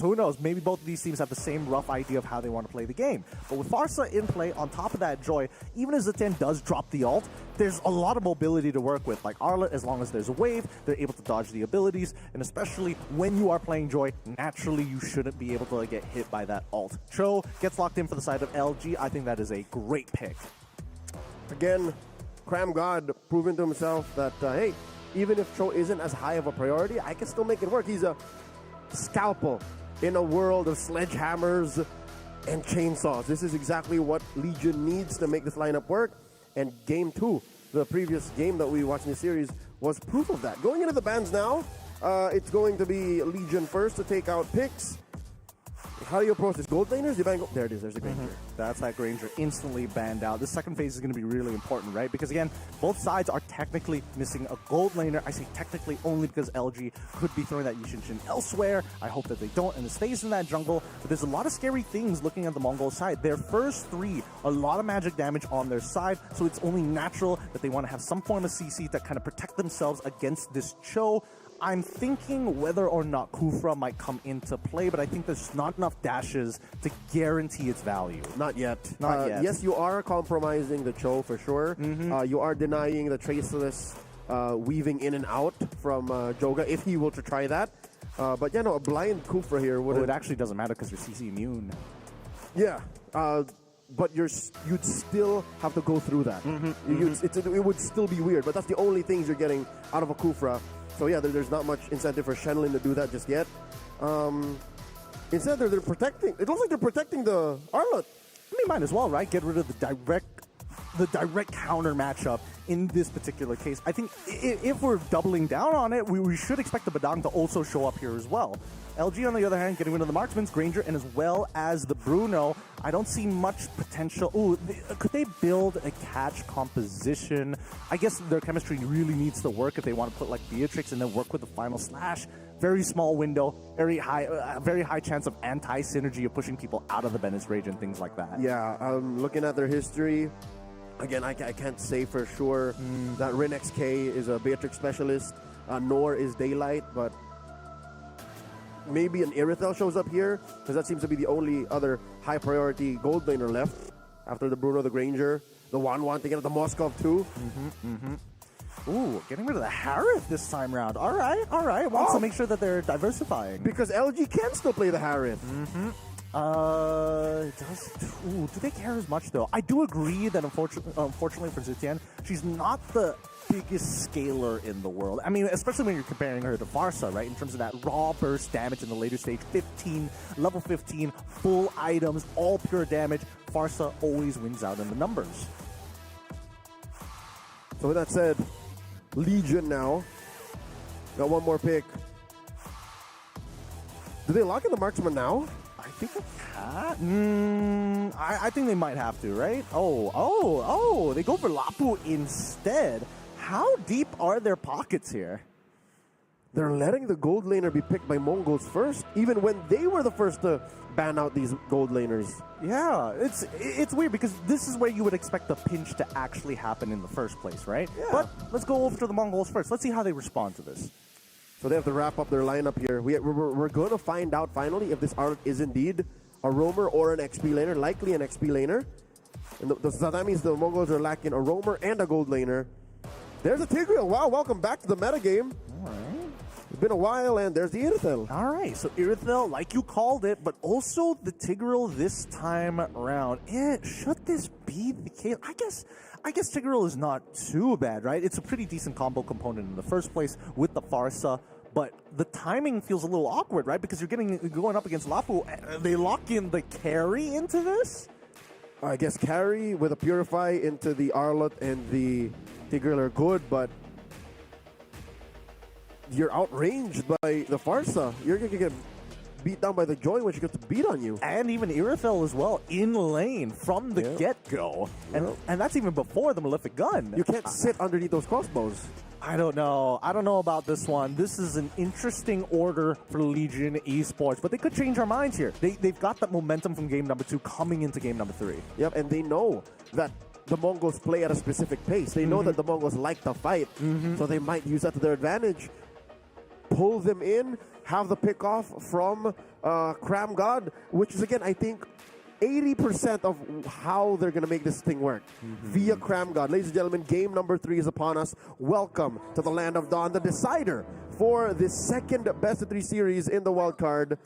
Group A. We're going to find out who goes up into the winners group of this stage and who goes down to the lowers with 1 life left. All right, let's see how this is going to play out. Meiki already taking a pretty awful trade as Cram God goes right on top of him. Oh my goodness, Meiki forgot how she works. The passive knocks him out of position, and that's already first blood for Legion Esports. Shocker using Zetien's passive, the knockback that has a long cooldown, but they used it the right way. The Mongols reeling here. That's got to be so frustrating for Meiki. He misses out on level 2. He misses out almost an entire wave, and now he's back in it. You should hit his level 2 in time, but Shocker is going to make him pay for every little bit of ground. Meiki still so greedy. Forced to flicker out. That's all his resources. RenXK, however, still able to survive and finds the kill onto Daylight. Okay, so a silver lining here for the Mongols. That gold lane situation is as we expected. It is as expected, but even so, this is, it feels, I don't want to say desperate, but it's hyper-aggressive. And honestly, there's no reason for it to be that hyper-aggressive. You can play from a range. Yes, you should be coming in from side angles, but always keep close to your side of the map. Why push over so close to the tier 1 on Legion Esports' side? Is the Mongols we're talking about. You go faster, you go home, sir. Oh, I don't know. I mean, yes, they still have that extra life, of course, assuming that they lose this. But they don't want to. They want to make sure that they actually have an opportunity to win. So,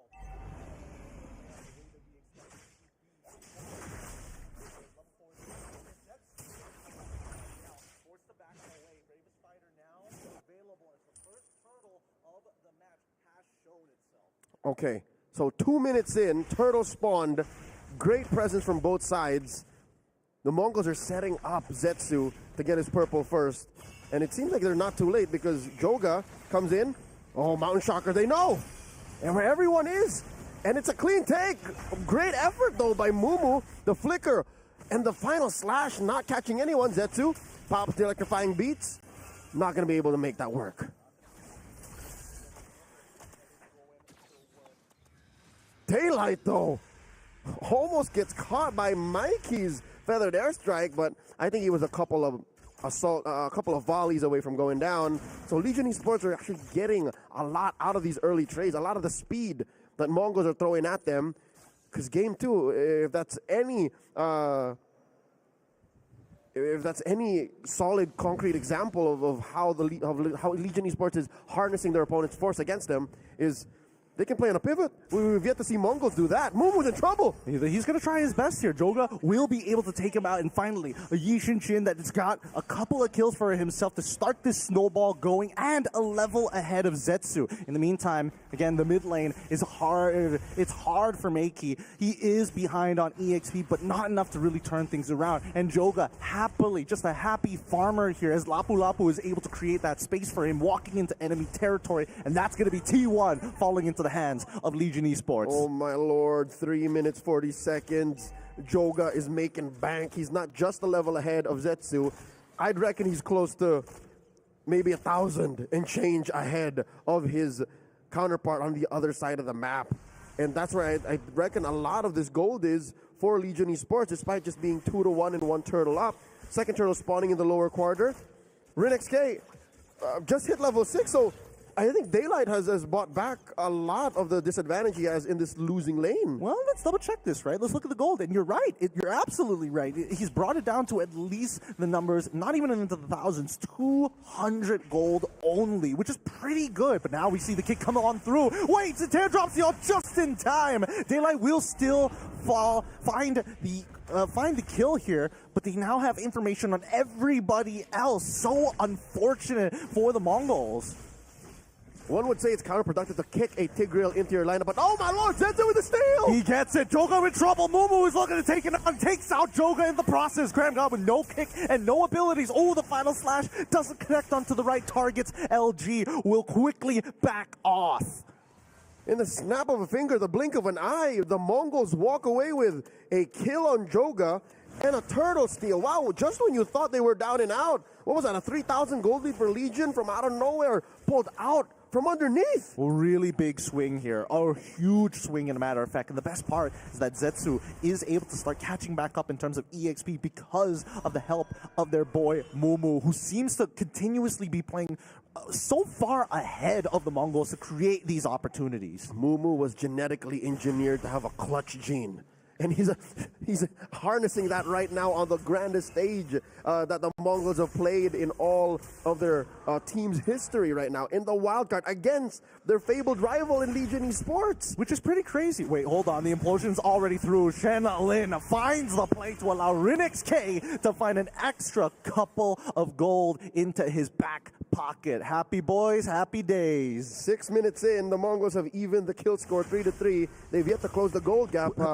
But so far, look at this. If this is not confidence, I don't know what is. They're crossing over into Legion Esports jungle again, and they're trying to get Daylight. Oh, they're going to try. Final Slash does actually collapse on top of him. He doesn't want to go for any more. He just wants to create space so that RinXK can actually take down this T2. And now the Shocker ends up falling as well. No passive, no problem. Zetsu takes him out with one quick sweep of the Electrifying Beast. Feathered airstrike landing onto Meow. Oh, actually forcing out the bravest fighter here. And now Graham God, he's thinking about trying to set up a play, but I don't think they have enough damage. They just need to focus on clearing the waves.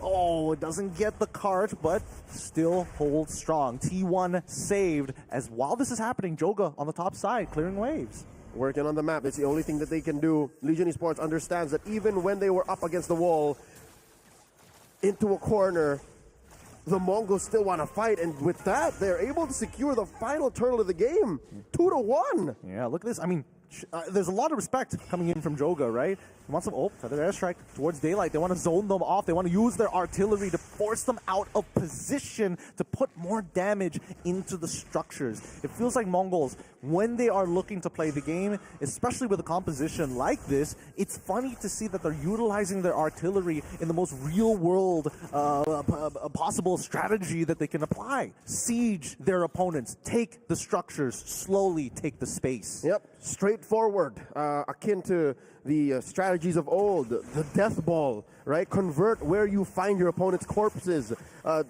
Turn their ground into yours. Mumu here, dashing through. Spots Joga.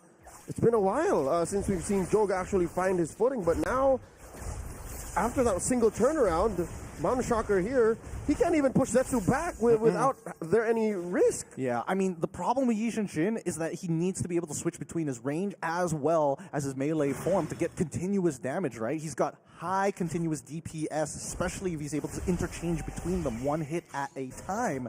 Even so, there needs to be respect, because if he gets too close, he can still get one shot by Zetsu. You are still a very squishy marksman. All right, gold difference, very small here.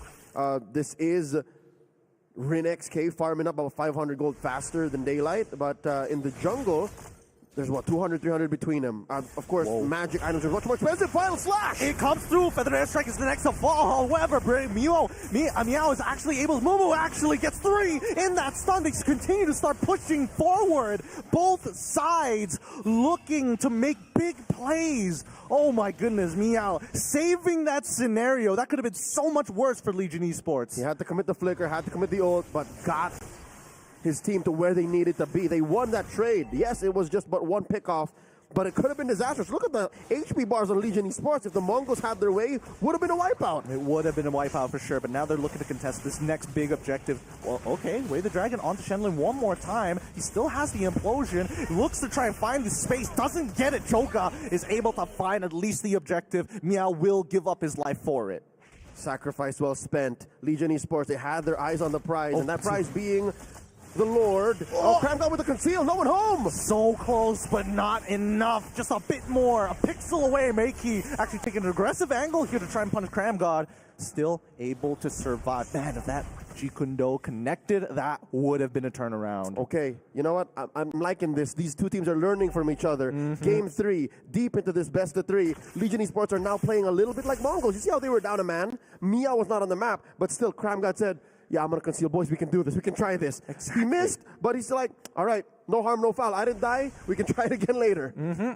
I mean, it's one of the few cooldowns that you don't mind actually expanding, right? Using that conceal in that manner is great. And I think that the window of opportunities, and more so the footsies being played by both of these teams, is just getting tighter and tighter and tighter. Yeah, and I think that's a tool that both of these squads will use more aggressively the longer we get into this game. Again, 10 minutes in, this is the first lord of the game. Legion marching up, making sure their investment on the map is paying off. I'm waiting for Shenlin's concealed play to work out. Rinex burned down to a third of his health, blasted. Joga gets to push in mid. Oh my goodness, melted so hard as well. Keep in mind, I'm looking at battle spells. Both Mumu and as well as Cram God have their flickers active. You can use it at any time. I don't think they want to use the nuclear option just yet. But in the meantime, the Mongols, they need to wait for the next neutral objective to actually spawn to guarantee the fact that Legion Esports will clump up together. Do you think that the Way of the Dragon needs to be used a little bit? Wait, hold on. Conceal. On towards me outside, forcing out the Bravest Fighter. Conceal for the Bravest Fighter, not too bad. But it is a very short cooldown for this Lapu. It's fine. He can afford to do this until the next perfect timing of the conceal, the next perfect flicker kick. Oh, Shenlin forced to use the implosion. What a mind game. A trap laid out by Cram God. But yeah, you were asking, right? Where should Cram God use the kick now in this turning point of the game, in this crossroads? Best case scenario, put it on Zetsu, put it on Mikey if you can. But I don't think he'd be so bad to put it on Shenlin. Especially when the rest of Legion are there to collapse. A free pickoff, a 4v5 if you can make it. Okay. I think if I want that scenario to work out, ideally Daylight and Shocker are coming in, at least split up just enough so they both don't get caught at the same time. Yeah, by the sacrificial implosion. Exactly. Yes. Because I think that at least for Daylight, it's not too bad. He still has Purify. It works out really nice for him. I think ideally he wants to hold it up for Mumu in case he tries to go for the big flicker play. However, one of these ults are going to hit, almost guaranteed. So the question is whether Legion Esports can stop the follow-up, and in this case, it's either Meiki or Zetsu. RinXK has been playing a very timid game, at least. Ideally, if they do that pick-off, the rest of Mongols, gets twice bitten, once bitten, twice shy. They make him feel like, all right, you know what? Shenlin's dead. Let's leave him alone. That is best case scenario for Legion. But yeah, no. What if it's a reverse collapse? What if they baited Shenlin? Oh, there's a flicker! And they find it, and they quickly drop the Zatanna ult as well. Meow quickly jumping away with the bravest fighter. Mumu doesn't find him. He couldn't get the final slash off in time, even with a flicker. Now, Joga, he's happy about this. He's not going to get as hard contested for this Lord. RNXK, he's nearby, but he can't seem to find the angle. Cram God is forcing him to reveal himself. They're going to try, and Joga is going to be able to secure the Lord for Legion Esports. Zetsu almost went for a full distance dash-in steal. Was not going to happen. Not on Legion Esports' watch, but as we talked about it, the build-up, the anticipation, Gideon, it happened. They baited out a response from Mongols, but instead they got something better. They killed Mumu instead of Shenlin.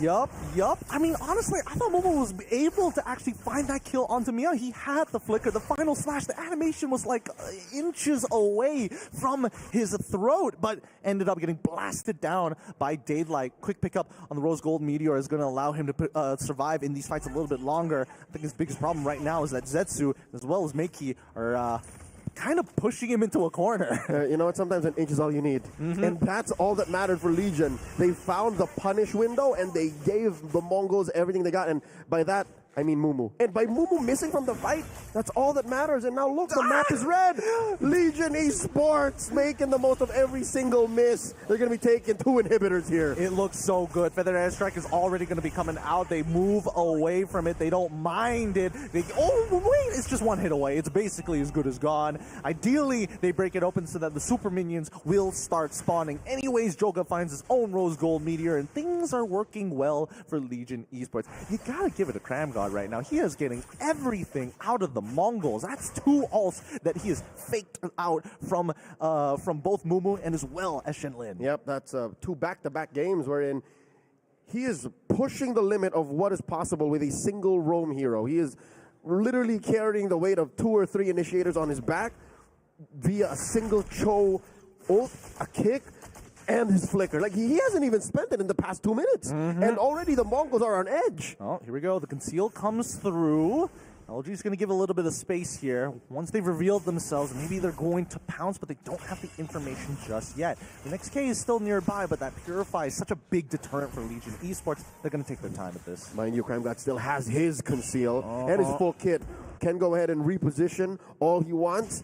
Plus the double global, the double reveal. Oh, it's so bad.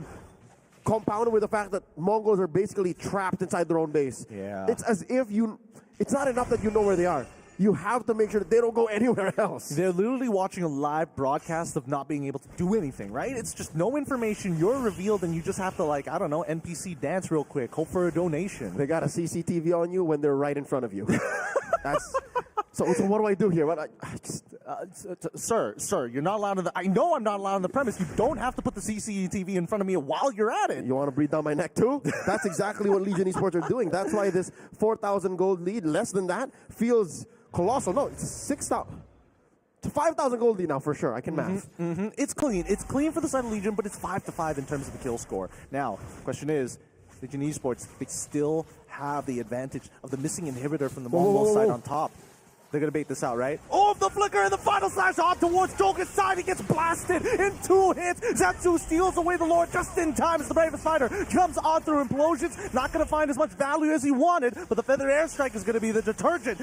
Legion Esports now running it down mid. 2-for-nothing trade. The Lord going to be spawning only towards that 40 seconds. They still have 14 seconds left to play. Lord is coming through bot. Legion Esports get time as Shocker very low. Pushed out of range. Joga and the rest of them protecting him, putting up a defensive wall to protect their mid-laner. Daylight! The donation comes through, and now RNXK gets to play the game for free. Meiki flickering forward to try and catch out Joga as the kick comes through. They find RNXK. Legion Esports, they thought they had this game in the bag, but the Mongols turn things around and now try to look for the outplay. Zetsu dashes right through the Meiki. The next to fall with the help of the bravest fighter, Meow, should eventually fall to this Arlet. What a turnaround, and the death timers are huge. We are far, from TikTok timers, 3 minutes to be specific, but this is very much punishable. Despite the Lord going over to the Mongols, they lose that bottom lane inhibitor. That mid lane inhibitor is just but a whisper away from going down. Shenlin with the implosion! What a play coming in from Mumu to set it up into the implosion, forcing LG to now lose another member. 35 more seconds until Cram comes back up. However, you can see that the base is split. The decision making is unfortunately not in place. The waves are not set up, and the Mongols cannot find a bigger punish on Legion Esports. All 3 inhibitors still available for Legion. But if there is a silver lining to this, a reason for the Mongols and all the Mongolian fans to shine, is Legion Esports now seem to be playing to Mongols' pace. Oh yeah. Legion Esports are now suddenly out of their tempo and fighting where the Mongols want them to fight, even if it is messy, yes, even if it is not ideal. It's not how Legion Esports will respond. That's why this gold lead has shrunk. It has. It's shrunk significantly, and we're going into the 20-minute mark. The death timers are vicious, so very vicious at this point of time. Looking at the item build, we do notice that at least for the side of RenXK, he's getting into that full build. That's right. They are at deadlock. These 2 marksmen are firing off on all cylinders, so it's just a matter of positioning. It's a matter of not what you got, but where you're allowed to use it and how you use it against an opponent who is arguably your equal. Both marksmen are a threat now, but if I may, I think RenXK has it easier. Way easier. RenXK, especially off of the back of a final slash or an implosion. Oh, here we go. They're looking for one of the conceal.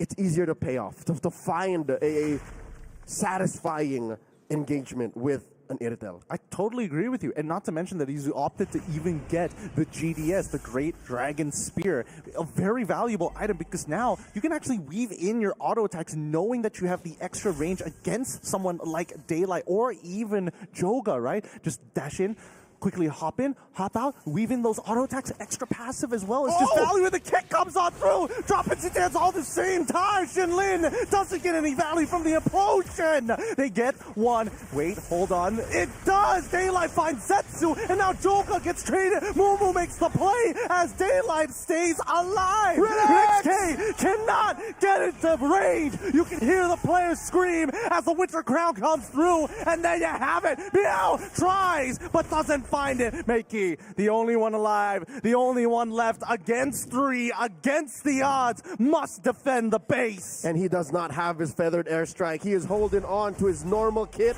and a dream. There's 3 members of Legion in the base. He's gonna try, but Zatan drops that on the stun. It's gonna secure the game. There you have it. Legion Esports finds revenge. 2-1 victory against the Mongols. May have taken them almost a year to get to this point, but they take the series 2-1. Oh, what a game. What a game this has been. You can't believe it. You can't believe that it turned out the way that it did. Both sides having moments in the game to kind of shake things up. And it was so satisfying too. The fact that there was moments of excellence, highlight plays for the Mongols to try and make Legion feel like, oh, we may have dropped the ball. We may have missed our window of opportunity to win. But no, Legion never let go. Legion understood the assignment and said, they want to fight, let's just give them a fight. And they gave one hell of a fight here. Again, it boiled down to a matter of auto attacks here. So many times we saw them actually getting very, very close to dropping the team fight. But RenXK, he tried his best here. He really put everything on the line. And I wouldn't do anything less. I did not expect for him to do any less. He knew he had firepower.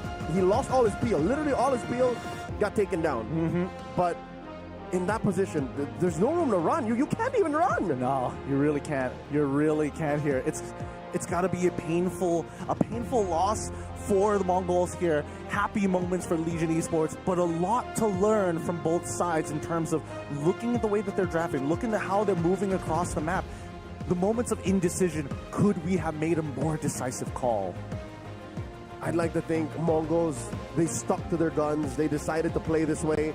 And up until that very last moment, even when they were inside their base, even when they only had one inhibitor left, even with Mikey, the only one remaining, I think they understood that we gave our 100%. And I believe they gave their 100%. They really did here because, again, Daylight had a lot of things stacked against him, but he was still able to actually push out a decent amount of damage here. Shenlin not finding as many big implosions as we were expecting it, but that's just that quick fake.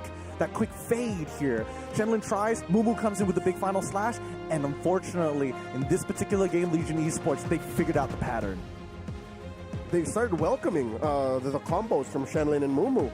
And towards the very last moment, in the final minutes of this game, the final seconds, I think that's how they won near the Lord pit. They allowed for Mumu and Shenlin to get into position, and then they punished accordingly. Is this that last moment? Yes, it is. See here. I really was hoping that Joga was able to kind of provide a little bit more, but Zetsu made sure that he put a full stop on that scaling, full stop on the output of damage, and not to mention how many Winter Crown plays have we saw in this game alone that makes the difference. And I think Winter Crown is such a specific item, an important item to highlight, because in a match, in a game wherein two teams love to fight, Winter Crown is as good as an Immortality, maybe better. Maybe better. I mean, let's bring Eterna into this. Eterna, how do you think about that best of three, man? Legion coming out on top. All for it. Again, another unexpected. Personally, I know there was an argument to be made by Leo earlier on, but I would say it's a day full of unexpected results. I mean, match number 1, we thought that maybe Falcons would be able to take it 2-0, and then now we get yet another full best of 3 series with Legion finally being able to claim their revenge from, that M6 bout back in the day. Yeah, I'd like to think that this adds a chapter to the rivalry, and it makes Group A more than just the strong group. It's super entertaining now. Who knows what the Mongols are going to do in the X1 bracket? I personally feel that at least for the beginning of the tournament, this is a good way to kind of get a little bit of everybody, a little bit of flavor, a little bit of personality to see what they want to do. As these days go by, I'm going to get more critical because, again, levels of execution need to increase. And in terms of raw decision making, there was a lot of moments where it could have been good. They just didn't pull the trigger. We're going to take a look at the highlights once again before we get into, the tidbits of that particular game. And here it is. I like that you mentioned it because if you want to nitpick, sometimes there are moments where maybe in terms of resource allocation, things could be a lot cleaner. I think we saw that very apparent in the previous game as well. And in this game in particular, there were a lot of moments where maybe...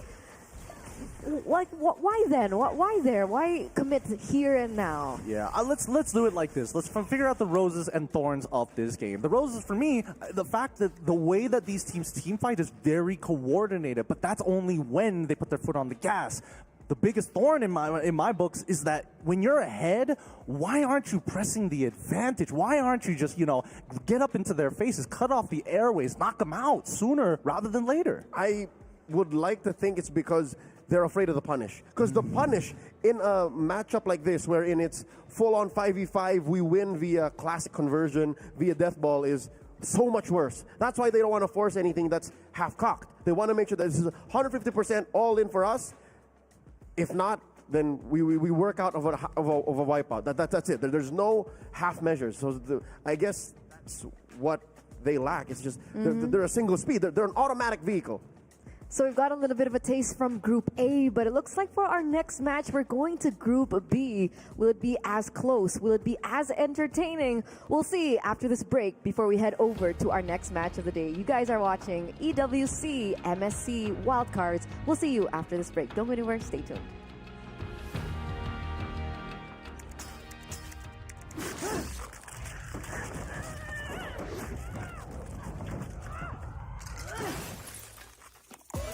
Reach your impossible. Lenovo Legion.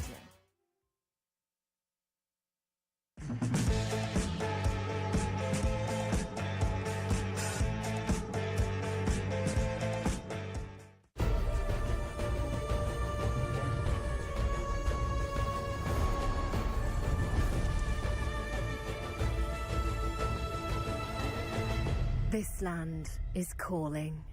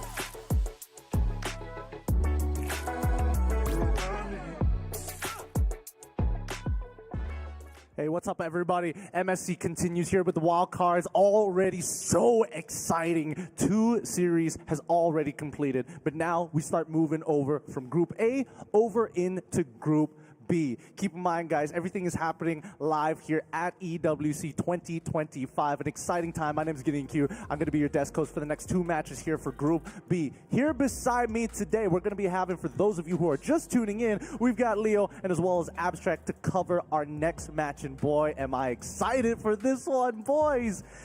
Guys, tell me you can't be excited for this. This is Influence Rage versus Zeta Division. It has been, as Eterna said, half a decade since we've seen Japan in any official MLBB esports tournaments. And what a way to welcome them back into the wild card. A bunch of young guns under a very prominent name out of Japanese esports in Zeta Division coming through to face off against one of the finest teams out of Latam. I could not think of any better way to say welcome. Welcome, welcome. Zeta Division, it's been a long time, so we hope that you are going to enjoy your time here in the Wildcards, and of course, to Saudi Arabia as well here in Riyadh. When it comes down to Influence Rage, on the other hand, they are not strangers to most of the MLBB fans. In fact, we have definitely seen them a couple of times before, and when it comes down to their lineup, we have seen them quite a bit. In fact, when it comes down to Yodun, Fury, Pakitu, the 3 of them is notably going to be one of the few players that I gotta have to look out for. Well, in the meantime, Zeta Division, I think there are still quite a bit of question marks as to how exactly they're going to fare. They have been away. I mean, Japan as a region has been away from the MLBB scene for a little over 4 to 5 years at this point. We're not going down to the exact, but half a decade is a long time to be outside of the MLBB space. But at the same time, as Abstract mentioned, I'm thinking that you're leaning into Influence Rage to be the winners of this match. Because, I mean, we heard it from the study group of MPL Latam, right? They were the favorites to actually win the whole thing.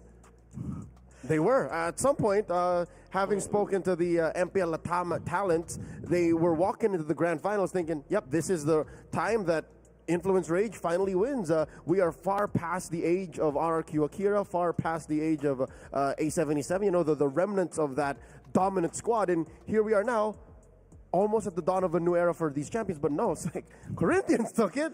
And that's where we find Influence Rage here now in the wild card. Perhaps we'll be able to see Influence Rage go all the way to the playoffs. We'll see off, or rather not playoffs, the group stage, as a matter of fact. But so far, there is a pattern in Wildcard Day 1 so far. The favorites have been taken down in a reverse sweep fashion. I'm not going to jinx anything about game number 3. No, but I don't want to hear it. I don't want to hear it.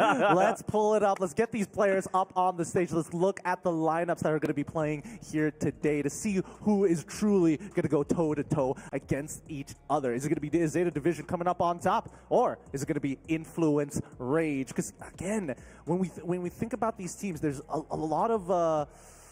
There's history with Influence Rage, and a new potential legacy that could be created with the help of Zeta Division. Keep in mind, Zeta Division is an organization that has been in Japan for quite some time, building up that mobile space and finally dipping their fingers into MLBB. So this is potentially the future versus the up-and-coming present that we're dealing with here. Because if this works out for Zeta Division, if they're able to make it happen here and prove that they belong on this stage, then who knows where we'll see Zeta Division in 6 months, in a year from now.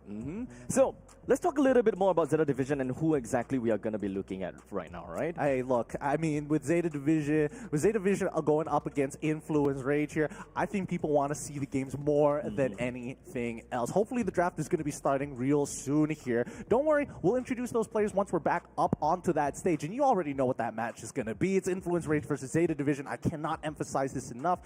I don't know why this wasn't going to be the highlight match, and to be fair, there's not enough history to actually go by it. But let's talk through first Zeta Division, right?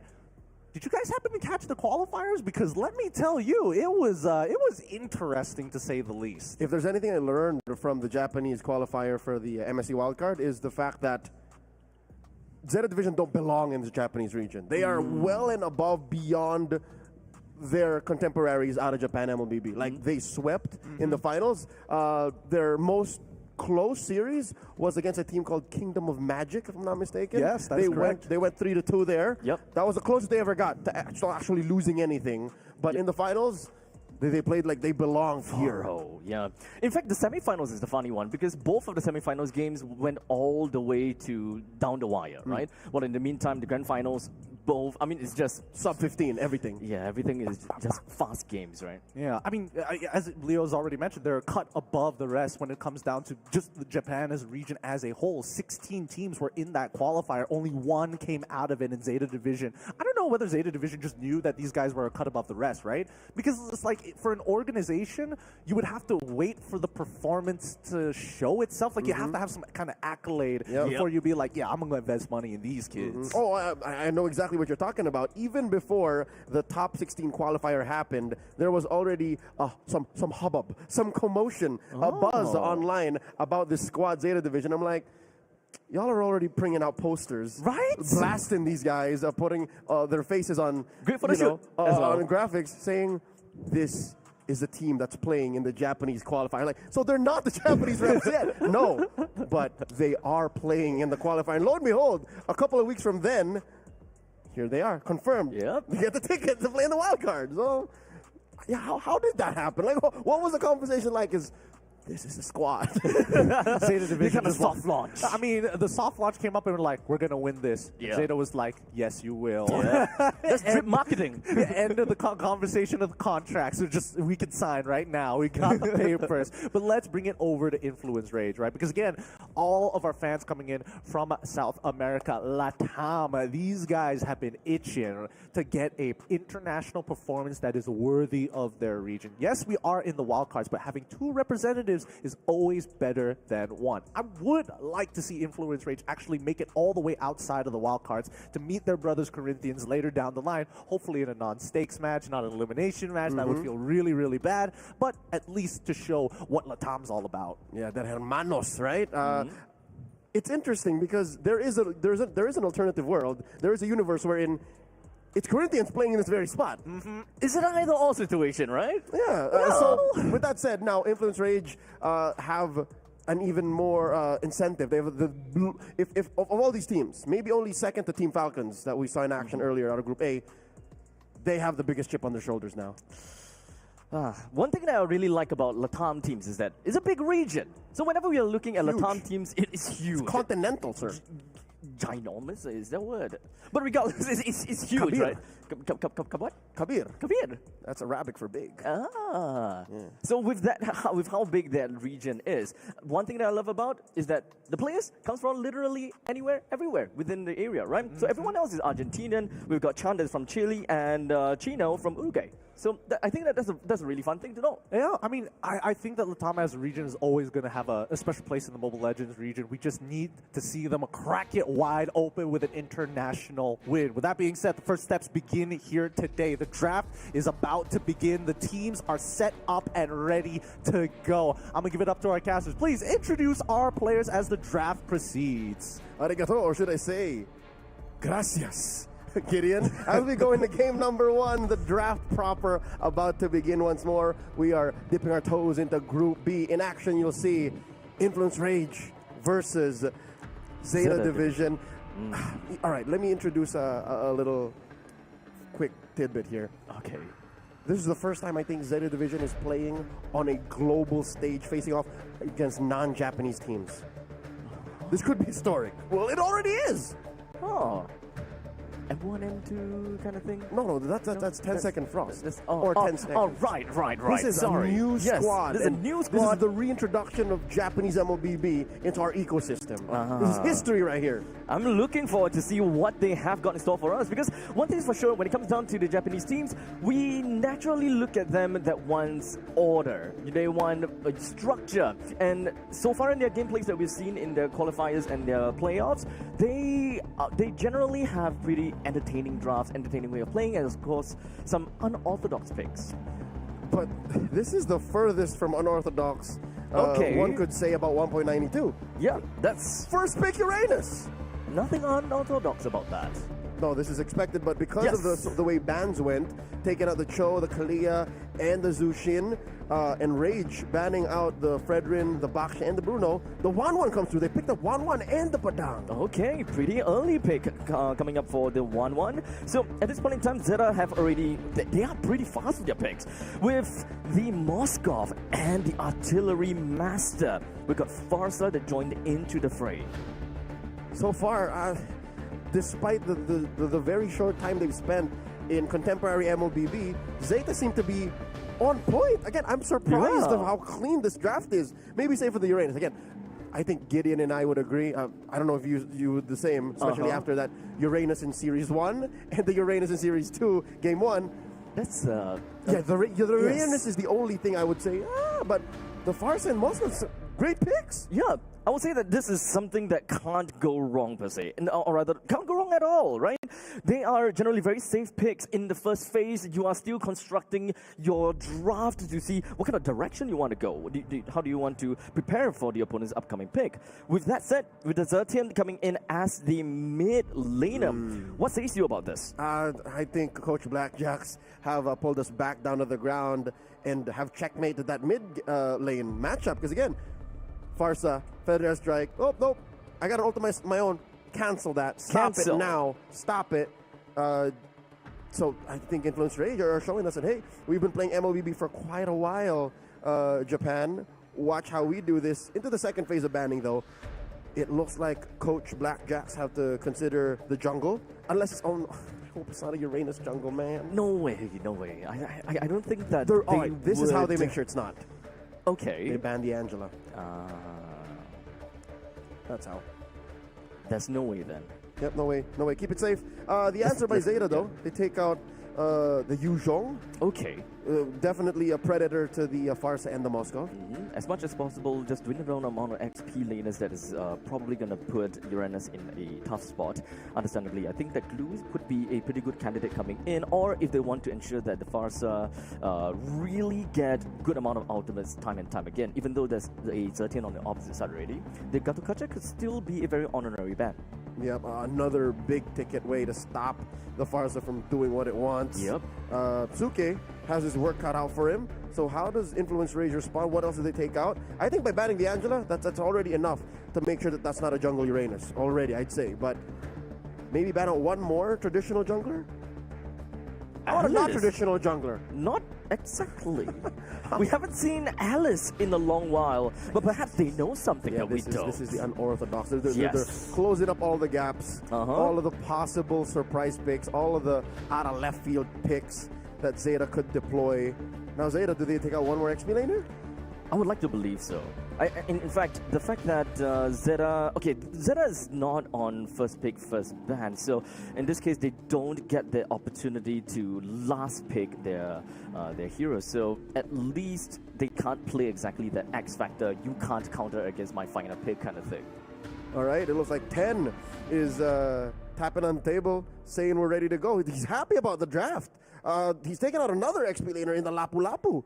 So far, again, all of this discourse about Japan having a meta of their own, having... Not at all, it doesn't seem like to be that way. No, this is very 1.9.92. Yeah, they know exactly what they're getting themselves into, and they are well prepared. So, I'm looking forward to this, right? Influence Rage has now picked up the Yi Sun Shin of their own. So once again, double of that global vision game. We've seen that once or twice, I can't remember. Today? Yes. And it's double marksman once more. Oh, yes, at least they don't bring out the Kimi this time. Not going to be possible, sir, no. But Zeta, though, to close up their draft here, puts a Hayabusa into the hands at 10. Okay. And I'd reckon, I don't even, I think June will be playing the Uranus, and then Kani gets the Gatot. Okay. So they get the Gatot. Kani will get the Gatot. So how does that work? Do you AOG and then the passive of the Zetian goes off? I mean, pops you away? I think it's also because of can you be popped away? Yeah, because she's a passive, right? Maybe when you land, and it depends on the angle of your landing. Yes. the angle of the landing, unless you're not exactly like on the epicenter. I think only if the pin is in the epicenter, then it will push the gun. Yeah, if you're close but enough how to long is her. that lingering iframe? That's my question, right? We're about to find out. Did you get a glimpse of that last pick? No, actually. All right, so it looks like we'll find out as soon as we get into the land of Dawn. I personally cannot compare both lineups because I don't know what that fifth hero is. Not yet, at for least. Influence Rage, but for Zeta. Let's talk about Zeta here. Okay. This is so meta. It's so July 2025. So honestly, I don't see any. I honestly don't see anything wrong or anything too different. They definitely did rock a Hayabusa this time. Yeah, this is, if I'm not mistaken, our second Hayabusa for the day. Second Hayabusa. It's our second Hayabusa for the day. I'd like to think now it just comes down to execution, sir. Okay. It just comes down to execution. How do they utilize what they got away with in the draft? Because I'll tell you now, I'm impressed. I really like what Zeta Division brought to the table. Do we have, or would we expect the way that Zeta Division, picked up? Do they want structure? Like, one thing's for sure, right? Influence Rage, they thrive in chaos, while Zeta, they want structure. Okay, you're bringing in a very interesting question. I would like to answer that with another question. Damn it. Just so that we can get proper context. Structure in what sense, Eugene? Structure in terms of approaching team fights, structure in space, like I will be here, I know that they're coming from this angle, or structure in terms of their farming patterns, like, all right, in the early game, I'm going to try to snowball onto the Haya, I'm going to try to work into, so is that the question? That, yes. So I'm looking at kind of like a tempo thing, right? Because if you want structure, you know that something works for you. By minute 1, I want something. By minute 2, I want something else. And generally, if the game goes well and we manage to hit certain breakpoints or certain milestones by that timing, we know that this direction or this draft is gonna work. I think yes. The answer is yes. You know why? It's very clear that there's a lot of pressure on that early aggression from the mid trio. Farsa, Gatot, Hayabusa. Snowball on the Hayabusa. Try to kill the Zetian as often as you can. If you're going for gold lane rotations, take down that 1-1 and then snowball into victory. If that doesn't work out, at least you know that the upper quarter of your map where the Uranus is isn't ruined, isn't hurting, because I mean if you're losing the lane as a Uranus, that's on you. You know what I mean? So there's a lot on June 1 here to make sure that pattern in that order is kept. Okay, so now the final pick is in. We have Influence Rage with the final pick onto the CC, effectively putting the Badang in the Rome. It's a Cicino. It's a Cicino. It's a Cicino. Okay. With this much we expected. Again, maybe they want an answer to the Uranus in lane. Half a dozen times we've mentioned how Badang now is more often played in the Rome position. And you're right. It's there to, again, at least go toe-to-toe against the Uranus. I'd say in the early game, it hurts. Like, as the Uranus, like, please stop throwing yo-yos at me. No. But eventually, when fights start to break out and when there's bigger rotations, the Uranus can then find something else to do. Like, you don't always just have to catch yo-yos in the face. There will be a lot of macro plays that I would like to believe, because I would like to believe that Japan would be slightly similar to Singapore's playstyle, a lot more macro. In fact, Philippines playstyle as well. A lot macro, a lot structure-oriented kind of thing. While Influence Rage, they want to be in your face. They want to do whatever that they can to, grind the gears of Zeta. Okay, you know what? For the former, I would like to hear your opinion, but now look at this. Oh Chino my God. forcing a revitalize out of June 1 early on, not even a minute through game 1. Welcome to Landon. It's Zeta Division versus Influence Rage. Our first match out of Group B, a best of 3. Is Kani in June 1. What are they going to do against Chino here? Chino's winning, by the way. Yeah. Here goes Makito. Kani even used up the Revitalize just to make sure that June 1 stays in the game and uphold all of that Radiant stack as much as possible. He's still in lane, though. He's still in game. He's fine. Okay, so half of our thesis statement checks out. Influence Rage wants to fight. They want to be in your face, and they want to force a response. In Zeta Division, they're bringing out a response. They've sent over Kani, and Kani's working on that XP lane crab. I think he served it up to June 1. How about gold? Let's talk about the gold lane. Muiminet versus Fury here. Fury, wait, hold up. Fury only uses Inspire. What? Yes, but it doesn't seem like Mui Minette is having any problem. Or maybe he went home already. I would like to assume that he went home already because he suffered quite a lot. But speaking of suffer, Kani is going to be suffering by the hands of Holden. And just like that, first blood over to Influence Rage. Hotun punishing Zeta's half engagement. Because again, the Feather Airstrike came out of 10, but there wasn't enough damage to begin with to capitalize on the early pickoff. So Influence Rage, they're playing to their tempo. They're getting what they want. They're slowly inching on. But one thing's for sure, that Influence Rage, they are naturally a very aggressive team. But looking at the current draft, they definitely have got good scaling all the way to the later stages of the game. Early game, at least we have Chino that will be able to pave a way to ensure that the Uranus is gonna be kept in check. Yep, he still has his Revitalize that came off of cooldown after the first minute of engagement. A lot of damage on the June 1 right now. Paquito pushing him away. Hotun and the rest of Influence Rage gonna barrel away at the turtle. Yep, that's going to be going around it here. Kani as well as June 1, they are pretty tanky altogether, but in the meantime, the Fury of the Phoenix is just going to be popping up onto June as well as Kani, making sure that these tanky boys will not be able to do too much. But in the meantime, top lane and bottom lane, we are expecting to see quite a bit of action, with Chino finding himself taken down immediately right after the...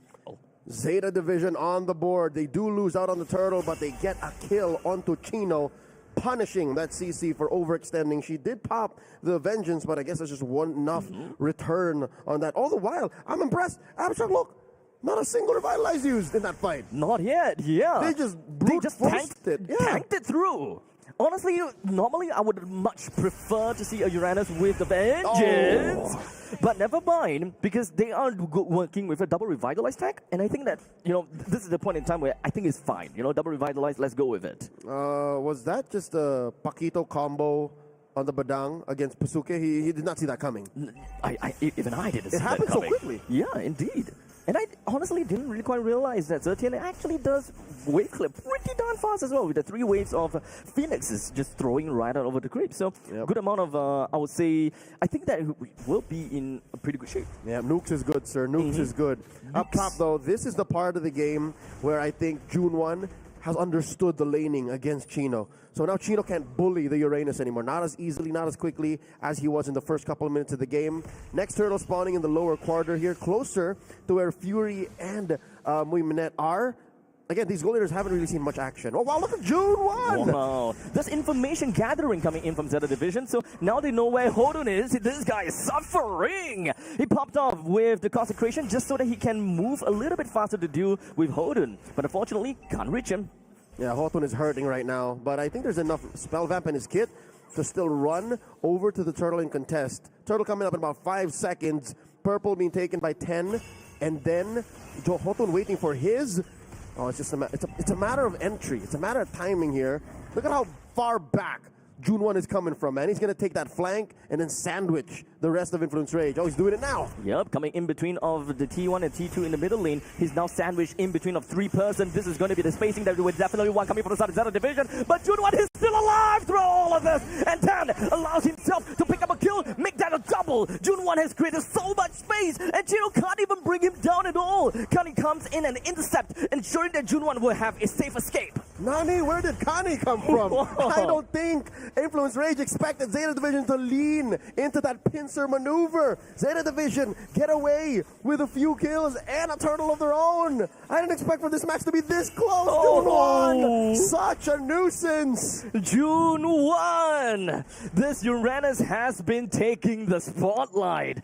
I honestly thought that Influence Rage would be able to burst him down, but now that I think about it and now that I look at it, they don't necessarily have the burst, right? But Fury at least does have the crossbow of tank to at least deal with Mui Minette. Okay, as impressive as the majority of the map is looking for Zeta Division, that gold they don't belong to them. Oh, almost gets taken down. 10 gets him. Damn. The Sly Ninja joins into the fray and brings down the samurai. Wait, he's a samurai, right? No, he's no. not a samurai? Lee Sin is a Korean legendary hero. Oh, damn. Never mind. But no, this is kind of a Viking to This is impressive. Zeta Division is actually putting up quite the resistance. Yeah. But here's the thing. I was saying, Mui Minette, he needs to show up. Like you can't be sitting in the gold lane and enjoying As a Moskov, right? the majority of the 2/3 of the map being to your favor while you lose your lane. Like this is unacceptable, especially in the face of a 1-1. He's currently at level 7 as compared to Fury at level 8. They are almost a full level apart, and I think that is going to be pretty concerning if Muiminet don't manage to get some of these farms. In fact, he should be a little bit more agile, perhaps still a little bit in the middle and the bottom lane. They need to funnel a little bit more towards him. And it looks like Fury's keeping himself scarce. This might be the... Oh, my Lord, Chan! Oh, almost there, but that is going to be the passive coming in from Chan that knocked 10 away, but not quite enough to stop the Ninja of the Night. While Junwan puts himself right in the face of Hodun once again. And this guy, he ain't afraid of anything at all, tanking up all this turret damage. Oh, and the long-term wait by Hotun, rather by Fury down bottom, gets Muiminet. Muiminet didn't even stand a chance. Look, he just died off camera. But say what you will about that lane, the rest belongs to Zeta Division. Another turtle, the final one, goes over to 10. With now the bottom lane T1 destroyed for Influence Rage and Zeta Division getting the T1 up in the top lane. It's a little bit more, it's pretty balanced at this point in time. With only 200 gold lead, it's nothing really. But Zeta Division, they will still have got a Uranus that is pretty beefy, and I think that is probably one of the first questions that they need to answer first. Okay, we'll see exactly where the gold is and why it's so close. Oh, it is actually odd that the gold is this close, despite all that Zeta Division is getting on the map. So we'll find out in just a bit. We'll get answers as to why this is. Some good news for Muiminet. He's died twice, yes, but he's still farming up. Yep. But by how much? How much is he behind Fury? Because look at Fury, man. He's level 10. He just built up a Haas Claws. Who knows what's next for this 1-1? Here we see... Oh, it's just 800 gold! Oh. That was unexpected. Okay, that's not too bad. So where is all the gold coming in for the Sada Zeta Division? So far, it is Hayabusa. It's on 10, 1,000. man. It's on 10. Yep. Oh, this rogue Shinobi, I did not know 10's game, man. He knows how to use his Hayabusa, and he knows how to use it well. Influence Rage. He's got a lot of targets, let's be honest here. That's true, but also they're hoping for time. I think if there's anything I learned about, or we're learning about Yusen Shin in this current patch, is it doesn't matter how long it takes for the Yusen Shin to get online. He will always be a threat come the late game once he's fully built. Okay, so there is a small little window where he loses that power spike in the mid stages of the game, right? Because most of the marksmen will get a massive power spike by the mid stages of the game. That is where he kind of loses out a bit. This is his hybrid nature, because he's, again, not just a full marksman. He's also a fighter, also an assassin. Yep. And I think once he builds his, we're on the way to the endless battle, his 4th or 5th item, his 4th or 5th non-boots item, his core items, once he gets there, then maybe 10, once he spends the shadow kill and doesn't kill Hotun, starts to regret things, maybe June 1 will start hurting, which is another question. Again, you mentioned this, who's taking care of Hotun? Where is the anti-heal coming from? Whose job is that right now? Honestly... It's on Chan for sure. It must be on Chan. Where else? I would assume Chino, right? He gotta have to build the Dom Eyes at one point. It's on no one else right now. No one else. So they are relying, technically they are relying a lot on the Fury of the Phoenix in order to apply all these anti-regen. I don't think that's enough. Really? It's not enough. Oh, here we go, the collapse! In mid, that's quite a burst onto Piske. As now, we also do have the SOD just going to be flying up in the sky, while Muiminet joins in the fray. Doesn't really have a lot of damage on the Chino, though, unfortunately. 10 as well, Muiminet just going to be tethered together as they walk back and out of the fight pretty effectively. No problems for them. God! Well, the southern side, June taking quite a bit of pokes, but it's nothing that's going to stop him. That is terrifying. The Uranus bullying out of the Lord Pit. Hotun goes down.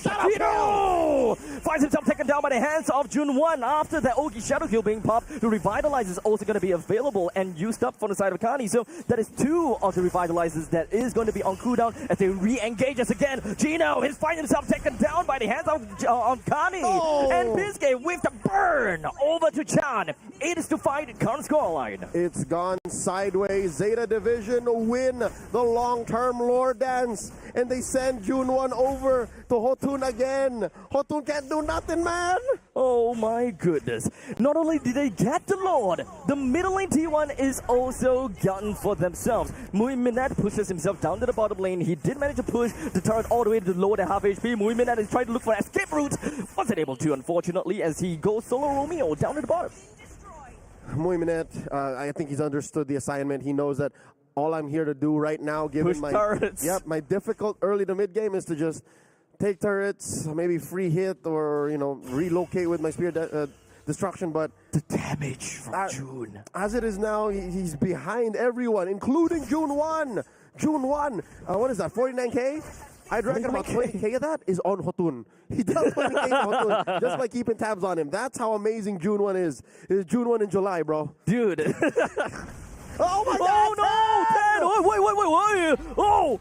The burn is good. Oh, that's no burn! Wait, never mind! The Ogi Shadow Kill gives him the iframe that he needs and turn around against Pagino!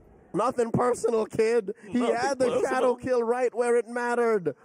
Oh, wow. Zeta Division, so entertaining to watch. Influence Rage. Oh, my goodness. Is it just me, Abstract? Is it just me, or are they just... Are they getting a little messy here? I don't know. Influence Rage, I know they thrive in chaos, but I don't know. Is this organized chaos? Exactly. Is this a little too chaotic for them? I think it is, because Zeta Division is quite literally holding this game on their hands. Like, it's literally in their palm of their hands, with all the waves just going to be shoving right in, with the rod pillaging from the top side, with, of course, the spiraling trident, while Mui Minette focuses down the bottom lane, as the Ogi Shadow Kill deals a number onto Chino. Zeta Division, I think I've said this a couple of times already in the series, but I am impressed. They so masterfully sink those waves. Yeah. I mean, mid missed out, sure, but top and bottom, that's what resulted in this inhibitor going down. That's what resulted in this half of the top lane turret going down. And they're not done. And they're just still gonna keep moving in. 10, taking a little bit of a pot shot, but not gonna be a problem. Of course, when it comes down to the artillery strike deal, a decent amount. Hodun looking for one onto 10, but wasn't able to. Oh, wow. I understand what Hotun was getting at. But again, those kind of movements, those kinds of patterns to look for punishes are one of the reasons why I had to ask is this too much chaos for Influence Rage? I think that... Are they out of their tempo here? Definitely out of tempo. And a little bit panicky, right? They're down 5k, Eugene. They're down 5k. And wait, where's the majorities coming from? Oh my God, on June 1 and 10. June 1 by 2,000? Okay, to be specific, 1,800, but... 10 on almost 2,000 too! Honestly, what really impresses me is that... Oh, wait, hold on a second. They want something out of Pakidu. His HP is all the way down low now, but we also do have the Avatar of the Guardian that snatches it off onto Pakidu. Of course, the Ogi Shadow Kill deals a number on the Hodun, brings him down. Fury, make a quick hop, skip, and a jump away. Well, 10, I don't have... Oh, never mind. Now it went off cooldown, and Chan is going to suffer that loss. 4-man down to Influence Rage. Fury's Wind of Nature and Crossbow Tang meant nothing to Zeta Division. They can read the map. It's endable, they say. Fury is unable to get himself out of that. The last thing they could do is to take Fasa down, and Zeta Division takes game 1. What a welcome back on the world stage. Oh. MLBB Esports with open arms welcomes Zeta Division with their win. Drawing first blood in this best of 3. Oh my goodness, dude. It's been a while. I don't know what to say. Look at the big smile on Ten's face. Oh man. You know, throughout this entire few series, this is the very first time. Oh, okay. Is it the first time? I can't remember. The first Lord. I just gotta say, that's Sugoi, man. what did we watch? Oh, wow, this is dominating. I did not... No way, guys. Zeta Division, they are here to show the divide between them and the rest of the wild card competitors. This is Group B. Welcome to Group B. Welcome to Group B. This is what we said, right? We set it up as the entertaining group, and what an upset. Again, this is I gotta say it out loud. This is an upset. We haven't seen Japan in a long while, all this while. Just a little half a decade.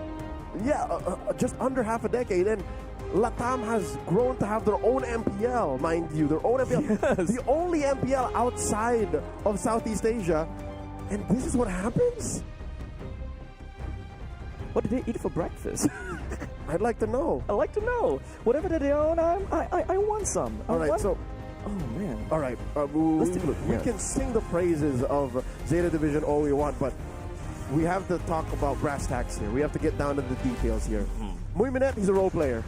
He's literally like, I'm pretty sure somewhere around the mid-game to close to the late game, either Kani or Ten saying, just push turrets, man. Yeah. We'll take care of everything else, just push turrets. At one point in time, I mean, when it comes down to the marksman, in the early to the mid stages of the game, if you really can't contribute to battles, you have the attack speed, you have the siege. You are quite literally the siege median. Just do that. Overglorified siege median. Just do that. Just do that. Just do that. And all Just this, do your role. And all this while, June 1, sure, caught a little bit of a mini heart attack in the early, right? Because Yes. Chino wins The that proxy. lane. The CC can bully you, but when he got past that, again, as early as 3 minutes, 3.5 minutes, it's as if that winning lane didn't even matter. It never happened. And don't get me started on 10. Gideon, did you watch that game? I did, and let me tell you, Zeta Division, they look like they're smurfing on them, boys. That was so good. Tell me that wasn't plot armor. 10 going in on that Hayabusa. Every situation that he's been put in, he wins out at the very end. My God. It's like Hayao Miyazaki wrote this game, bro. I'm not going to lie. I'm very impressed with what I've seen so far. I think that this team was looking a lot more uncoordinated in their team fights, especially when they were going through their qualifiers, right? There was a lot of like breaking momentums. There was a lot of like trickling in. This time round, the battle lines are extremely clean. And as much as I want to sing the praises of 10, Jusuke, disgusting Farsa. So much value brought by a single ult. Yes, the only thing that's keeping him in the grounds of reality is when he gets popped out of nowhere by Paquito. That's it. Like whenever he dies in the hands of a hidden Badang, sure, I understand. You're just human, bro. But other than that, he's just like perfect. Like, I don't care. Cancel my ult, bro. Just cancel it. Try me. Just notice the fact that he's getting maximum value as well from the feathered airstrike. Each strike, he's catching 2, maybe even 3 people at a time from a single artillery blast from the feathered airstrike, which is not exactly, well, most people are just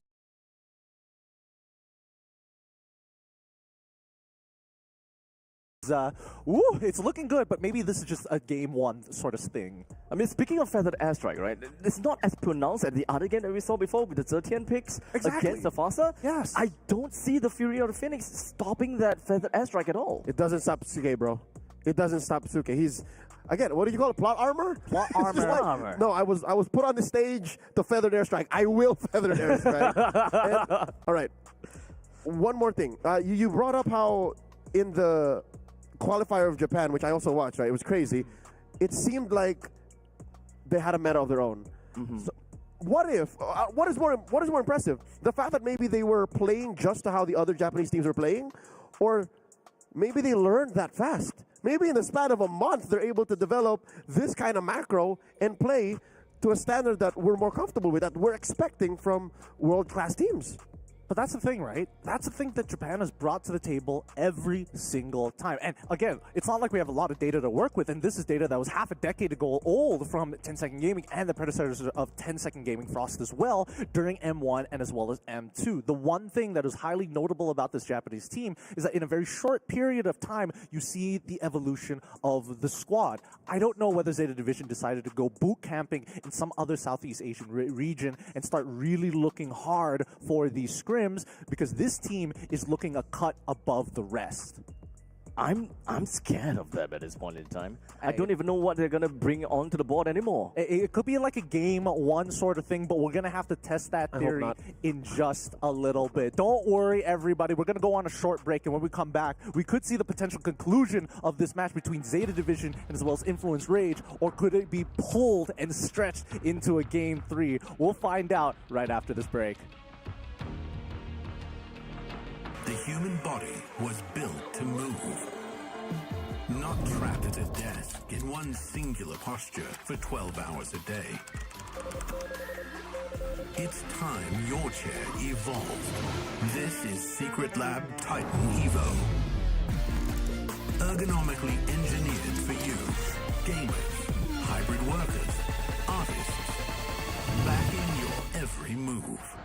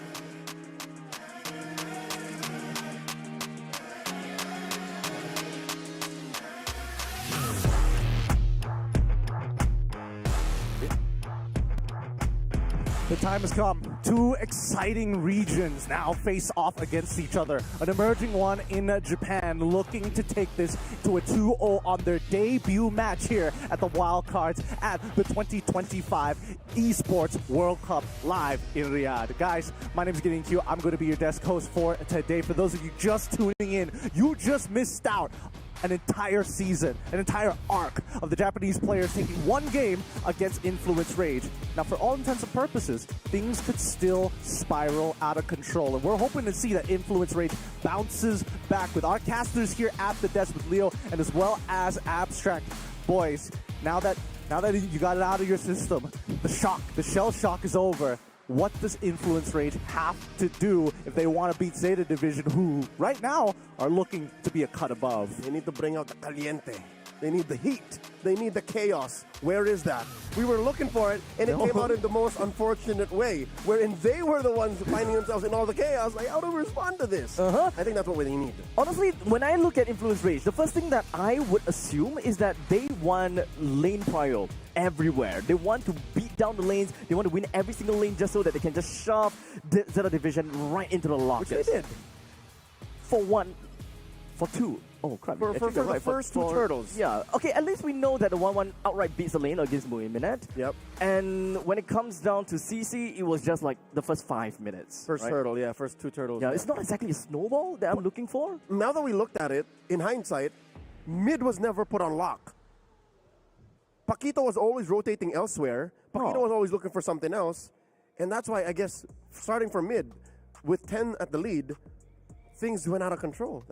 Now looking back, it went out of control really quickly, in a matter of fact. I think, especially since this is one of the few times we're seeing that Assassin is actually working out in the wild cards. We've seen a lot of people lean into the tanks, lean into the Yishin Shins, having the extra global vision of the Zetian plus Yishin Shin. I think now, at least from the side of the Japanese squad, they're showing like, hey, you give us a snowball, we know how to run with it.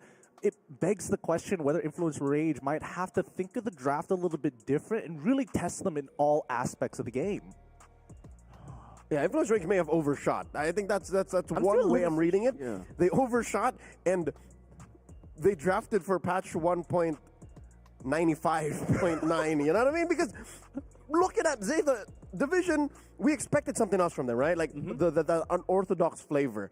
And maybe even in execution. But no, like, they played so July 2025 that it was too clean. Like, and they got away with that from blue side. Honestly, whatever that they were cooking in the previous game, they're gonna have to do the same thing, right? I hate to be the bearer of bad news, but when it comes down to game 2s, so far it has always went to the other side. Yeah, I'm right? hoping it's not like a game 1 situation. Yeah, exactly. Gideon, what do you mean by a game 1 situation? I feel like this could be, hey, we're on the international stage where we're not worried about these nerves. We got to give everything right here, right now. And I think that's what's exciting about it. But with that being said, it looks like the draft is going to be about to begin here. And I think that Influence Rage, hey, they got Rage in their name. They're looking to turn things around and turn this into a full series. I'll pass it off to our casters here. It's Abstract as well as Leo at the desk. Take it away, boys. Indeed we will. Game number 2. Draft's about to begin. Eugene, do you reckon there should be a switch of sides? I would like to believe they would switch sides, right? So, Zeta on red. Zeta on Nakai. Wait, Zeta on red. Yeah, Zeta on red. Japanese for red. Aka. I don't know the Spanish for red. But okay, that might be one way that Influence Rage can input more proactive chaos. That might be one way they do that, and that's what we do. That's what we get. I want to see them to be aggressive at the start. I want them to be starting to, kind of just run it down into the jungle. That is something that I would want to see them, kind of throw Zeta Division to an imbalance, for example. Something that Zeta Division is not used to. Okay, so the draft alone, take away stability. In the draft alone, deny them that comfort, deny them that clear path to farming order, and that's what we talked about earlier, right? The patterns. They want the tempo, right? The having the procedural 1 into 2 into 3. But wait, hold up. Draft is unfolding very quickly. Influence Rage, Prio picks the 1-1, again putting in the hands of Fury, while Zeta Division lock in Suke's classic Farsa. I mean, a game He's in, but happy with that. We'll call it a classic now. And then we don't know where this box is going. Yep, it could go to literally 3 different roles. So it's still kind of out in the open. We'll just leave it as it is. One thing that I'm surprised though is the fact that Influence Rage, they are not exactly respecting the Hayabusa pick from game number 1. They didn't ban out for that. They believe that, you know what, we can do it for Hayabusa. Just lick it out again. I think that is completely fine. We move on to the next 2 picks. So it's going to be the Lapu Lapu as well as... The Kalia, yes. Kalia. I got something with this. You were talking about disrespect. They're throwing the Kalia into the Baksha. Already a Nambo. Okay. An anti-synergy because the healing is already negated. Yep. I don't know how it's gonna... healing too as well. Shielding, he gets shields. Shields and heals. And damage reduction. Yes. And spell vamp. Yeah, all of those, if not shut down, will neutralize, put down to, a close 50-50 when it comes to efficiency by the Baksha, which we don't know where it's going. If it was up to me, if my opinion mattered any, give it to June 1. Gonna give it to June 1. Because you want to give 10 that mechanically demanding jungler. And here it is in the hands of 10 once more. It's Yi Shin. It's this time around. The shoe's on the other foot. Yep, Yi Shin is going to be on the side of Zera. So they have already... I would still like to believe that the Baxia is going to be more onto Kani's side as the roamer. So they have pretty... That too, right? Yeah. So they have a pretty proactive draft. They have pretty fast pacing. In fact, if the curve is right, if the farming curves and all, Zeta will still be able to do the exact same thing as the previous game. They will still be aggressive and they will still kind of steal the game away from Influence Rage. All right, in the second phase of banning, Zeta take out choices for the jungle. Hotun will not be able to play the Lancelot while Rage ban out the Badang. I'd reckon Coach Tink should ban out the Zetian as well. Right? Because again, take away that option for global vision, take away that auto stopper for the feathered airstrike. Yep. And they're still missing a mid laner, so why not? It's they don't want it to be eye for an eye, tooth for a tooth, so just throw that into the pool. I do like the ban of the Zetian. Just a single hero can have a pretty good answer to 2 things. You nullify the opponent's vision game, or rather, you kind of eye for an eye that, and also just completely remove the Fasa. I like that suggestion. They don't ban it out, instead take out the Hayabusa. They took out the 2 junglers. Okay, again, if you're protecting 10, sure, but... Okay. Or just plain respect over to Horun. Sure, yeah, they would rather respect the hero than the potential pick to shut down their own. While Influence Rage, they have one more ban here. Another frontliner, I'd reckon. What is that, an Arlet? An Esmeralda? Perhaps someone... I mean, Arlet sounds fine. They would want a little bit more crowd control within their midst because the only one is going to be Farsa, and I would say Farsa's stun or crowd control is not exactly the most reliable one. So perhaps look for something in that case. You gotta proc it. You have to proc it. Yeah. Here it is, the Gatot. Okay, that falls within a category. Okay, instead of the vision. Oh, here we go. Wait, what? Now we're cooking. Oh Lord, Nathan shows up. When was the last time we saw him? Can't tell you, man. I don't remember. And since his last significant showing, right? At least to memory, he's gotten a few tweaks. Okay. He's gotten a few changes. Again, maybe 3 patches down. So I'm looking at like 6 months ago. The last thing I remember is he was still quite a monster of a marksman who pops off a lot earlier, since we were talking about magic items. Magic items are relatively cheaper than physical items when it comes down to a fully stacked hero. Oh, hold up. Forget the Z10. We're going Nana. That's 2 Leonins amongst Influence Rage's draft.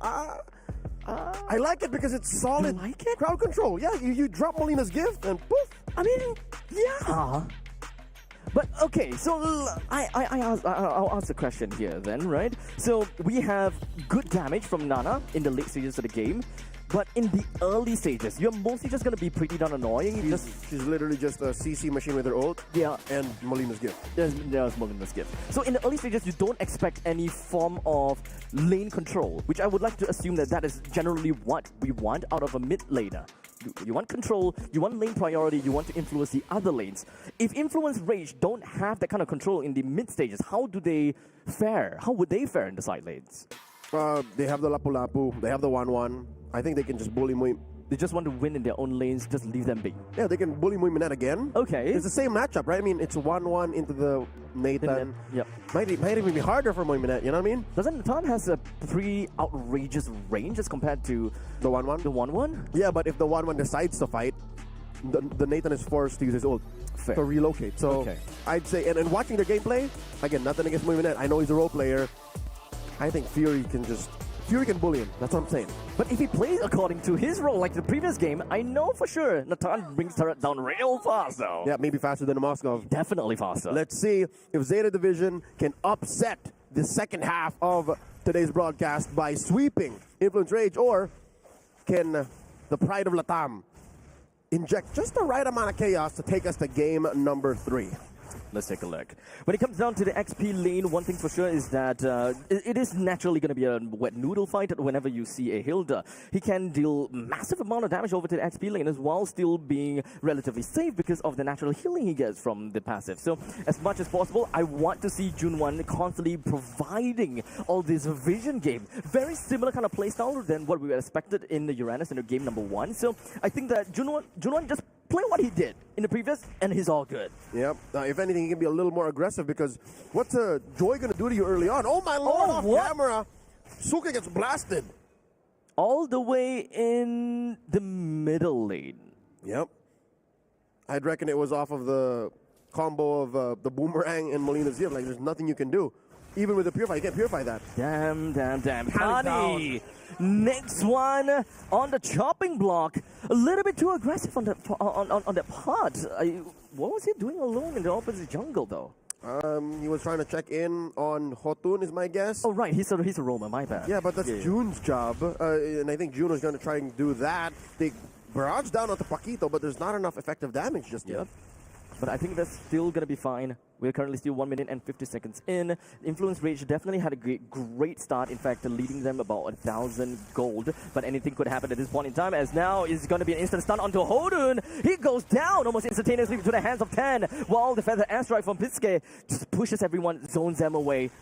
That's the total for them. Very unfortunate for Influence Rage. Say what you will about the first 2 kills on Influence Rage, but Hotun is more than worth it to trade for Psuke and Kani plus a turtle. This is a win for Zeta Division. Matt wins. Even though they are still slightly behind in terms of economy, this will slowly make its way to show some progress. While in the meantime, Paquito is still at level 3, not a big problem. Mui Minette, though, just hit level 4, so at least there's still something that they can play around with against Fury with the Feather Airstrike onto Fury.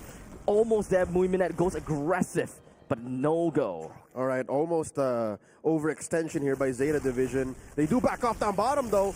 And that is going to be one. And Chino, double team, June 1. There wasn't much this Hilda was going to do. He is forced to use the flickers. That's a win for Influence Rage. So at least in these early stages of the game, this is what I would expect more from Influence Rage, right? Take up some early kills, kind of throw the Zeta Division in a kind of weird situation, trade a little bit here and there.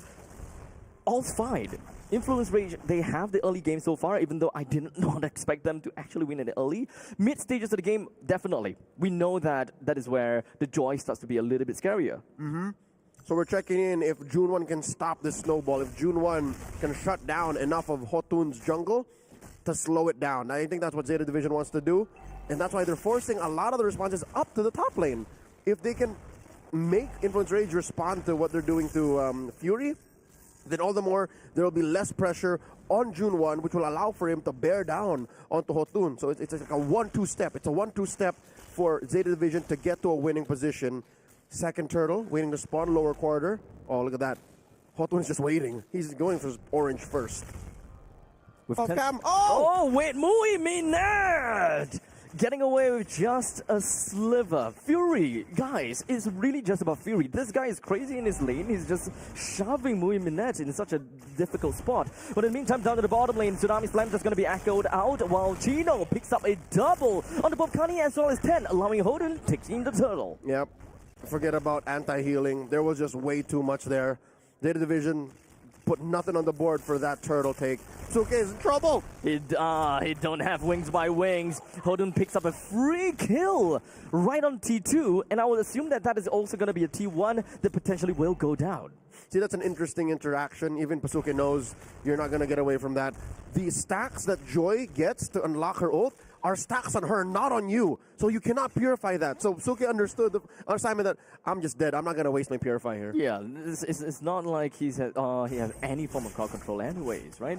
In fact, I kind of like the fact that they have two purifies in their team, right? Zeta Division, they absolutely respect the amount of crowd control that could come from both the Kalia or perhaps even the Nana. Yep.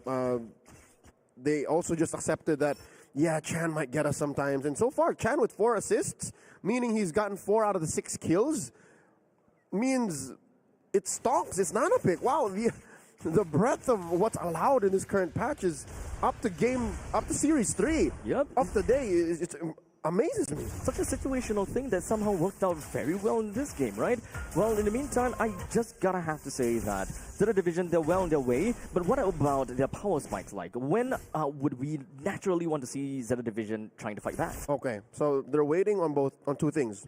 Both Muiminet's Nathan and Ten's Yusenshin. If either of these things are still surviving by critical mass, I'd say what, 13 minutes, 14 minutes? If Zeta Division still has some of their turrets outside of the base, or at least are in relatively good shape, then maybe that's where Zeta Division claps back. But right now, it's all Influence Rage. I can't really imagine Influence Rage having a late game composition that would work well against Zeta unless they somehow manage to find a nuke from Chan literally onto 10. Since 10 will need to be in the kill zone, or rather kill range of Chan, in order to do remotely anything, even if they want to go for front to back. But speaking of which, Pakitu finding himself a pretty good suplex in. Chino picks up a killing spree, double kill again. What is going on with this Lapu Lapu? There's not enough damage amongst Suke and Ten just yet. Suke tried his darkness. We commended his Farsa in game 1, but you saw how he was hitting 4 dudes with it. Nothing. They felt nothing. Nothing at all. Don't have the scaling provided just yet. Eventually they will get there, right? So I still want to see how their objective game is gonna go. Still the same thing. Muiminette, still the NPC, still on the side lanes. Bring it down as much as possible. But unfortunately, Rage is doing the same thing. Yeah, that's one way to put it. There's no way that Influence Rage allows for this, at least not for free. Look at him. He's down about 1,500 gold. Yikes. That's miserable. Looking at the jungle, 800 gold. Might as well be 2,000 because you're looking at Hotun. He's snowballing out of control, man. 3 kills already. 10 barely has 1. And surprisingly, Chino also having a pretty darn good farm on himself. About 1,000 gold on top of a Hilda. But to be honest, Hilda, what can he do in the late? Chino has 4 kills, man. 401. Who's going to stop him? We're waiting for some sort of penetration, some sort of anti-heal. Can Pasuke afford to get the anti-heal right now? Chino actually went first item Hunter Strike. Yep, so he's lethal. He knows he's lethal. Yeah. There's not much hurting him here. He's aiming to get that second skill to hit as many people as possible. Yeah, so at this point, it's not about the fact that he wants to play a bruiser, but he knows that he's ahead. Might as well just take the opportunity and just deal as much damage. If he can get a kill, he'll get a kill. It will pave a good way for Influence Rage and just kind of soft lock Zeta Division in the tough spot where they just don't scale. Yeah, what's the worst that could happen to Chino, right? He'll die, but wait. Oh, there we go. That is going to be the Tsunami Slam that's going to be working on Ducani while immediately transforming him. While in the meantime, One flies up into the sky with the crossbow of Tang. Does a decent amount of damage over to the side of Jun 1, but I don't think it is enough. Never mind, Pakitu with the tidal strike joins into the fray. He may sacrifice himself, but that's a 1-for-3 trade. Oh man, Chino didn't die. Chino spent his flicker, stood in the corner, burning. Now Hotun is hunting down 10. Oh. 10 gets taken out. 1v1, denied his purple. Did he? Did Hotun even steal it? I don't think he was meant to steal 10 it. kept it, but he died. But he died. So at what cost, right? Everything. Everything. It cost him everything. This is an 8,000 gold lead right now on Influence Rage. Zeta Division could do nothing but watch as the Latam reps in the wild card take away that Lord for free. This is a very different Zeta Division. This is very different. This is the situation they find themselves in now is I hate to say it, but it's close to irreconcilable. Like, what do you do?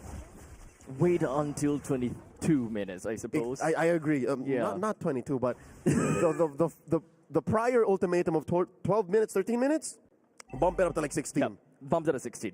Because they're not really, this is not the usual curve, right? They have to earn through passive income. And only by 16, 17 minutes would they be able to reach critical mass. But at least, I think that the saving grace is Mui Minette being a mage marksman. It makes things a little bit cheaper for him to go online. Yep, he's more efficient with less money in his pockets because there's no way you just wind of nature out of his damage, I think is one way to put it. So he can still threaten Fury. Chino will hurt like the old-fashioned way, but they gotta defend their base first. We start here. Now the final question. Does Influence Rage have got what it takes to close a game? This is something that I'm afraid of. I think they do. Can they? Unpopular opinion, I think they do. No matter how much we want to see Zeta Division succeed, because again, they're true underdogs. I mean, we have Chino after all. Yeah. This guy is on fire. Oh, and speaking of on fire, with the two-man lockdown, he manages to catch two, while June 1 is going to be taken down too. 2-person down, while Influence Rage haven't lost a single person. The title strike just going to be landing on the Carney. Watch Hard brings another one, and it's a suplex, brings 10 in the top spot. Double kill, credited to Chan, and this is a 5-man wipeout. Clean. Hotun for 5 is a trade I'll take any day. Chan is feeling himself. Chan knows that the end is nigh. Zeta Division, no one spawned until 3 seconds, and there's a clean wave. This is the end, ladies and gentlemen, even though we have the two members that's back online, but Influence Rage have too much on their hands to end the game. They ran through Zeta Division, and it's not like Zeta Division had a bad draft. Zeta Division had a decent draft, I'll say that much, but Influence Rage, this is what we were looking for, the velocity, the intensity, the chaos amongst their opponents' ranks. Like, this is what we expected. This is what we are used to. The Influence Rage that we know. They want the chaos, they want the aggression. Early game, 3 kills in the bag, we know. They have managed to shatter the structure that Zeta Division wants. I see in Hotun's face as he walks back to the room with his squad. I told you guys, just trust me. Just right, let me play the joy, and then we'll stampede through them. This is now down the wire for all the marbles. Rubber match, game 3. I'm not going to say anything about patterns and how Series 1 and 2 goes out, but we got to change something here, for sure. Who's we? Because it's them playing. We're literally just calling the match. No, it's the casters jinx. Is it? I don't know. Okay, here we go. Let's watch the early moments of that game once more. It's clear that Zeta Division were fighting where they shouldn't have. There are definitely points in time whereby they don't have what it takes, especially when it comes down to the economical factor. They don't have the items, they don't have that power spike in order to really deal with the opponents. So, understandably, to play underneath the turrets is generally going to be the safe bet, but to fight for the turtle, I think that those are the points where they gave free farm over to the opponents. Yeah, I think they expected this match to have as much room as they did in Game 1, Yep. which was clearly wrong. And we're seeing here another highlight. Nana wins. Nana debut win. I think that this is kind of a June effect. I think the change from the Uranus to the Hilda is such a big difference to the spacing. It's jarring. It's too much. Like, he couldn't claim much of the map. Ah, man. Gideon, do you share these sentiments with us? I do agree with the sentiments. I do feel like the EXP played a pretty significant factor in there. And one more thing, the fact that 10 had to scale in this game. I feel like, at least for Influence Rage, they played a tighter, more cohesive game. If we're going to team fight, we're not going to give them the 2v2s. We're not going to give them the 1v1s. Let's make it messy, but at least let's bring in 4 people to ensure that this fight is going to be as clean as it gets. And not to mention the lane matchups that we did get to eventually see. Nana, on top of having strong power picks like the Kalia, the early level 2 kill down by the mid lane. I mean, he had to use Purify. He just didn't think like, the boomerang and Kalia at level 2 is going to kill me. No way. It's super specific how Psuke should have behaved in the early, right? So that was very much punished by Influence Rage. Honestly, if I were Pisquet, I think I would do the same thing. Like it's just a boomerang. Nana don't do that much damage in the early game. So Apparently she does. Oops. Not to mention, it also had lethal ignition, and let's not forget, Kalia does a surprising amount of damage in the earlier stages of the game. I mean, fair enough, mistakes were made, but it just goes to show, Influence Rage, they're not here to just get knocked on over, they're looking to kind of push back, and now that we've got the full series, and we got a little bit of a taste from both sides, I do want to actually bring up the question to you boys, what are some of the adjustments we need to see? Starting off with the EXP lane, I'm expecting a little bit more damage, that's personally for me, but I do think there's a couple of interactions that even Zeta Division weren't 100% on, and I think that Kalia played a really big part in that. Honestly, I still want to put that on June. Really? I still will put it on June. The early stages was really heavily dictated by the Uranus in game number 1. So you're saying that Hilda did nothing? I would say that he tried to, but he's not getting enough of a support where he's just roaming free, right in the face, just doing whatever that he wants. Join into the team fight when he wants, back out whenever he wants. It's very different about when game number 1, they have the double revitalize tag, he stays in lane, he just ragdoll that fight. I'll tell you now, the Hilda did nothing. I mean, look, again, we tried to set it up, right? The best thing that the Hilda can do is to live in Hotun's face. Compromise the joy. He couldn't because the Lapu-Lapu cleared the wave much faster and was able to rotate much faster. So maybe change the draft pattern to allow for June 1 to be more of a significant player. That's where I would put this whole... Sure, yeah, that's where I would put this whole June 1 situation. Well, we are going to have a little bit of time to actually think about it. For now, we're going to go on a short 3-minute break, and when we come back, it's going to be the conclusion between Zeta Division up against Influence Rage. So, stick around or go to the bathroom, but don't go anywhere. Keep your eyes locked on the screen. The next 3 minutes are going to be important as we break this down. We'll catch you right after the break.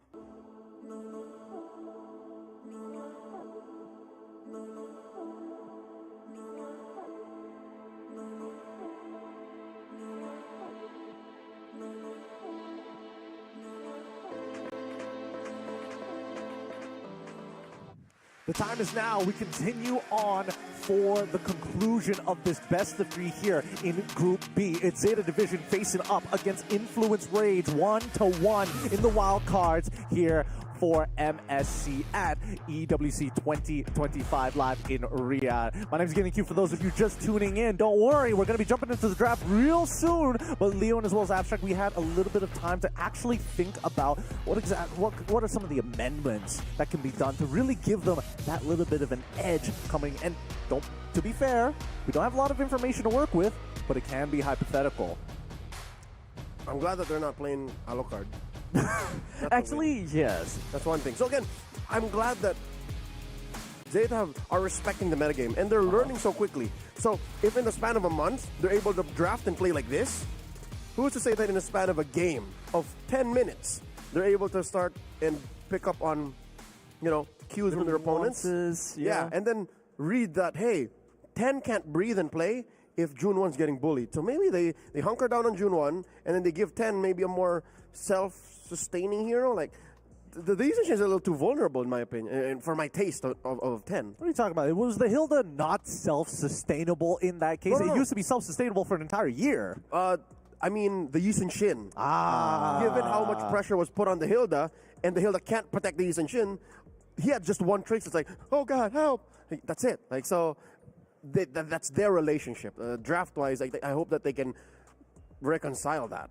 I want to see a hero, or rather, I think that this is very hypothetical onto the drafting side, but really I just want to see 10 pulling off early game / mid game heroes. Like you mentioned before, because this time he's playing Yushin, a scaling hero, I want someone that can kind of pop off at level 4, level 5, or whatever. I don't know, because it feels like Boxian as well as Virgin has been like the consistent bans that we've been seeing throughout the matchup anyways, right? So does that mean that when looking to the lane, I'm thinking like Benedettas, I'm thinking about Swiss Army knives, I'm thinking about non-interactables, clear waves, fast rotate becomes priority, arguably even an Edith could come into play in these matchups. It would make a lot of sense.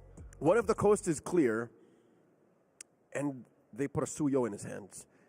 You know what I mean? If you're sure that the other jungler is not a Joy, and at worst you're facing off against a single Farsa or like a single Zetian, does 10 have a Suyo? I miss Suyo. We haven't seen a single Suyo. That's true. We haven't seen a single Suyo, and he has a history of actually playing the Suyo during the qualifiers. Right. I do want to see that Zeta Division playing that as an X factor, right? It's been a long time since we've seen Suyo. How are they going to bring it into the game and make it work? Suyo is kind of phased out, actually for no reason, right? It's just the fact that there are better heroes for very specific purpose. And Suyo is just kind of, like you said, I believe the Swiss Army knife is like great for every situation, but not the best for all. It could be worse. It could definitely be a lot worse, but that brings us to the one final linchpin for a lot of these compositions, the supports. Because I feel based on what we've seen from the supports, we don't see as much width, breadth, depth. It's tough to say, right? We don't really know what's the full width of their hero pool when it comes down to being flexible with their compositions. So far, we've been seeing team fighting compositions. We've seen 4-1s. We haven't seen hard split pushes just yet. We also haven't seen like dedicated enchanter style mages. Likewise. Okay, I can see where you're coming from.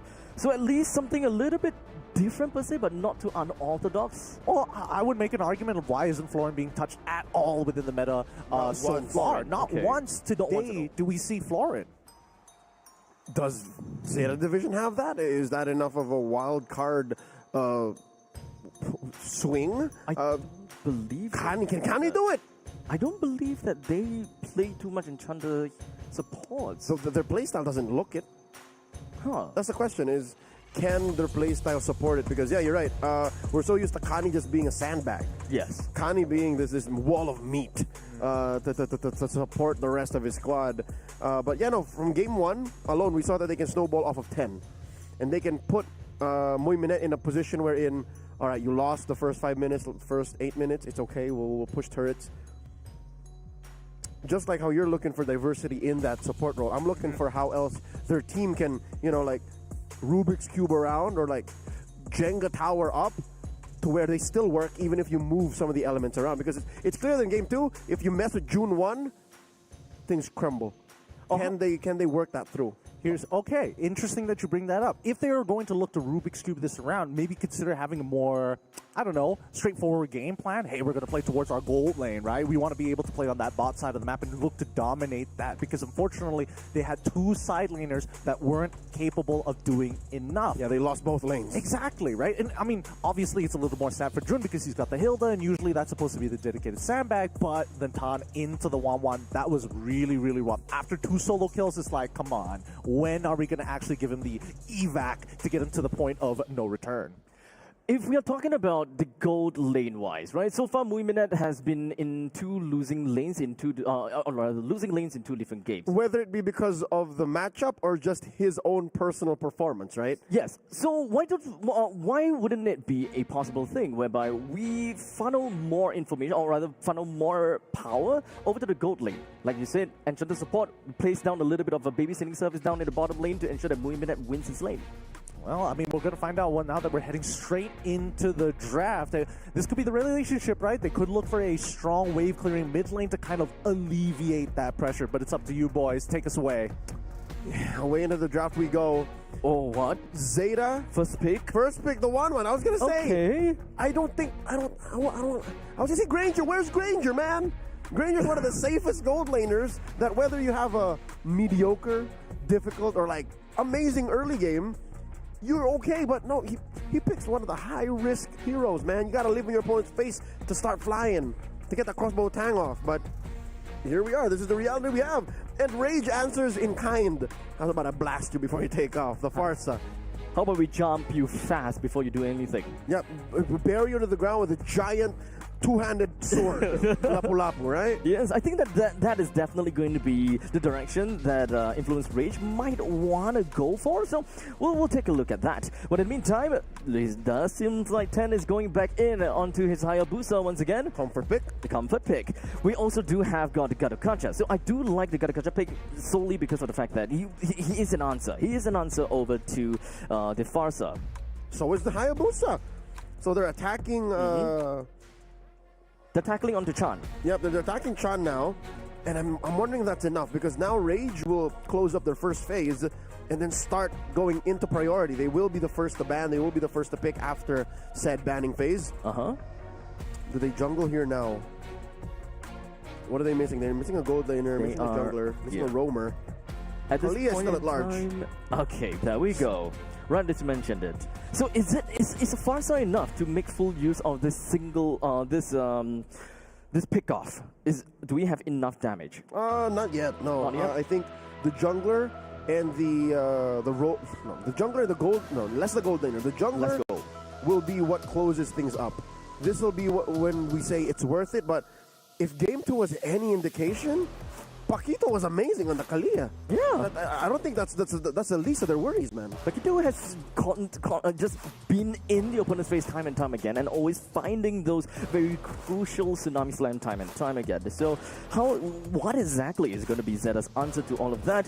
We shall see in the banning pool, because it doesn't seem like they care too much about how the rest is played out. They just want to take away the gold laner, which is going to be the Granger for now. Yep. Again, it's so hard to give Muiminet a winning lane, especially if they can just wings by wings over the Farsa to the bottom, or to the gold lane to blast him. Yep. But I like how Coach Blackjack's batting out the Zertian. Again, the instant cancel on the Feathered Airstrike. Yep. One more though, I don't think it should be a mid laner.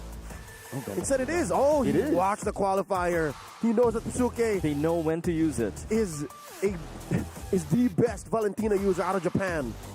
So that's a good buy for the Valentina. So what are the possible choices that we're going to have to look out for now?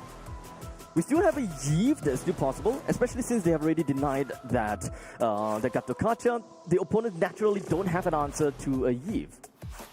I guess, but you're 50-50 on the fight. You're 50-50 on the artillery range battle. But at least you have better zoning, because this is for sure where you stay. People come in and come out. They get hurt. They get immobilized. There's the Iritel. So, what does Bruno? Bruno's banned out. Oh wait. Oh right, you're right. Iritel, Granger, Moskov. Moskov, yes. You can Moskov, sir. Does Influence Rage prioritize the Moskov though, or do they go for the jungler first? I would like to believe that they want to keep the jungler as the X factor here. They want to leave it out. Since the gold laner is already out, they can always just play towards that. Aside from Moskov, what else can we look at? They actually picked up the Lymphus. They'll keep it close to the chest. Again, the fact that the two bans in the second phase were gold laners, plus the fact that 1-1 was first pick, means Rage can play that gold lane. They're doubling down on the fact that that's their very last pick. So now Zeta, they can see this Ling.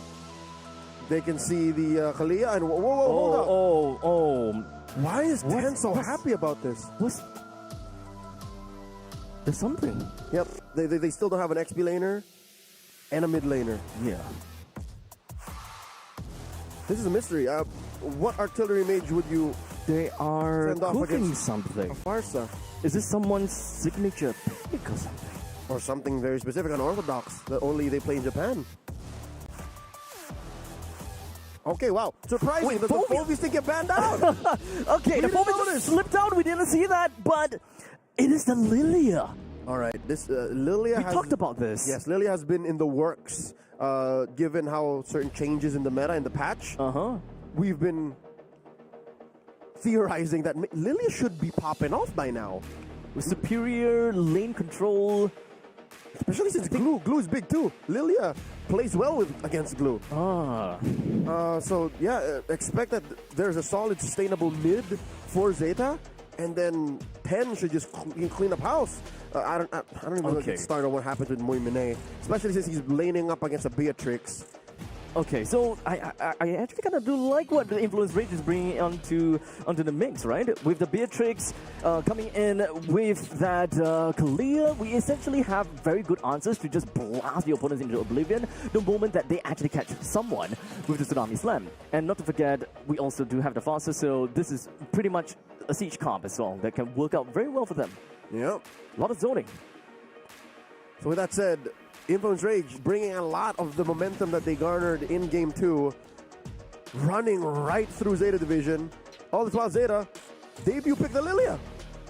Is that, I reckon that's why they were clapping. That's why they were so happy about it. I would like to believe so, yeah. We haven't seen the Lilia in the longest time. And this time, for the match point between these two teams, Zeta Division and Influence Rage, Lilia joins into the fray. Is this going to be enough to push Zeta Division over the top and upset Group B once more for a third match of the day, the rubber match? It comes down to this. Can they get up into the 1-0 bracket of the first stage of the wildcards? Influence. Wow, look at the damage that Suke put onto Paquito, man. Put him down to half health.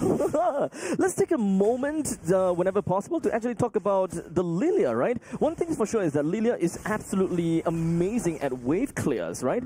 But it's been so long since we last seen Lilia with the changes and all. Her damage got pumped up, but her energy regeneration has been tweaked. So that is a change. So Fasa versus Lilia, what kind? Who's the winning one in lane priority, or are they just equal? I'd reckon the Lilia wins if they're positioned well. Okay. That's team fighting. Lane-wise, no. Lane-wise. Look how fast they both clear.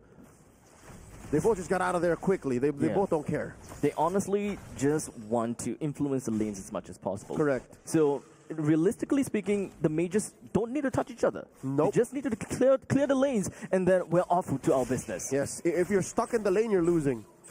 Fair. With the amount of movements coming in, Zeta Division, they definitely want to put a little bit more priority down to the bottom lane. I assume with June 1 just going to be rushing himself right into the face of Paquito, forces that flicker as well. The discipline on 10, you see how he held back that shadow kill? He could have, I could have sworn he could have went for it. But he didn't. It's not time. It's not time. Not yet. Reserving that for the upcoming turtle fight. They know what's coming, and they can definitely expect a little bit more. Yep, Zeta Division first to the scene. Jun-Won and Suke welcoming Paquito. He senses that there's more of a presence here. Hani as well holding the Y brush. Oh, it's all Zeta. Yeah, I don't think that Influence Rage will be able to do anything. As 10 ticks up a free turtle, we do have Zeta Division with a very good zoning. Just ensuring that Influence Rage will be able to do too much. Oh, look at that! All the amounts of damage from Fury forces Muimina to go home now. Oh, yo! Okay. I'm surprised that I didn't see that coming. Coast to coast. None of us saw it coming. Even Moiminet thought he was safe.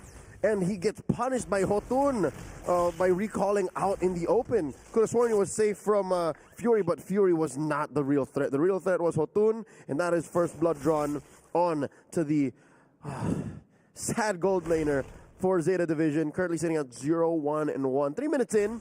About a minute and change until the next turtle spawns in the lower quarter. So, it's safe to say, Zeta Division has won 2 out of 3 lanes. Yes. They definitely lost gold. They definitely lost gold. Not exactly the best track record for Muiminet, but hopefully they will be able to see that coming in because it is a 1-1 after all. You want to play in team fights, but so far in the past few games, he's not really in those. But speaking of which, speaking of team fight, 10 looking for one onto Chan. He already used the Ogi Shadow kill, but in the meantime, also Tempest of Blaze coming from your Hodun with 2 blades and out of it.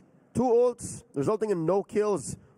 So far, both junglers respecting each other's output, but there's a slight lead in the EXP for 10. But if you're talking about utility, you're talking about easily executable wins. Hotun has to be respected. Hotun, you have to understand that his kill on Muiminet earlier was orchestrated by Influence Rage. Influence Rage set that up, so it's not as easy for Zeta Division to do the same. Zeta Division, they don't really quite have the amount of mobility per se, aside from the Avatar of the Guardian. Technically speaking, we do have 10 with his Quad Shadows. But he has to use the Quad Shadow to back out too. Yes, exactly. There is a small little time frame before the shadows dissipate, so he gotta have to do everything that he needs during that window of opportunity. And he's playing with such a small margin of error. He has to play this very well. Very similar to how he played game number 1. June 1. Keeps tabs on Chino, so does Kani. Chan relocating. Oh, the turtle still standing. As now the feathered airstrike just going to be popping right out while Chan is going to be untouchable by the side of Zeta Division. And such allowing them to land pretty good kills in. With Chan taking 1 Fury as well. 3 men down for Zeta Division and the reward, the turtle. They are trading it over, plus the 3 bodies that they've given away for that turret up top. 10 looking for the steal, does not get it. Instead, in some freak of nature accident, it's Fury, he takes it. Unfortunately, I mean, doesn't have the Ogi Shadow kill to work with. Yeah, he did spend it just about 15 seconds ago, but better that it was taken by Fury than by a random shuriken. At least it went to Influence Rage. At least it went to them, yeah. So it's not too bad per se. It's currently 2:4, and the amount of gold is not tilting to anyone. It is relatively balanced. The gold for the side of Zeta Division is actually more towards the Gatokacha for some reason. But down in the middle lane, Peace Game, it doesn't seem like he's in a good spot. Does he have the black shoes? No, he don't. Cheeto picks up yet another kill on top of him, or June is completely all the way in. He's fully committing. But all he can do is just go and go and go. It's sad that Zeta Division committed to trading for that top lane tier 1, but apparently we didn't keep tabs on it. Muiminet didn't even get it down. All he was doing was wailing away at the gold shield turret. So that's why they were able to set at 15k, but now with a couple of kills here, and clearly that turret going down in the hands of Hotun, it's all Influence Rage. 10's in trouble. Yeah, big trouble. He doesn't even have the Quad Shadows to work with, but surprisingly, 10 actually didn't receive a lot of damage from all of that, but he still went down. Zeta Division, they don't have that pincer attack working for them, as Paquito goes in, Tidal Strike, as well as an Army Slam, right into the face of Biscay, bringing him down before he could even breathe. Kani is going to go up onto Paquito to go for a Avenging Frag, while June 1, he goes in, but he don't have got any escape mechanism, just walks himself away, and he'll be fine. Very similar to game number 2. Zeta Division are now playing the Influence Rage's tempo. Here comes Hotun! Oh no! Chan with a feathered airstrike. He catches Muiminet at the final second, and even a kill onto June 1 as June was hoping to sacrifice himself to ensure Muiminet gets away.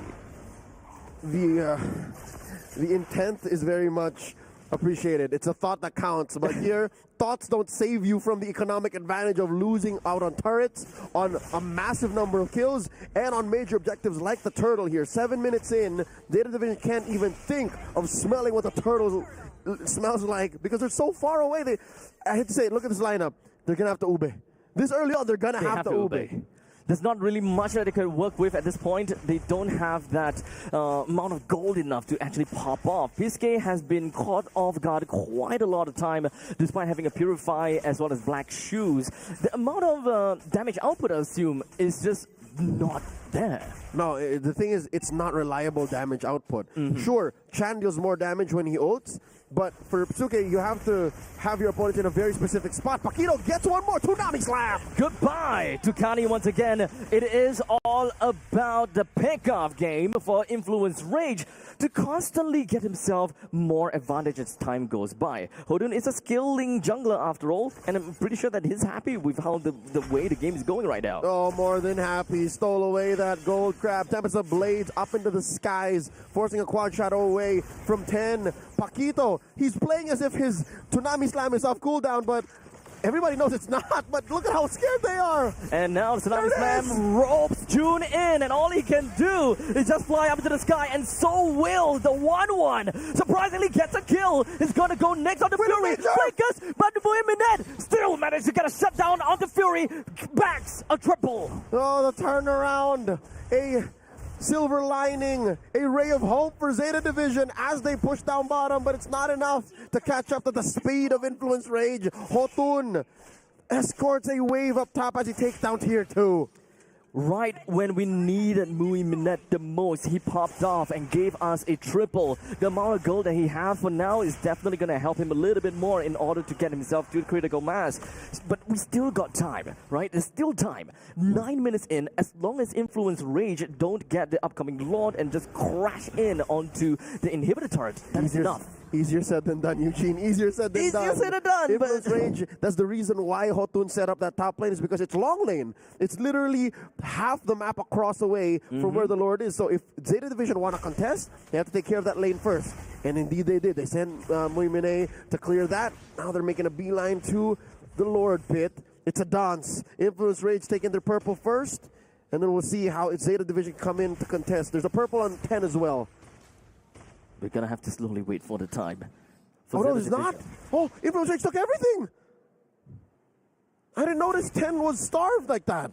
They did him dirty. 10 doesn't have a single buff to himself. That is gonna be rough. Chan activates onto the Feathered Airstrike pretty darn early. Muiminet shoving the waves, and this is where Influence Rage tries to open themselves up a little bit, try to catch onto Muiminet, but to no avail. Oh, Muiminet's using himself as bait. They're forcing a response away from the Lord Pit, away from everyone else. Because it's much easier for Zeta Division to bite back at Influence Rage if they're divided. You can't fight a united coalition like this from Influence Rage. And something tells me it's working, Abstract, because they dispersed. They're not bearing down on the Lord as hard as I expected them to. Yep. Influence Rage could generally try to blitz down the Lord, especially with the winning lane up top previously. But oh, there's a lot of damage coming in for the Feather Airstrike. And to seal the deal, even with the Tsunami Slam, Kani just going to be walking himself in, allowing Pisque to get himself more than enough space to win in that fight. Oh! Gino with only a sliver, but Muiminet goes in for the shutdown on the Chan, but at the cost of his own life. 2 for 2 the trade. Muiminet in June 1 for Chan and Paquito. If you stretch the math out a specific way, this might be a worthy trade. The fact that you took out Chan means there's no there's no artillery magic damage coming your way. Look at the burst coming in from this Farsa. Genius Wand this early on. Did you see? Look, if we bring up the damage charts, it's probably top of the charts. I would reckon Chan is like top 3 at least. Definitely. So this is a win in my book in that case, but there it is, number 2. There we go. Ooh. See, so Fury has a lot of damage. Damn. I think if this was better planned out, maybe Zeta Division could have contested. Yeah, Lord over the Influence Rage. Takes down the Lord. But in the meantime, the Feathered Airstrike zones everyone else away and ensuring the Zeta Division does not get anywhere closer. But it is going to be a none for 2 trade. So Influence Rage lost 2 for a Lord. So this is all Influence Rage right now. Zeta Division, they took 2, yes, but these are 2 heroes that can afford to die. These are why they picked the Lapu-Lapu in the Kalia. They're made to be sandbags. They're made to be shields for the rest of Influence Rage. But with this Lord coming up, yeah, they won't be able to capitalize either. So this is a sideways win for Zeta? I would say that this is a win even... Is it even a win for either side? Because Influence Rage, they have got the Beatrix, the skills over to the late stages of the game, and so is a Ling, right? Ling is naturally always going to be like pos 1 jungler. You want to get him skilled up. You want him to get as much farm as possible. What they call a funnel. The funnel. Yeah, it's a hypercore. So now you're looking at... a lead for Muiminet. What? About 300 gold between him and Fury. So he's the difference here. The key is Muiminet only really presses Wind of Nature when he's fighting Fury, right? Only Fury. Yeah, I mean, I mean, no, maybe Hotun too. Hotun too. Hotun But too. mostly Fury. Fury has to think of 10 as well. Oh! And blasted into the oblivion. 10 could not even do anything when Pakitu just ran straight into the title strike. He spotted that Shinobi. He wasn't hidden in the bush well enough. And that's a free pick off. Oh. An amazing read by Influence Rage. I mean, he'll be back for the Lord contest, that's for sure. For sure. They needed 10. They need to keep themselves scarce. They need to conserve every single kill, every single resource. Bodies, count, Suke.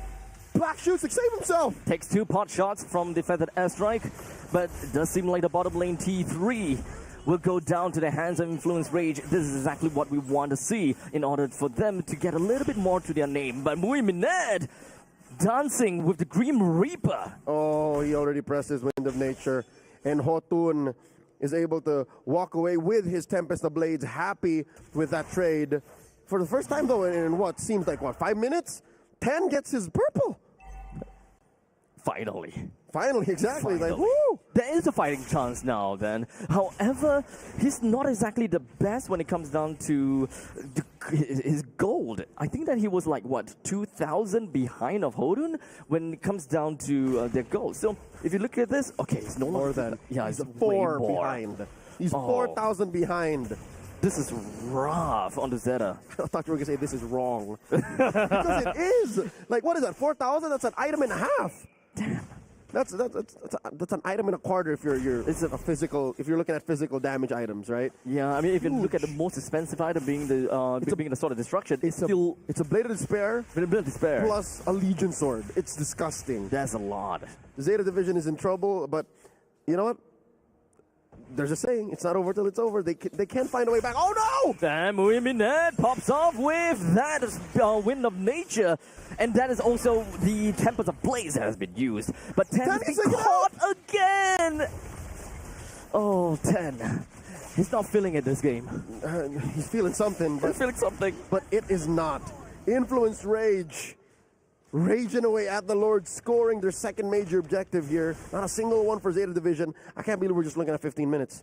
I could have sworn this slaughter has been going on for much longer. But I mean, to be fair, Influence Rage, they thrive in the late stages as well, having the Ling and a Beatrix. So as long as the game kind of drags on for them, I think that they have a very good fighting chance regardless.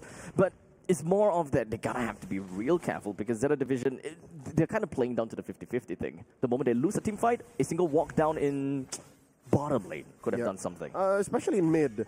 If in mid, Zeta Division are able to defend, then maybe. But I think maybe. Best case scenario, Influence Rage just takes away your inhibitors. Worst case, it's over. We do have the Lord that is just going to be marching down the bottom lane though, and Influence Rage is going to be filling up the entirety of the base up to the northern side, while Hodun is focused down in the middle lane with the Feather Airstrike just going to be popping right out with the Title Striker. He's hoping that he will be able to bring a little bit more, but unfortunately this is going to be June1 all the way. The Menace at the back, he managed to deal a lot of damage over to the Son of Fury, but they don't have enough damage to bring him down just yet. But this is a great defense from the Son of Zeta Division. Mind you, the rest of Zeta weren't even there. That was at best 4 of them. Mui Mined was not part of that engagement. So Zeta Division are playing with real firepower right now. Say what you will about the 6,000, 7,000 gold lead, but Zeta Division has it where it matters. That's the defense that we needed for Zeta. The middle lane, like you talk about, we need that T3 in the middle lane in order for them to have a walk down in the middle. Ensure that they are able to take a little bit more pot shots off of this T1. That is most important. And so far, they're making the most of that final bastion. Mid is where Zeta Division has hope. And rebellions are built on hope. Zeta Division is rebelling against the system. We know we're underdogs. We know that you have a better built MOBB ecosystem, but by God, we're here now in the wild card. We are ready to reintroduce Japanese MOBB to the world. And they're holding on. Eugene, they're holding on. It's not over until it's over. Biscay loses his life to a Hodun just running right in his face, and he don't dare to use the black shoes because it's a little bit too timid. Not again, not another one. Mui Mined is just going to be hopping his way out of the fight, but unfortunately he already lost half of HP, but he bounces and he dances up into the air. Hodun all the way to the back, but Mui Mined managed to find a kill down the Pakitu. The rest of the members from Zeta Division, they still have not lost anything since Biscay went down. A significant amount of choice calls were made in that little pocket of the jungle. I could have sworn there was a finger on the trigger and Moimine's face down the barrel of a gun. Fury scope, it missed! By God, it missed! And now Zeta Division are still alive and they have a winning trade. I'll tell you now, any single non-core hero from Zeta Division for anyone in Influence Rage is a blessing for the Japanese squad. So they should pat themselves on the back. Like the fact that they didn't lose just yet is a way to get back in. But look at Hotun, oh no. That choke point in the previous fight really felt as though that was like shooting fish in a barrel for Chan. It's such a small little space, having that feathered airstrike at all. But unfortunately, that's not going to be the game-ending play. Perhaps this one is. Oh, this is risky. I don't know how Zeta Division is making this call that maybe we should dance, especially putting Moimine up that close to the pit. There's literally 3 sharks circling around him. And they are Latino sharks. Influence Rage wants their marksman, man. They're going to have Moimine one way or another. It's 19 minutes into this game. It is an evolved Lord at that. And Influence Rage, they are not going to show too much of their cards right now. They definitely have someone in the pixel brush that they know about. This is lethal. It's scary to think that a team that is so chaos-infused, that is just so high octane when they play this way, when they play methodically, it's scary. You know that they mean to finish a series this way. They are serious at this point. You can't just throw bodies anymore. You know that there is definitely something, but here we go, not another one! When it comes down to Tsunami Slam, connecting down to 10, this is a given, Lord. Once again, Paquito, a menace. And 10 is his quarry. For 5 times now in this 20-minute game, 10 was spotted vulnerable, and he was given the proper treatment you would any possible assassin. You just take him down. And now Zeta Division are staring down the 3rd Lord. I'm sure they defended 2 others prior to this, but now there's a 3rd Lord, and they fight Hotun! I don't think that they'll be able to do this, as Temple of Blades is going to be used to 2 blades right out of that. But now, yet another one of the Tsunami Slam! Well, we also do have the Feathered Airstrike that's going to be working their way all the way through, but Muiminet joins into the battle. It doesn't seem like they will be able to send him flying up to the sky just yet, but this entire fight coming from Influence Reach, scattered like no tomorrow, while the Lord marches down from the top lane, ready to pillage everything that Zeta Division loves. 2 free kills. Zeta Division have 5 to defend with. If my numbers are correct, I don't think it's over just yet. I think Zeta Division are able to defend this. I don't think that Influence Rage is going to try to go for this. I don't think that they will want to escort anything from this. The middle lane is not pushing in at all. They do have the high ground. They sniped June 1. But it's not going to be enough. Again, it's not over till it's over. Zeta Division holding on. The arena applauses their efforts to defend. Again, the fact that there is so much against them. And they're still here. 10 has been playing like a utility Hayabusa. Where do you even see that? How do you reconcile that fact? He's juggling items. What is he building now? Queen's Wings?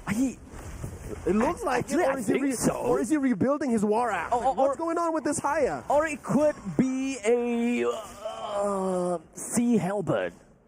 Does Sea Halberd uses this one? I know that he has attack speed. Sea Halberd does not use the arrow. Damn. It does not use the bow. It doesn't need the throw the Sea Halberd. It doesn't need the cooldown like that. But yeah, no. This is, at some point, it goes beyond even game skill now. Patience plays a very key role. The methodical approach to that last Lord down in the bottom here, in the lower quarter, is something that Zeta Division are slowly and constantly picking up on. So maybe they play this better. Maybe they attack the next Lord in the upper quarter better. It's an endless battle. The final pickup coming from Zeta Division's... Was it an endless battle? It's an endless battle. Oh, I guess he just needed the extra cooldown, sold it, built an endless battle. 1:5:2. We just need one good fight coming from Zeta Division, and they can walk it right down the middle lane. The good thing is that they still have the T3, so we don't have a Mega Creeps that is going to stop Zeta Division. Whoa. Moiminet's hiding himself. He's keeping himself scarce. And I don't think he was spotted there. I think he was. Now he knows the jig is up. All right, I'm just going to clear this anyways. And Influence Rage coming through. That's a good seal play by Paquito. All right, he lets it go. Yeah, he still have the flicker as well. So everyone going to have to keep on high alert for any of that potential play. Moiminet just making a beeline to the fight. What is this? He's throwing all subtlety out the door. This is a very aggressive play coming in! Oh, but hold on a second. Gino had to use his ultimate. And Chan, also a defensive feathered airstrike. Math checks out, 2 ults for 1.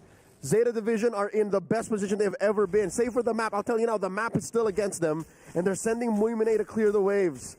But cooldowns, you can't go around cooldowns, Abstract. Influence Rage have to wait for Chino and Chan to get their cooldown of their ult. But Zeta Division themselves, I don't think that they're too confident in taking up a fight without Muiminet as well. Yeah, it's such a small window. Never mind, it's back. Yeah, it's back again. He has to go all the way down to clear that wave. They're not willing to play a little bit, they're not willing to play risky and allow the bottom lane to push right in. It is going to be the feathered airstrike that's going to be popped, of course, to zone everyone else a little bit. Hodun takes a lot down. 10 unfortunately wasn't able to take that one. As Influence Rage realizes, okay, we want that one. We're just going to be rushed right in. But Hodun decided to march all the way down to the bottom lane. Unfortunate, if my instincts tell me correct. Oh my God! Oh no way! Pops the immortality! He has the Ogi Shadow kill as well. But then RNG! All right. Oh. All right. Hotun's lives, but here's the thing. Muimine made a beeline for the fight, right? He totally skipped Hotun. Hotun was just walking in the brush, and Muimine skipped him. Oh, really? Yeah, I don't know if that was as on purpose, like he was prioritizing killing 2 or 3 others in the backline, but they literally crossed paths like this. Oh, damn. And that's why Hotun ended up in the bottom lane inside the base. Okay, that would explain a lot more. But, okay, this is probably it, right? Right? It's gotta be. Unless there's something else. Oh! The snipe! The double snipe! On the Biscay as well as Muiminet! More than 1 minute onto the death timer! But unfortunately, it's Jun, it's 10, it's Kani! Everyone from Zeta Division has been wiped out, and Influence Rage takes the series! A valiant effort by Zeta Division, reintroducing Japanese MLBB to the world, but in the end, MP Latam's once favorite to take home the championship in Season 3, take the series all the way. Game 3, Influence Rage. Oh boy! The pattern is here, the pattern is real. It's a reverse sweep. It's always gonna be a reverse sweep now. We are 3 series in, and so far we've got game number 1 won, and then they lost the next 2. It is definitely a painful situation to be in, especially since Zeta Division has such an opening, or such a bang opening. Zeta Division did well to entertain us. Yeah. They came this close to actually taking the series. Again, there were moments of brilliance here in this final game, but at the end of the day, you can't trade that for experience and just sheer chaos that Influence Rage introduces into their matchups here. To think that there was a moment like that, to think that it wasn't always Muimine bullying Influence Rage. That's how long a game it was. I lost track. How long was that? I think that was a good 25 minutes. 25, 26? Should be around there. Oh my God. All right, say what you will about this ending the way we expected anyways, that Influence Rage would win, but it's good. Color me impressed. I am All the way entertained. down the wire. I am entertained. We cannot write Zeta Division off just like that. I think that they would stand a chance with some of the other teams out right now. I don't think that they're going to be like knocked down early or anything with whatever that they showed us in this series, especially since it's against Influence Rage, which is my prediction of winning the wild cards. I think that they are on par with Influence Rage. They gave Influence Rage a run for the money. They pushed them to the limit. They went 26, 27 minutes, something like that, close to it, and they forced them to play as clean as they can. But I'll tell you now, this is a blessing in disguise. It's so much easier now to point out where the mistakes were from Zeta Division, and if they address those, if they put the right solutions in the right time, they'll go far. Fair. So now it's all about the experience. What did they get out of this game? What did they get out of this series? Attempt them, solve them, win the next.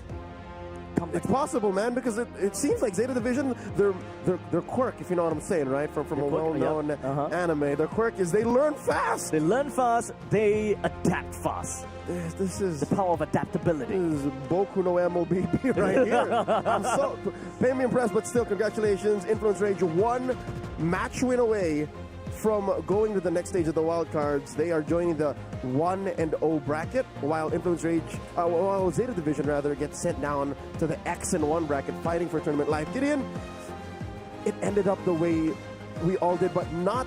The journey was very different. It was. The journey was a little topsy-turvy here, but at the end, the Latam representatives come out on top. I'm happy for the boys because, as you mentioned, you put it perfectly, experience goes a very long way. And I think a couple of things that Zeta Division could actually look to work on, unfortunately, has to be the draft, because based on what we're seeing in game, they can clearly push buttons, and they do it very, very well. But if the tools just don't fit the task, you're really just trying to drive a wedge between them. And I think that's the big problem. If they work on their draft just a little bit more, I think this game could have been very winnable, because Influence Rage, they just had everything. Which is, again, better than just being completely lost, right? I could name like 3 or 4 things that they could have done to win that series. Better draft, take care of 10, take care of Suke, and then, I don't know, better early to mid-game positioning. That's it. If they address a good chunk of those things, like not even all of those things, then maybe this would have been an 18-minute upset. It's possible. It's possible. I mean, let's also not forget about the foresight, right? We can tell that at least for Zeta Division, it's clear that they are hardened by the rank system, right? They've got great instincts on how to capitalize on certain moments in the game. But and they're just mechanically gifted. They are mechanically gifted, but the big issue is that there isn't the level of foresight, right? Maybe in terms of looking at the macro, yes, sure. But in terms of team fight IQ, it seems that Influence Rage has got them beat. And instincts. Many times, not just in Game 3, but in the series, Psuke would just randomly walk up to a bush where Paquito was like, "Psych, got you." If you gave these boys maybe 3 or 4 months in the competitive MLBB scene, like a scene that they will grow in, they'll be a real threat in the M7 wildcard. I hate to be jumping that far out in the future, but that is the potential I see in them now. Like, that is evident in just 3 games. But in the grand scheme of things, as you said, experience. The more they play, the more they experience, and the more they understand how certain plays or certain ways the game is supposed to be. By a certain point in time, I know that spot is forbidden, that brush is forbidden, we're not working in that way, and in the foresight for 10, perhaps that's not the route. I've been caught by Paquito once, twice, 3 times. Okay, never again. Well, with that being said, it does mean that we are coming to our final best of 3 of today. The wildcards have been such a ride, such a journey here at MSC at EWC 2025. A good time, but we're going to go on a short break, and when we come back, it's going to be the conclusion of day number 1 and as well as the final match in Group B. We'll catch you after these 7 minutes. Guys, just trust me, okay? We just have to follow the MSC history footprint. Is MSC in Riyadh this year? As in Saudi Arabia? Yes. Why are we trekking through the jungle? MSC started off in the tropics before it started to take over the world. Yes. Oh, guys! It's simple. It matches the QB frequency. I think we're getting close. You guys hear that? The format is calling me. I can feel it in my gut. Not your guts. You just skipped breakfast. Guys, look. 8 different warriors, all from distant lands. One sacred path. Oh my, Japan is back. 8 teams drawn into 2 groups. GSL format with BO3 matches, but at the end, only 1 team advances. We have to find the next piece first, because then we get to write the story. Imagine it. Lapels, MSC 2025, Fury Pro Max Plus. Ain't that good? Yeah, I like the sound of that. It's okay. I got this. What's that? Great Scott! It's the group stage format! The MSC 2025 group stages is going to consist of 16 teams broken into 2 groups, each group balanced and regionally diverse. So all teams will be drawn into 2 seeds, and teams from the same region can't be drawn into the same group. Groups will then play a BO3 double elimination. Teams with a 2-0 record and teams that survive with a 2-1 record will then advance. 8 teams will then fight for the ultimate glory. Is this still a group stage or a group elim stage? Well, it's kind of both. It's the best of both worlds!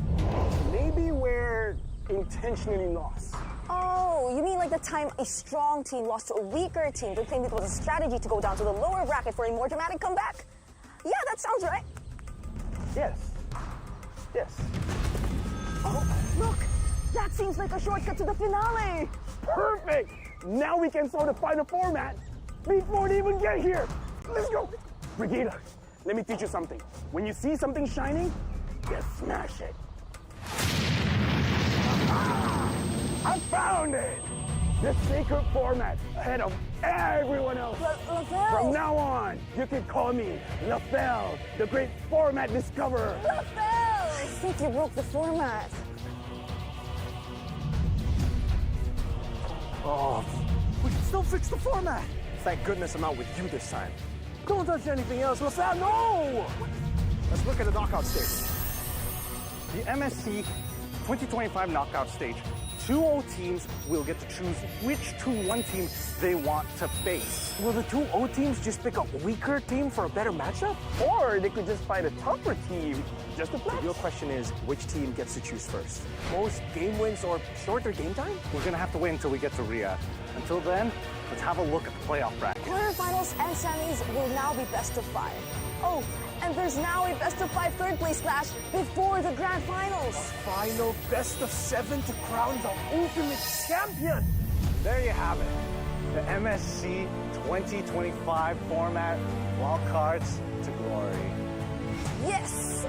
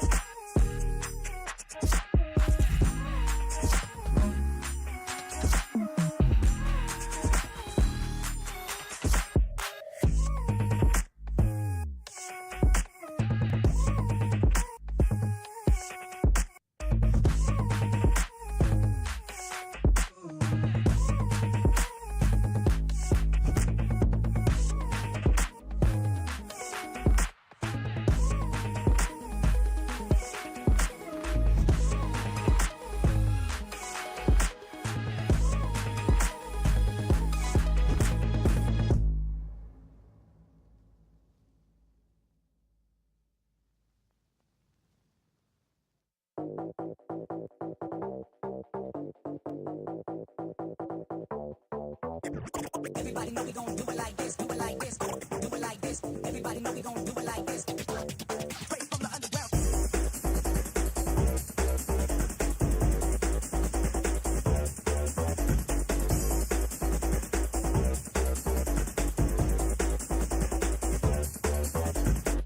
Everybody know we gon' do it like this, do it like this, do it like this. Everybody know we gon' do it like this, do it like this. Straight from the underground. Everybody know we gon' do it like this, do it like this, do it like this. Everybody know we gon' do it like this. Straight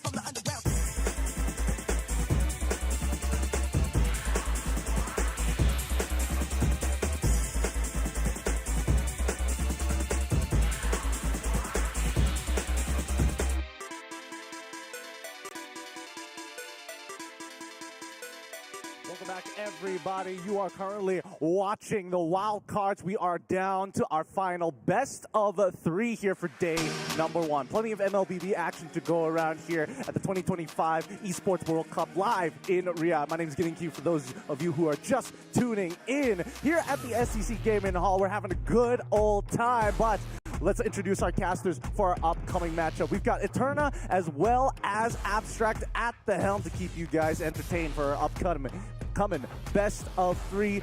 Boys and girls, we have experienced 3 full games every single series. 9 total games has already been played here at the SEC Gaming Hall. Therefore, is this next one going to be a 2-0 sweep now that Leo is gone? Or are we back to the threes? This has been a consistent pattern so far, right? Game number 1, we got Team A that wins, and then it's reverse sweep all the way. We thought that 1 time, sure. 2 time, sure. 3 time, okay. This is a weird pattern.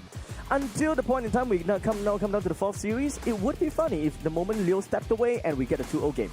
Yeah, it could go either or, I think.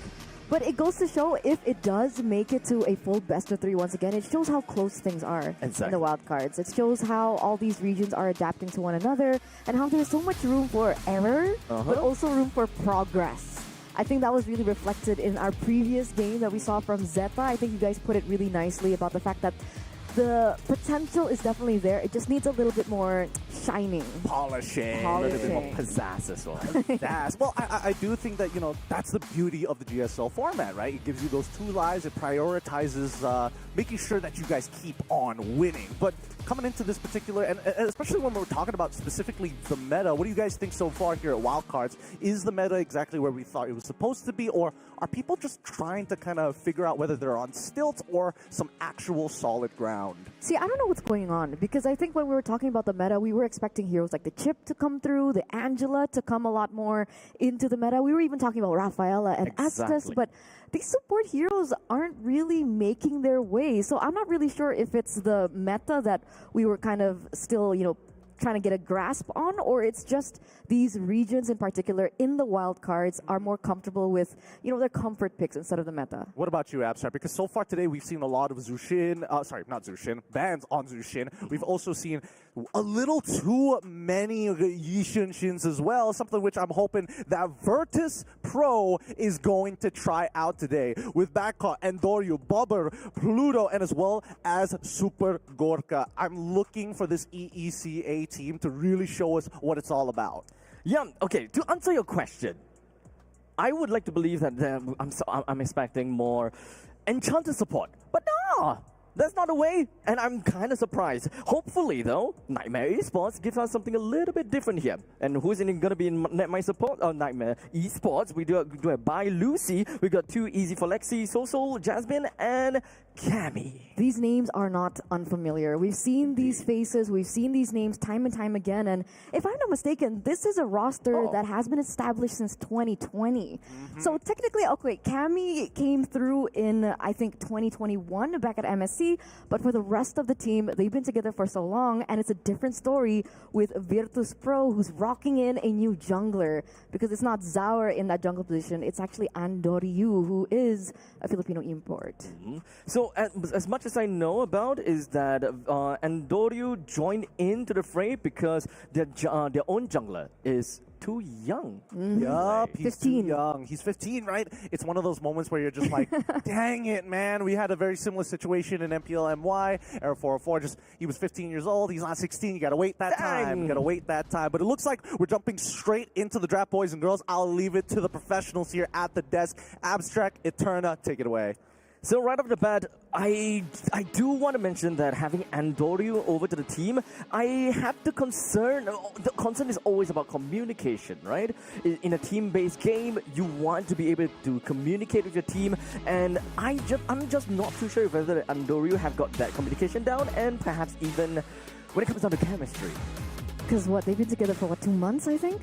I think around Just there. a couple of months. Sub-2, I guess. Hopefully those things have been ironed out. I mean, Yeah. technically Andorio has like a huge rep behind him, having one of Experience and the all. best stats in season 14 as a jungler, which was the same season that King Kong was playing. So that shows a lot about him. But let's get straight into the drafts. We do see some differences here. The Farsa banned out. Kalea also taken off the board. We have the Wanwan, the Hayabusa, and the Fanny that will not see the light of day either. Okay, so something a little bit different from Nightmare Esports roster, actually. I Did is here instead of So, which would make a lot more sense, considering the fact that for Nightmare Esports, they played their qualification games with I Did instead.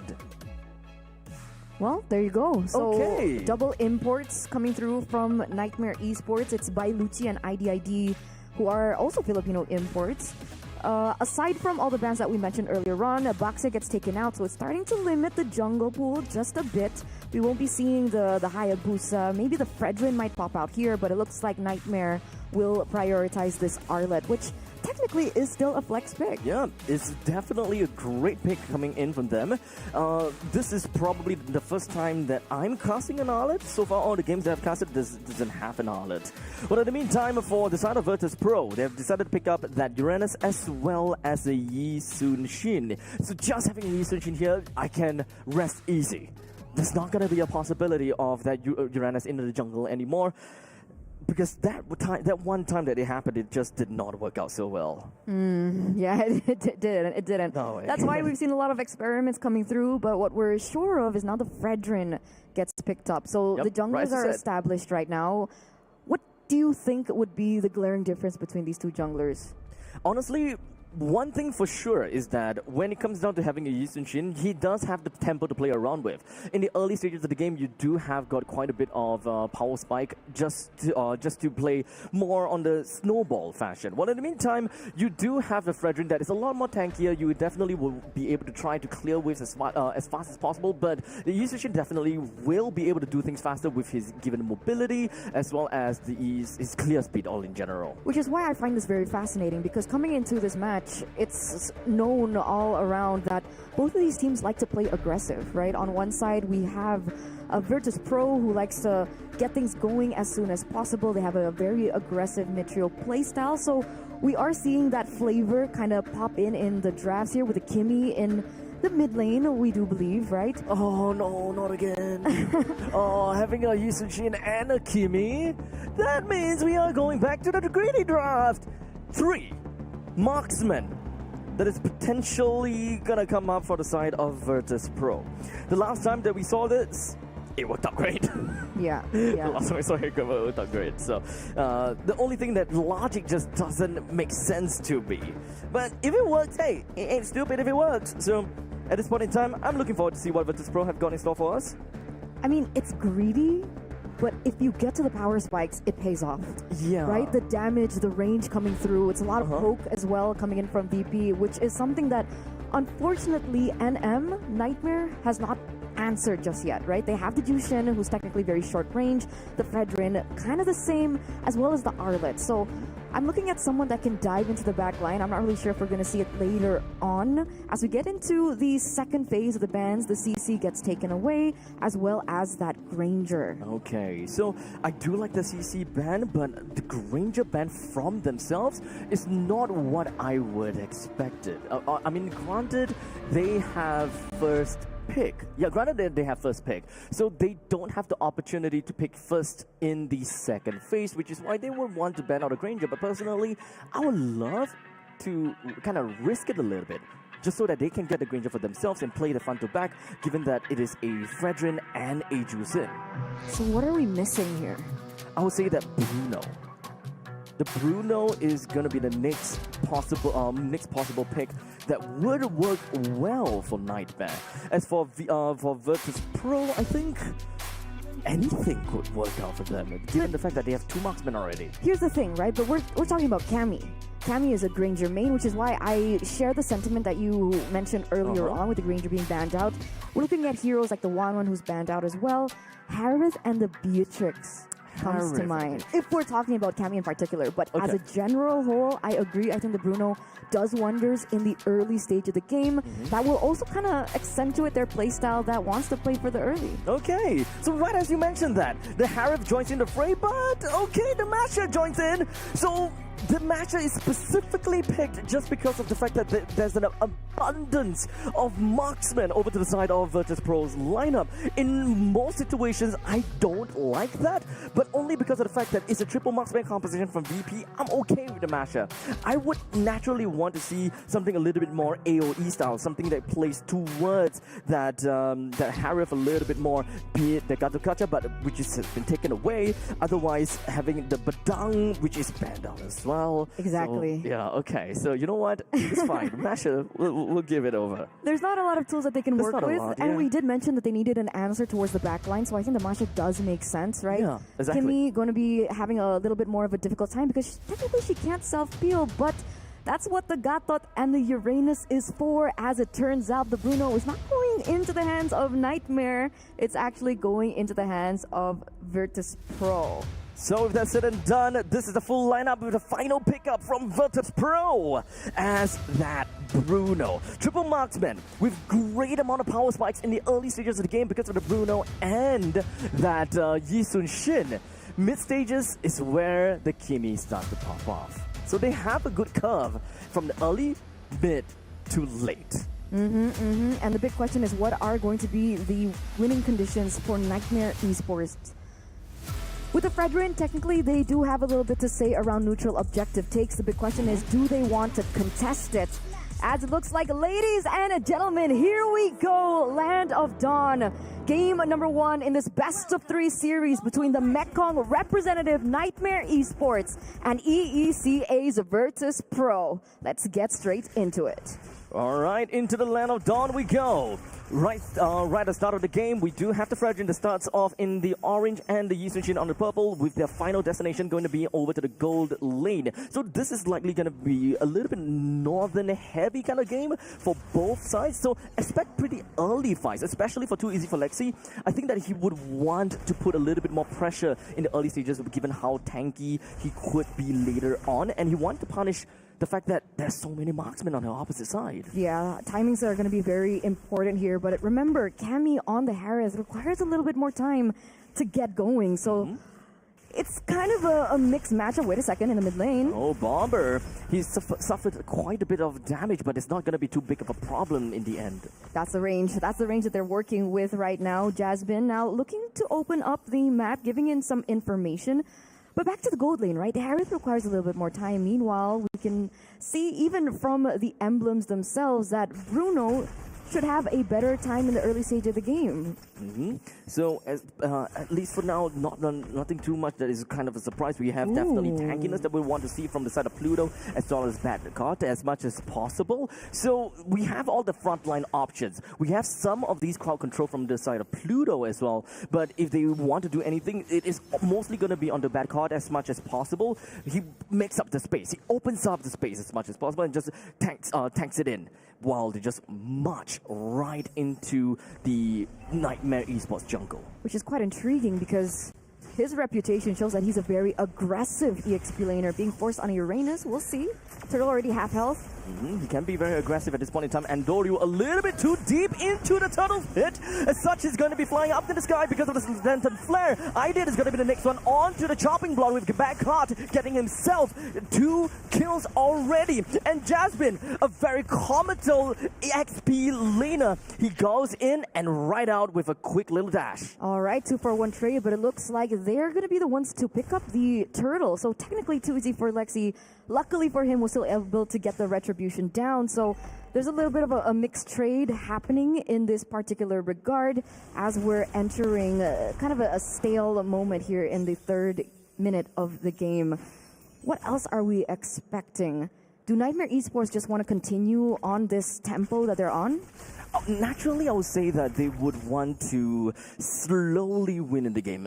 In the early stages, they would want to rush right into the face. Not exactly rush per se, but they are a very comical combo after all, right? But speaking of which, the Comet is going to happening with Pluto just going in for the AOG, jumping right in, but this is going to allow them to do quite a bit over to the side of Jasmine, taking one kill down, but Pluto now, he suffers his own death to the hands of Too Easy for Lexi. Yeah, very, very aggressive coming from Jasmine, looking for quite a re-engage here. So it is Jasmine traded in for Pluto. Not too bad so far, as it looks like Nightmare Esports are still looking. Wait a second, by Lucci. Oh, just a tad little bit by Lucy. He's almost there and almost dead, but we got another health bar working for him. Ooh, I mean, talking about by Lucy, right? I think he's going full damage build, looking at the nation, right? Exactly, looking at the emblems earlier on, but now Pluto might be in trouble. Oh, unfortunately, the traction pulse pulls Jasmine right in, but oh, wait, just a little bit of inch. Jasmine actually manages to get away with just a sliver of health. Virtus.pro is not looking to continue to move up on top of that. A lot of action in this game, right? We were expecting that as well. Two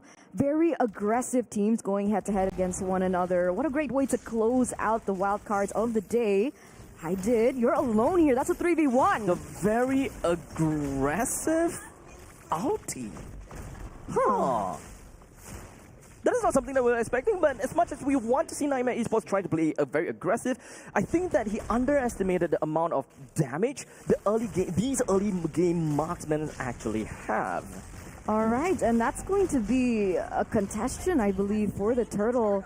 Taken by Virtus.pro. Another dive coming through from Pluto here onto by Lucy. Not going to be able to get it, but what was that? I mean, granted, we understand, right? This Jushin is building more utility, right? Yes. She has a little bit more, leeway in these team fights, but I don't think that in any realm you will want to ult in.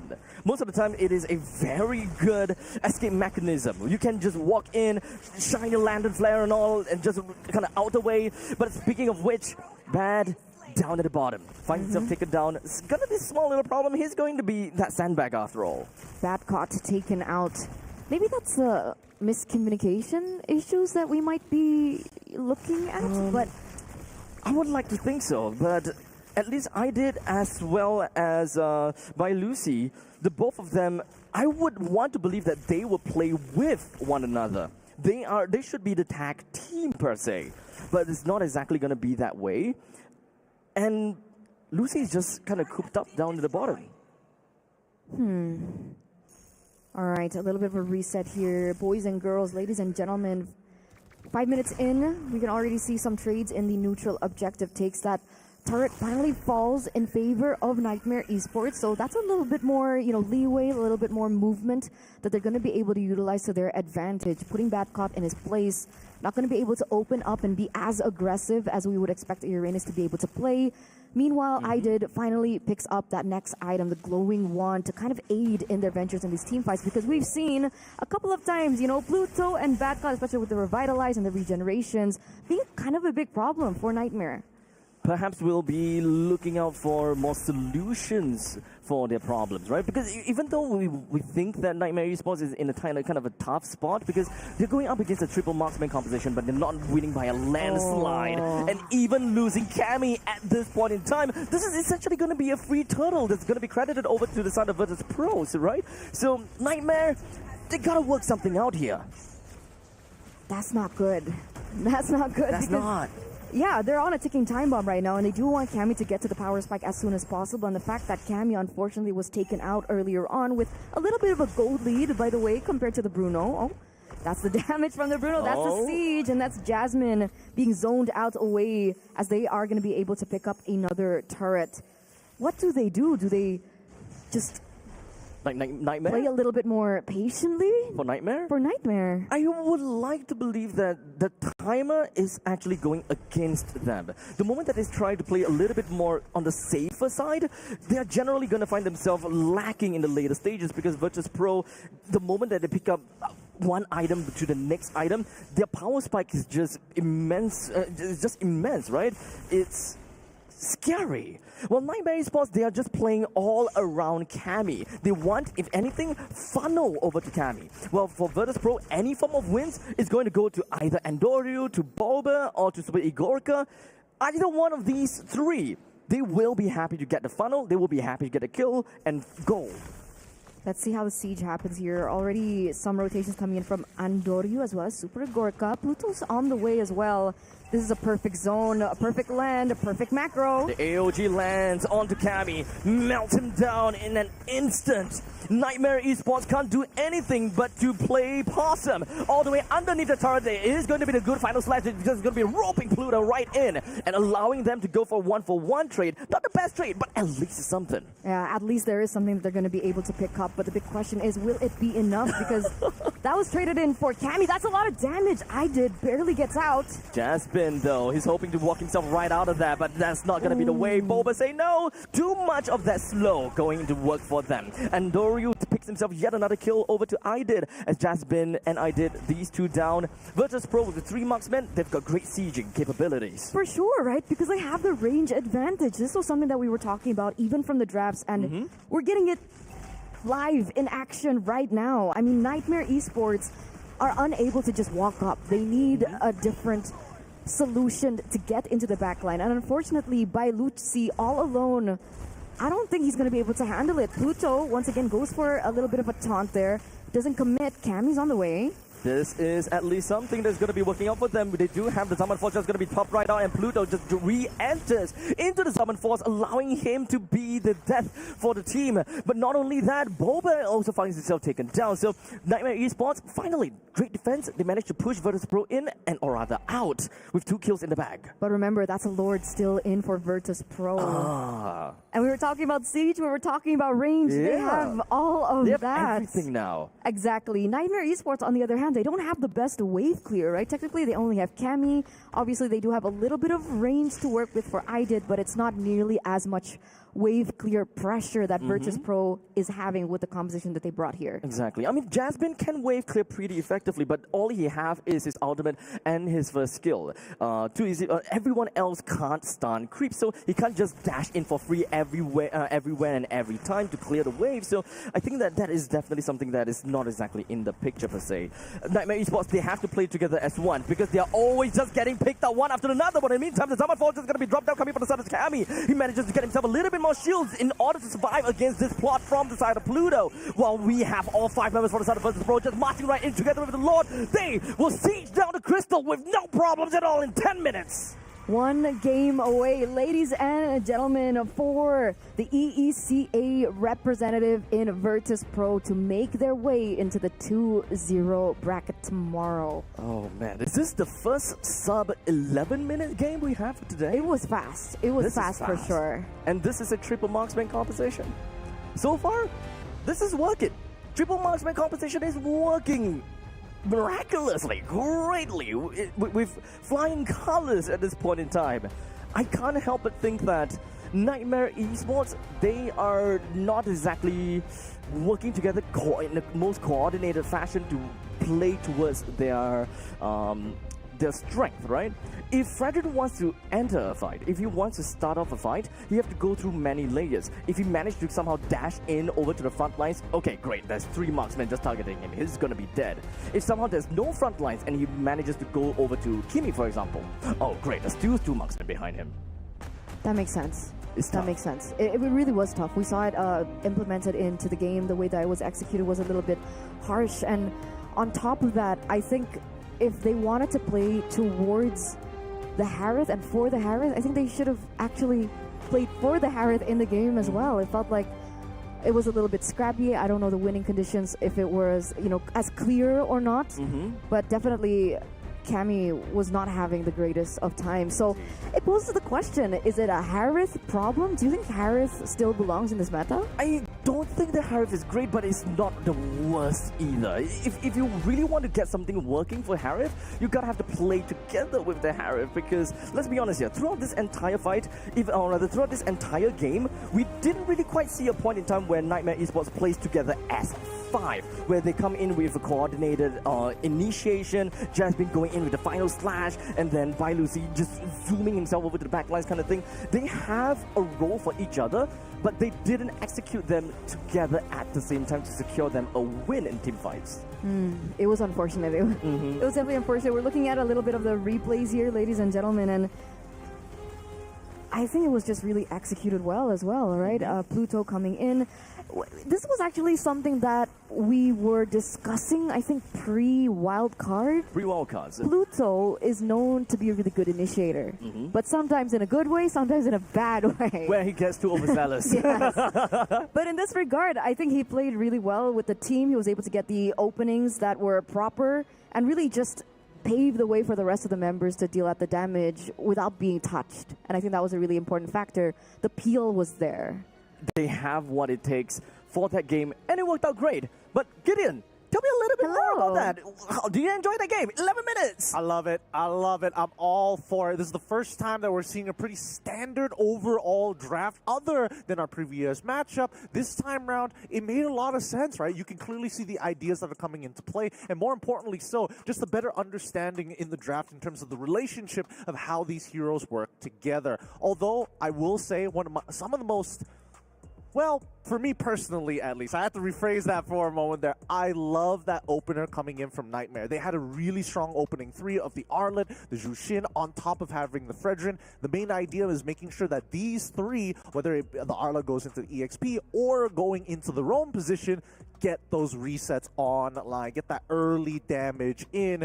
But then we see the problem that comes on later down in the game. Hey, we're kind of lacking that damage now that the Arlet's in the support position, right? The only time we see them win fights is when they actually catch Bobber out of position. Maybe if Andoryu made a mistake, but he didn't make that mistake with the final slash. He was playing a near perfect game. I think that Virtus.pro right now are looking really, really good. And that's kind of weird for me because they're playing like a unit. And based on the information I've heard, it seems that only one of the members from Virtus.pro actually speaks English to Andoryu. So it's one dude. So it's Andoryu having to communicate with one guy and one guy explaining to the other 3 people what needs to happen in the game. So Pluto. So Pluto, yes. Yeah. Damn! It's just, I don't know how they get away with it. So far, I feel like Nightmare, a little underperforming. I think they've got good drafting ideas, but man, Virtus.pro came out of the gate swinging.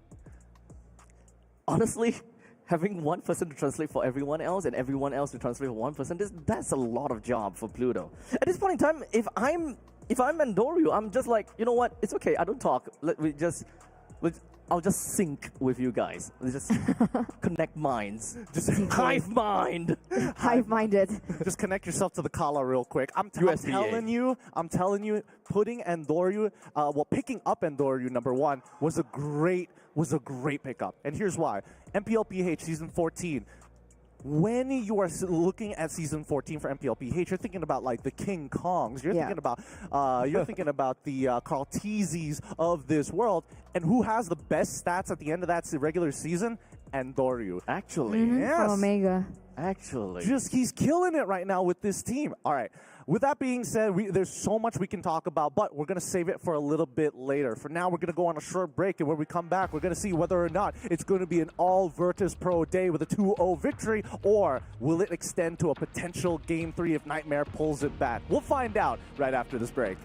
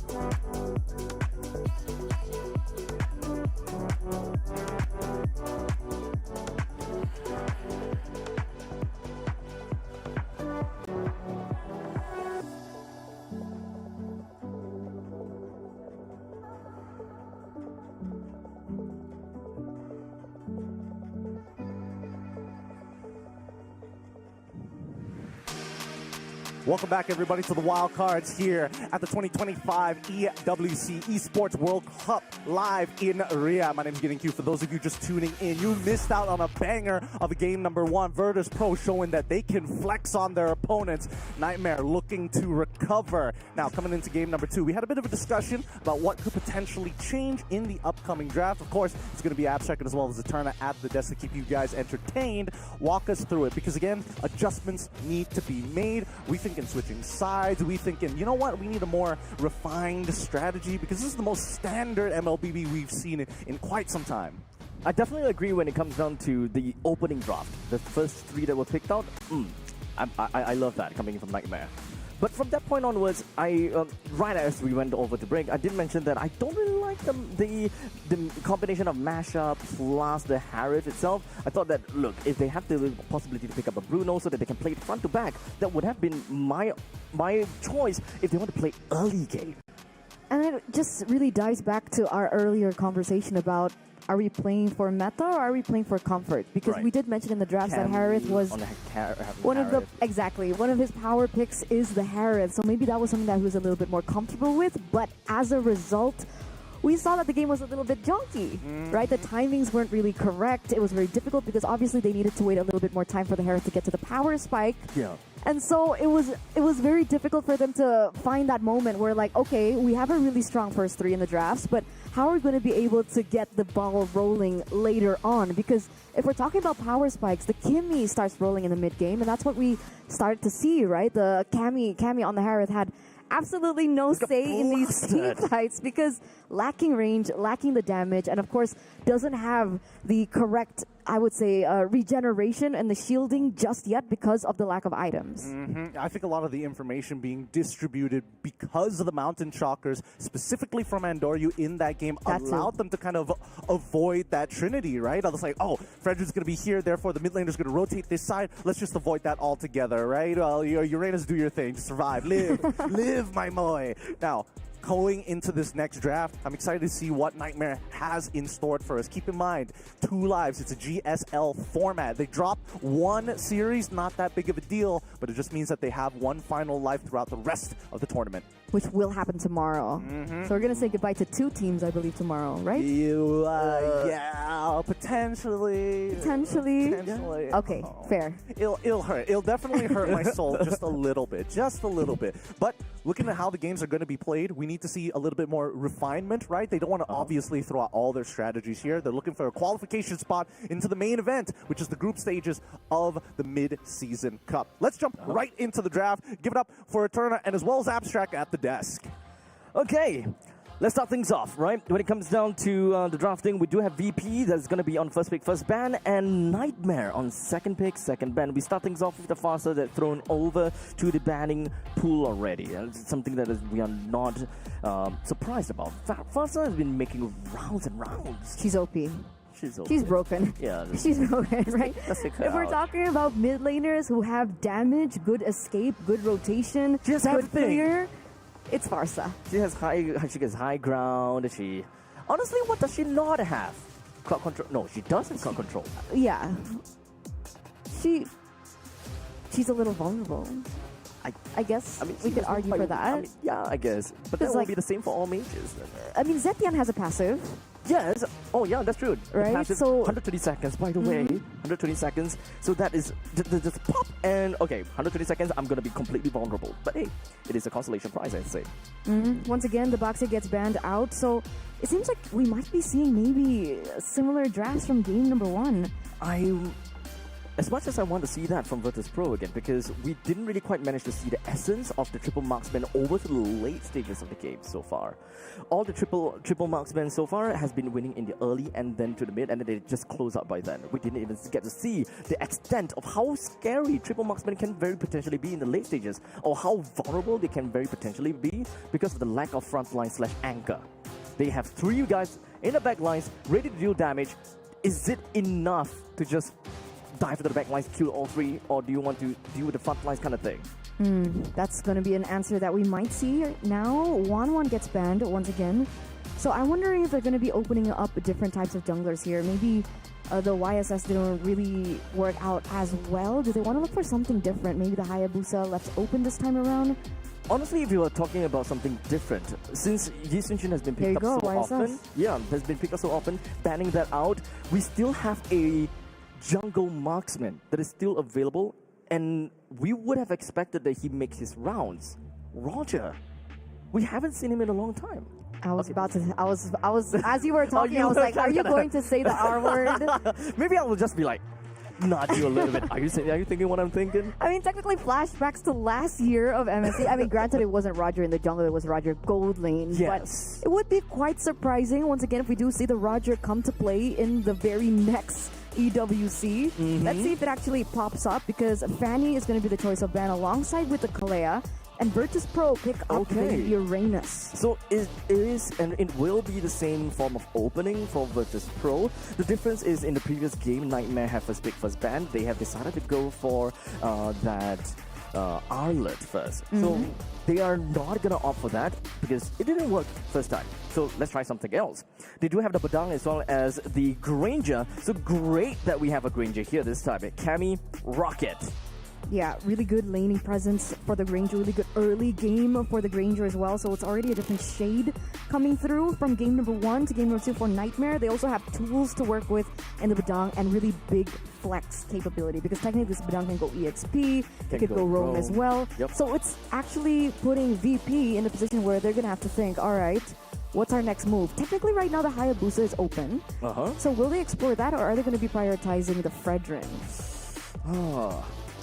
They could quite literally go, Interesting. Okay, so they're leaving the possible 2 marksmen as an X factor.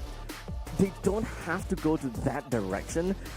They didn't do it one time, doesn't mean that they will do the second one. But having an Arlet for themselves as the utility side, and also having the Uranus in the XP lane, the direction still feels as though they are lacking damage now. So let's pick up 2 more marksmen, kind of thing.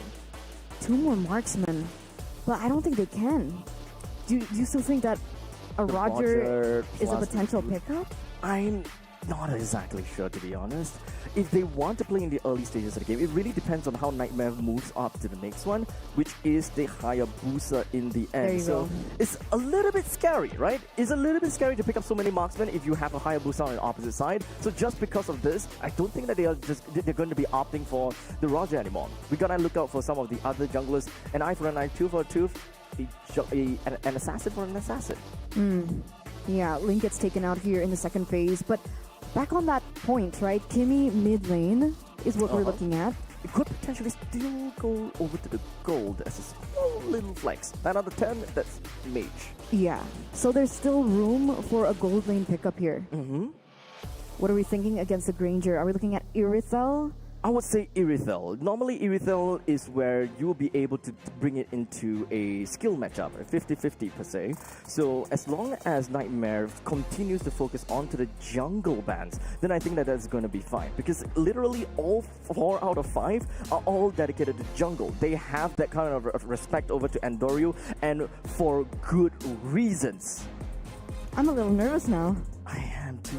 Oh, Fredrin gets taken out as well. What? All jungles are out. What is Andoryu gonna play? So let's take a look at this, right? Joy? Assassin. Okay, yes, Joy is gonna be the other side, right? Joy. What else? Joy, Roger, Lancelot. Yes, that's something that we can see as well. But looking at the fact that they are first pick, first ban, they gotta have to pick their B4 and B5 at the same time. So not much of the X Factor game that I want to see from them. Jushin banned out by VP. Respecting that presence. If the Jushin gets banned out and the CC gets banned out, I think they might be going for utility in the jungle. Do you think that this Uranus is flex? No. Right? I mean, CC and Jushin banned out? If you know what, these bans are all fully catered to ensure that Uranus will have a good time. I think you're onto something here. As much as I don't like it, think Nightmare, they won't have an answer to a Uranus that runs amok if there's no Juicing to deal with this. Unless a Valir somehow pops up. I was thinking more of something like Lunox. Lunox! I think that's relatively fair as well, yeah. Lunox with Power of Darkening have got some crazy burst damage the moment she reaches level 4. And Novaria! Okay, we did see one Novaria in the previous game, or rather the previous 2 series ago, the second series of the day, but that didn't work out too well. It's a loss for them. I mean, they're looking for range, right? They see need a that high VP has the ground. Kimmy. They're looking for range. They're looking for a little bit more visibility. And perhaps to make it a combination between the Granger and the Novaria, right? That's a pair, that's a combo that we've seen time and time again. Playing with the range, playing with the hitboxes. Very poke style. Exactly. Right? Nightmare just wants to go for pokes the moment they found the opportunity. For the meantime, I'm pretty sure that their final pick for Nightmare is someone that works very well as a bruiser. You just want to go in, tank damage, deal damage. There you go. Lapu is going to be one of them. Yuzhong is also going to be great. Abstract, that's a Hilda and a Moskov. You know what that means, right? I had a feeling from the Vans. Yeah, There's no way Arlet goes jungle, right? There's no way Arlet goes jungle. So it's Uranus jungle. It will be a Uranus jungle. All right. It has to be a Uranus jungle. I mean, technically, the Uranus jungle items in with the War Axe, with the way that the passive works, it shreds down magical defense. So it also does help accentuate Kimmy's damage in the early game. And plus, he does clear really quickly. So what will be the answer from Nightmare now, though? Nightmare generally have a very poke. Oh, Edith! Okay, so when it comes down to Edith, they just want to stack and layer down all of these crowd control as much as possible. One thing that a Uranus hates the most is being crowd controlled, because that way you can't really do anything when it comes down to healing. You want to weave in and out of battle. The moment that you're just hard locked down by the 2 cycles of the onwards plus the Earth Shatter, you're taking a little bit too much damage during that downtime. And that's some damage onto the Uranus as well, so that also might be a potential answer towards this. I like the Edith, actually. I like the Edith. And with a secondary damage from an Edith is also another thing that we could very potentially look out for, right? The moment that you kind of pop out of Phylax, that is some great amount of damage that you can deal in a team fight setting. And especially for this team, they don't have a lot of damage in an AoE method. They do have got the Novaria, pokes, we do have Cammy, poke.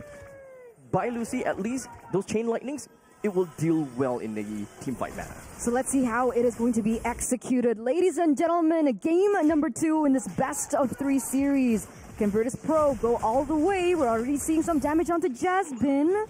Still going to be able to get out, but that's the range that they're playing with, as well as that aggression coming from the Arlet in the early stage of the game.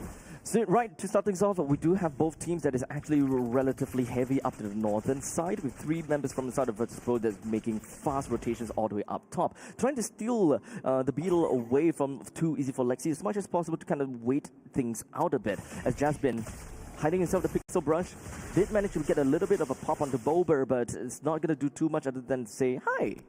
By the way, we were talking about crowd control so much from the side of Nightmare Esports, but that's going to have to wait. As we do have too easy for Lexi finding himself in a tight little spot, but that is 2 shadows used up, and too easy for Lexi finds himself first blooded by the hands of Pluto, and Jasmine is going to be the next one onto the chopping block. Virtus.pro, great start by Lucy, joins in, and this is actually staggered team fight from Nightmare Esports. They're playing aggressively. First 2 minutes, already 2 kills on the board, and a huge shutdown onto T-Easy for Lexi, considering this is a team that revolves around Too Easy in the jungle.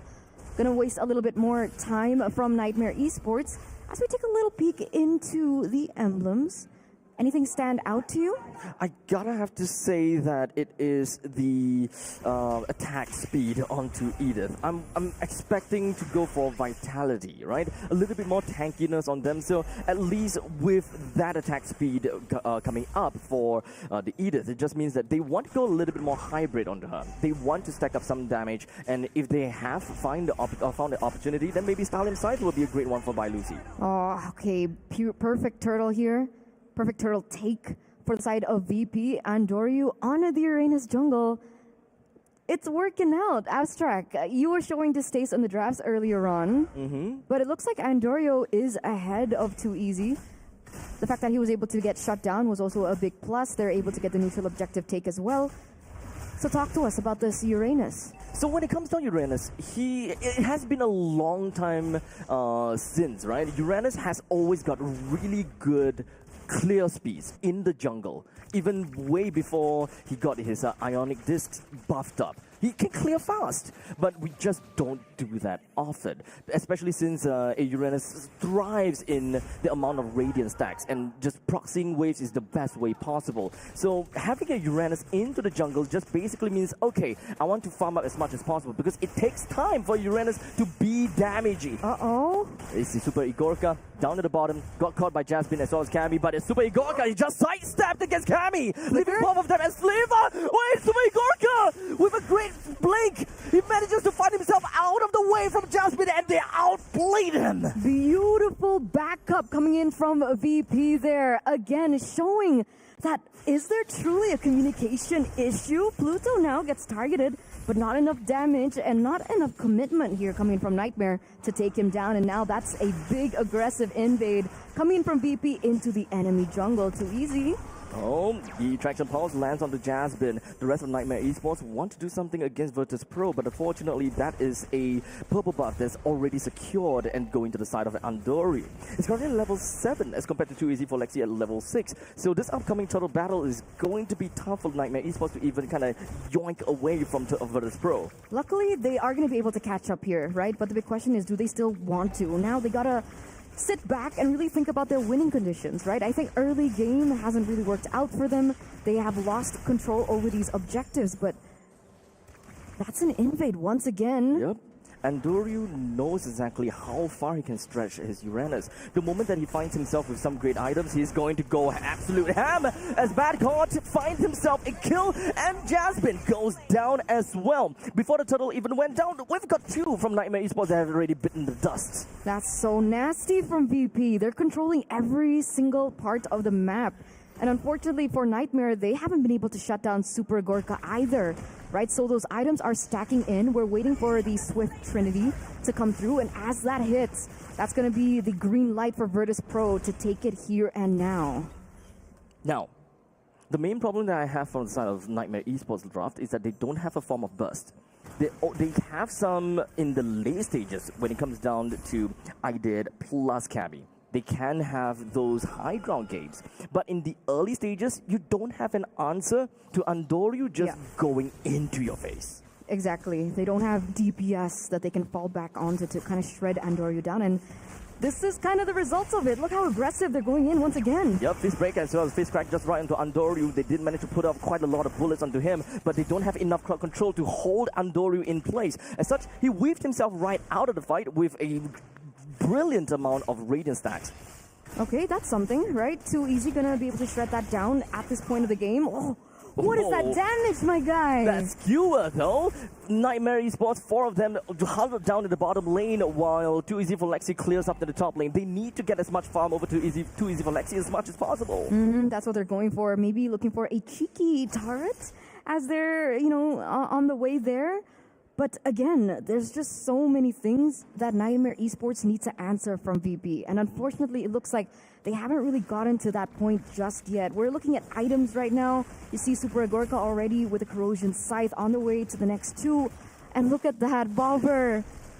Oh my goodness. Too Easy for Lexi can't do anything. Oh, never mind.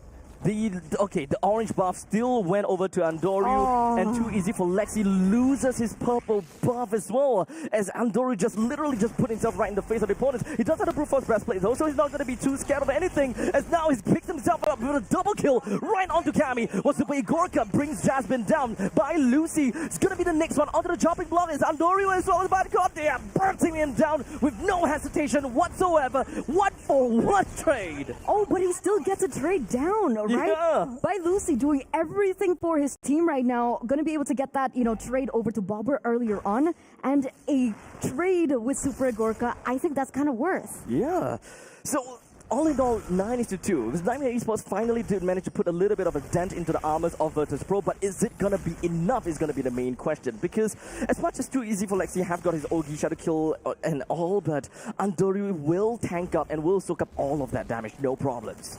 I think the items we should be able to, get a little sneak peek into, right? Because now Cammy has the next item in his arsenal, right? Did he go Sky Piercer? Did Cammy go Sky Piercer other than the Malefic Gun? I really hope it doesn't. At this game, with the fact that they are behind, having a Sky Piercer is just going to be empty stat for him. 0-1-0, not the best that you'd want from a Granger. What is that damage, Cammy? That's just bad caught.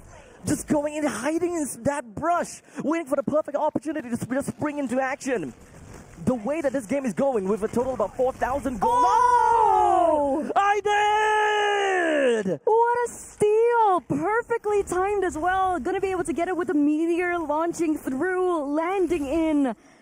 That's the Novaria for you. We haven't seen the Novaria in quite some time, but now I'm getting, I'm reminiscing into those moments where the Novaria could do so well in these, objective steals. A little bit of a complacency from Virtus.pro. They did not try to block the turtle or anything, but here we go. The final slash is going to be landing on top of two-person, while in the meantime, the SOD is just going to be landing just right onto Jasmine, but he's not going to be teleporting all the way to the back lines, though. He wants to play it a little bit safe. Well, Bad Caught as well as Pluto, they don't have a lot of HP to work with. Andoriu is a little bit ahead of himself. He needs to remember that there is still an Edith on the opposite side. The moment that he gets hit with the onwards and the Earth Shadow, he's gotta be real scary. He's gotta be scared about that. But in the middle lane, Super Igorka almost pushed down the entirety of the middle lane T1. But that was mission success, right, for VP. That was mission success for Andoriu.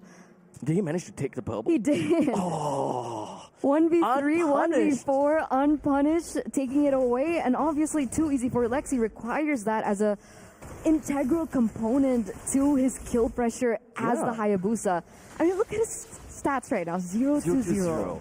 It can't get any worse than this, right? Because I really want to see the Nightmare Esports is able to kind of turn things around. But speaking of which, it's going to be Bad Caught, finding himself one kill on the Jasmine. That is 5 deaths for the side of Jasmine already. Now the big question is, what are they going to be able to convert that with? Andorio gets stunned in by Lucci, also very aggressive. It's okay. Okay, forced an ult there as well. It's okay. Still fine. At this point in time, I think that Andoriu would have the Brute Force Breastplate and having the Oracle already. So having these two more or less ensures that he gets away from crowd control fast because of the reduction, and he heals super fast as well. The moment that you get an Oracle onto a Uranus, you're basically unstoppable. If the opponents don't get anything to stop your healing, then that is gonna absolutely suck. At least the Novaria has got a glowing wand. At least. But the next item on check, if Andoriu wants to play aggressive, it will be the Ice Queen's wand. I have bad news though. No. That's a Swift Trinity for Super Gorka.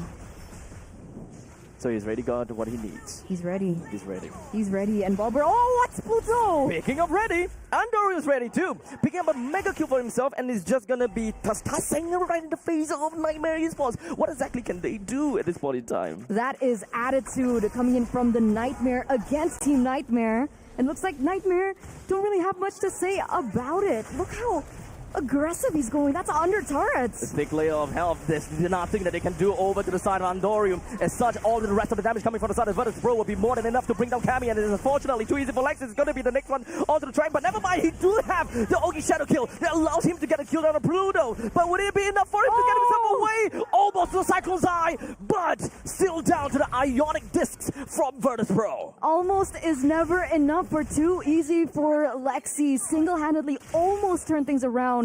But unfortunately, look at that regen coming through. Look at the sustain coming in through from Andoriu.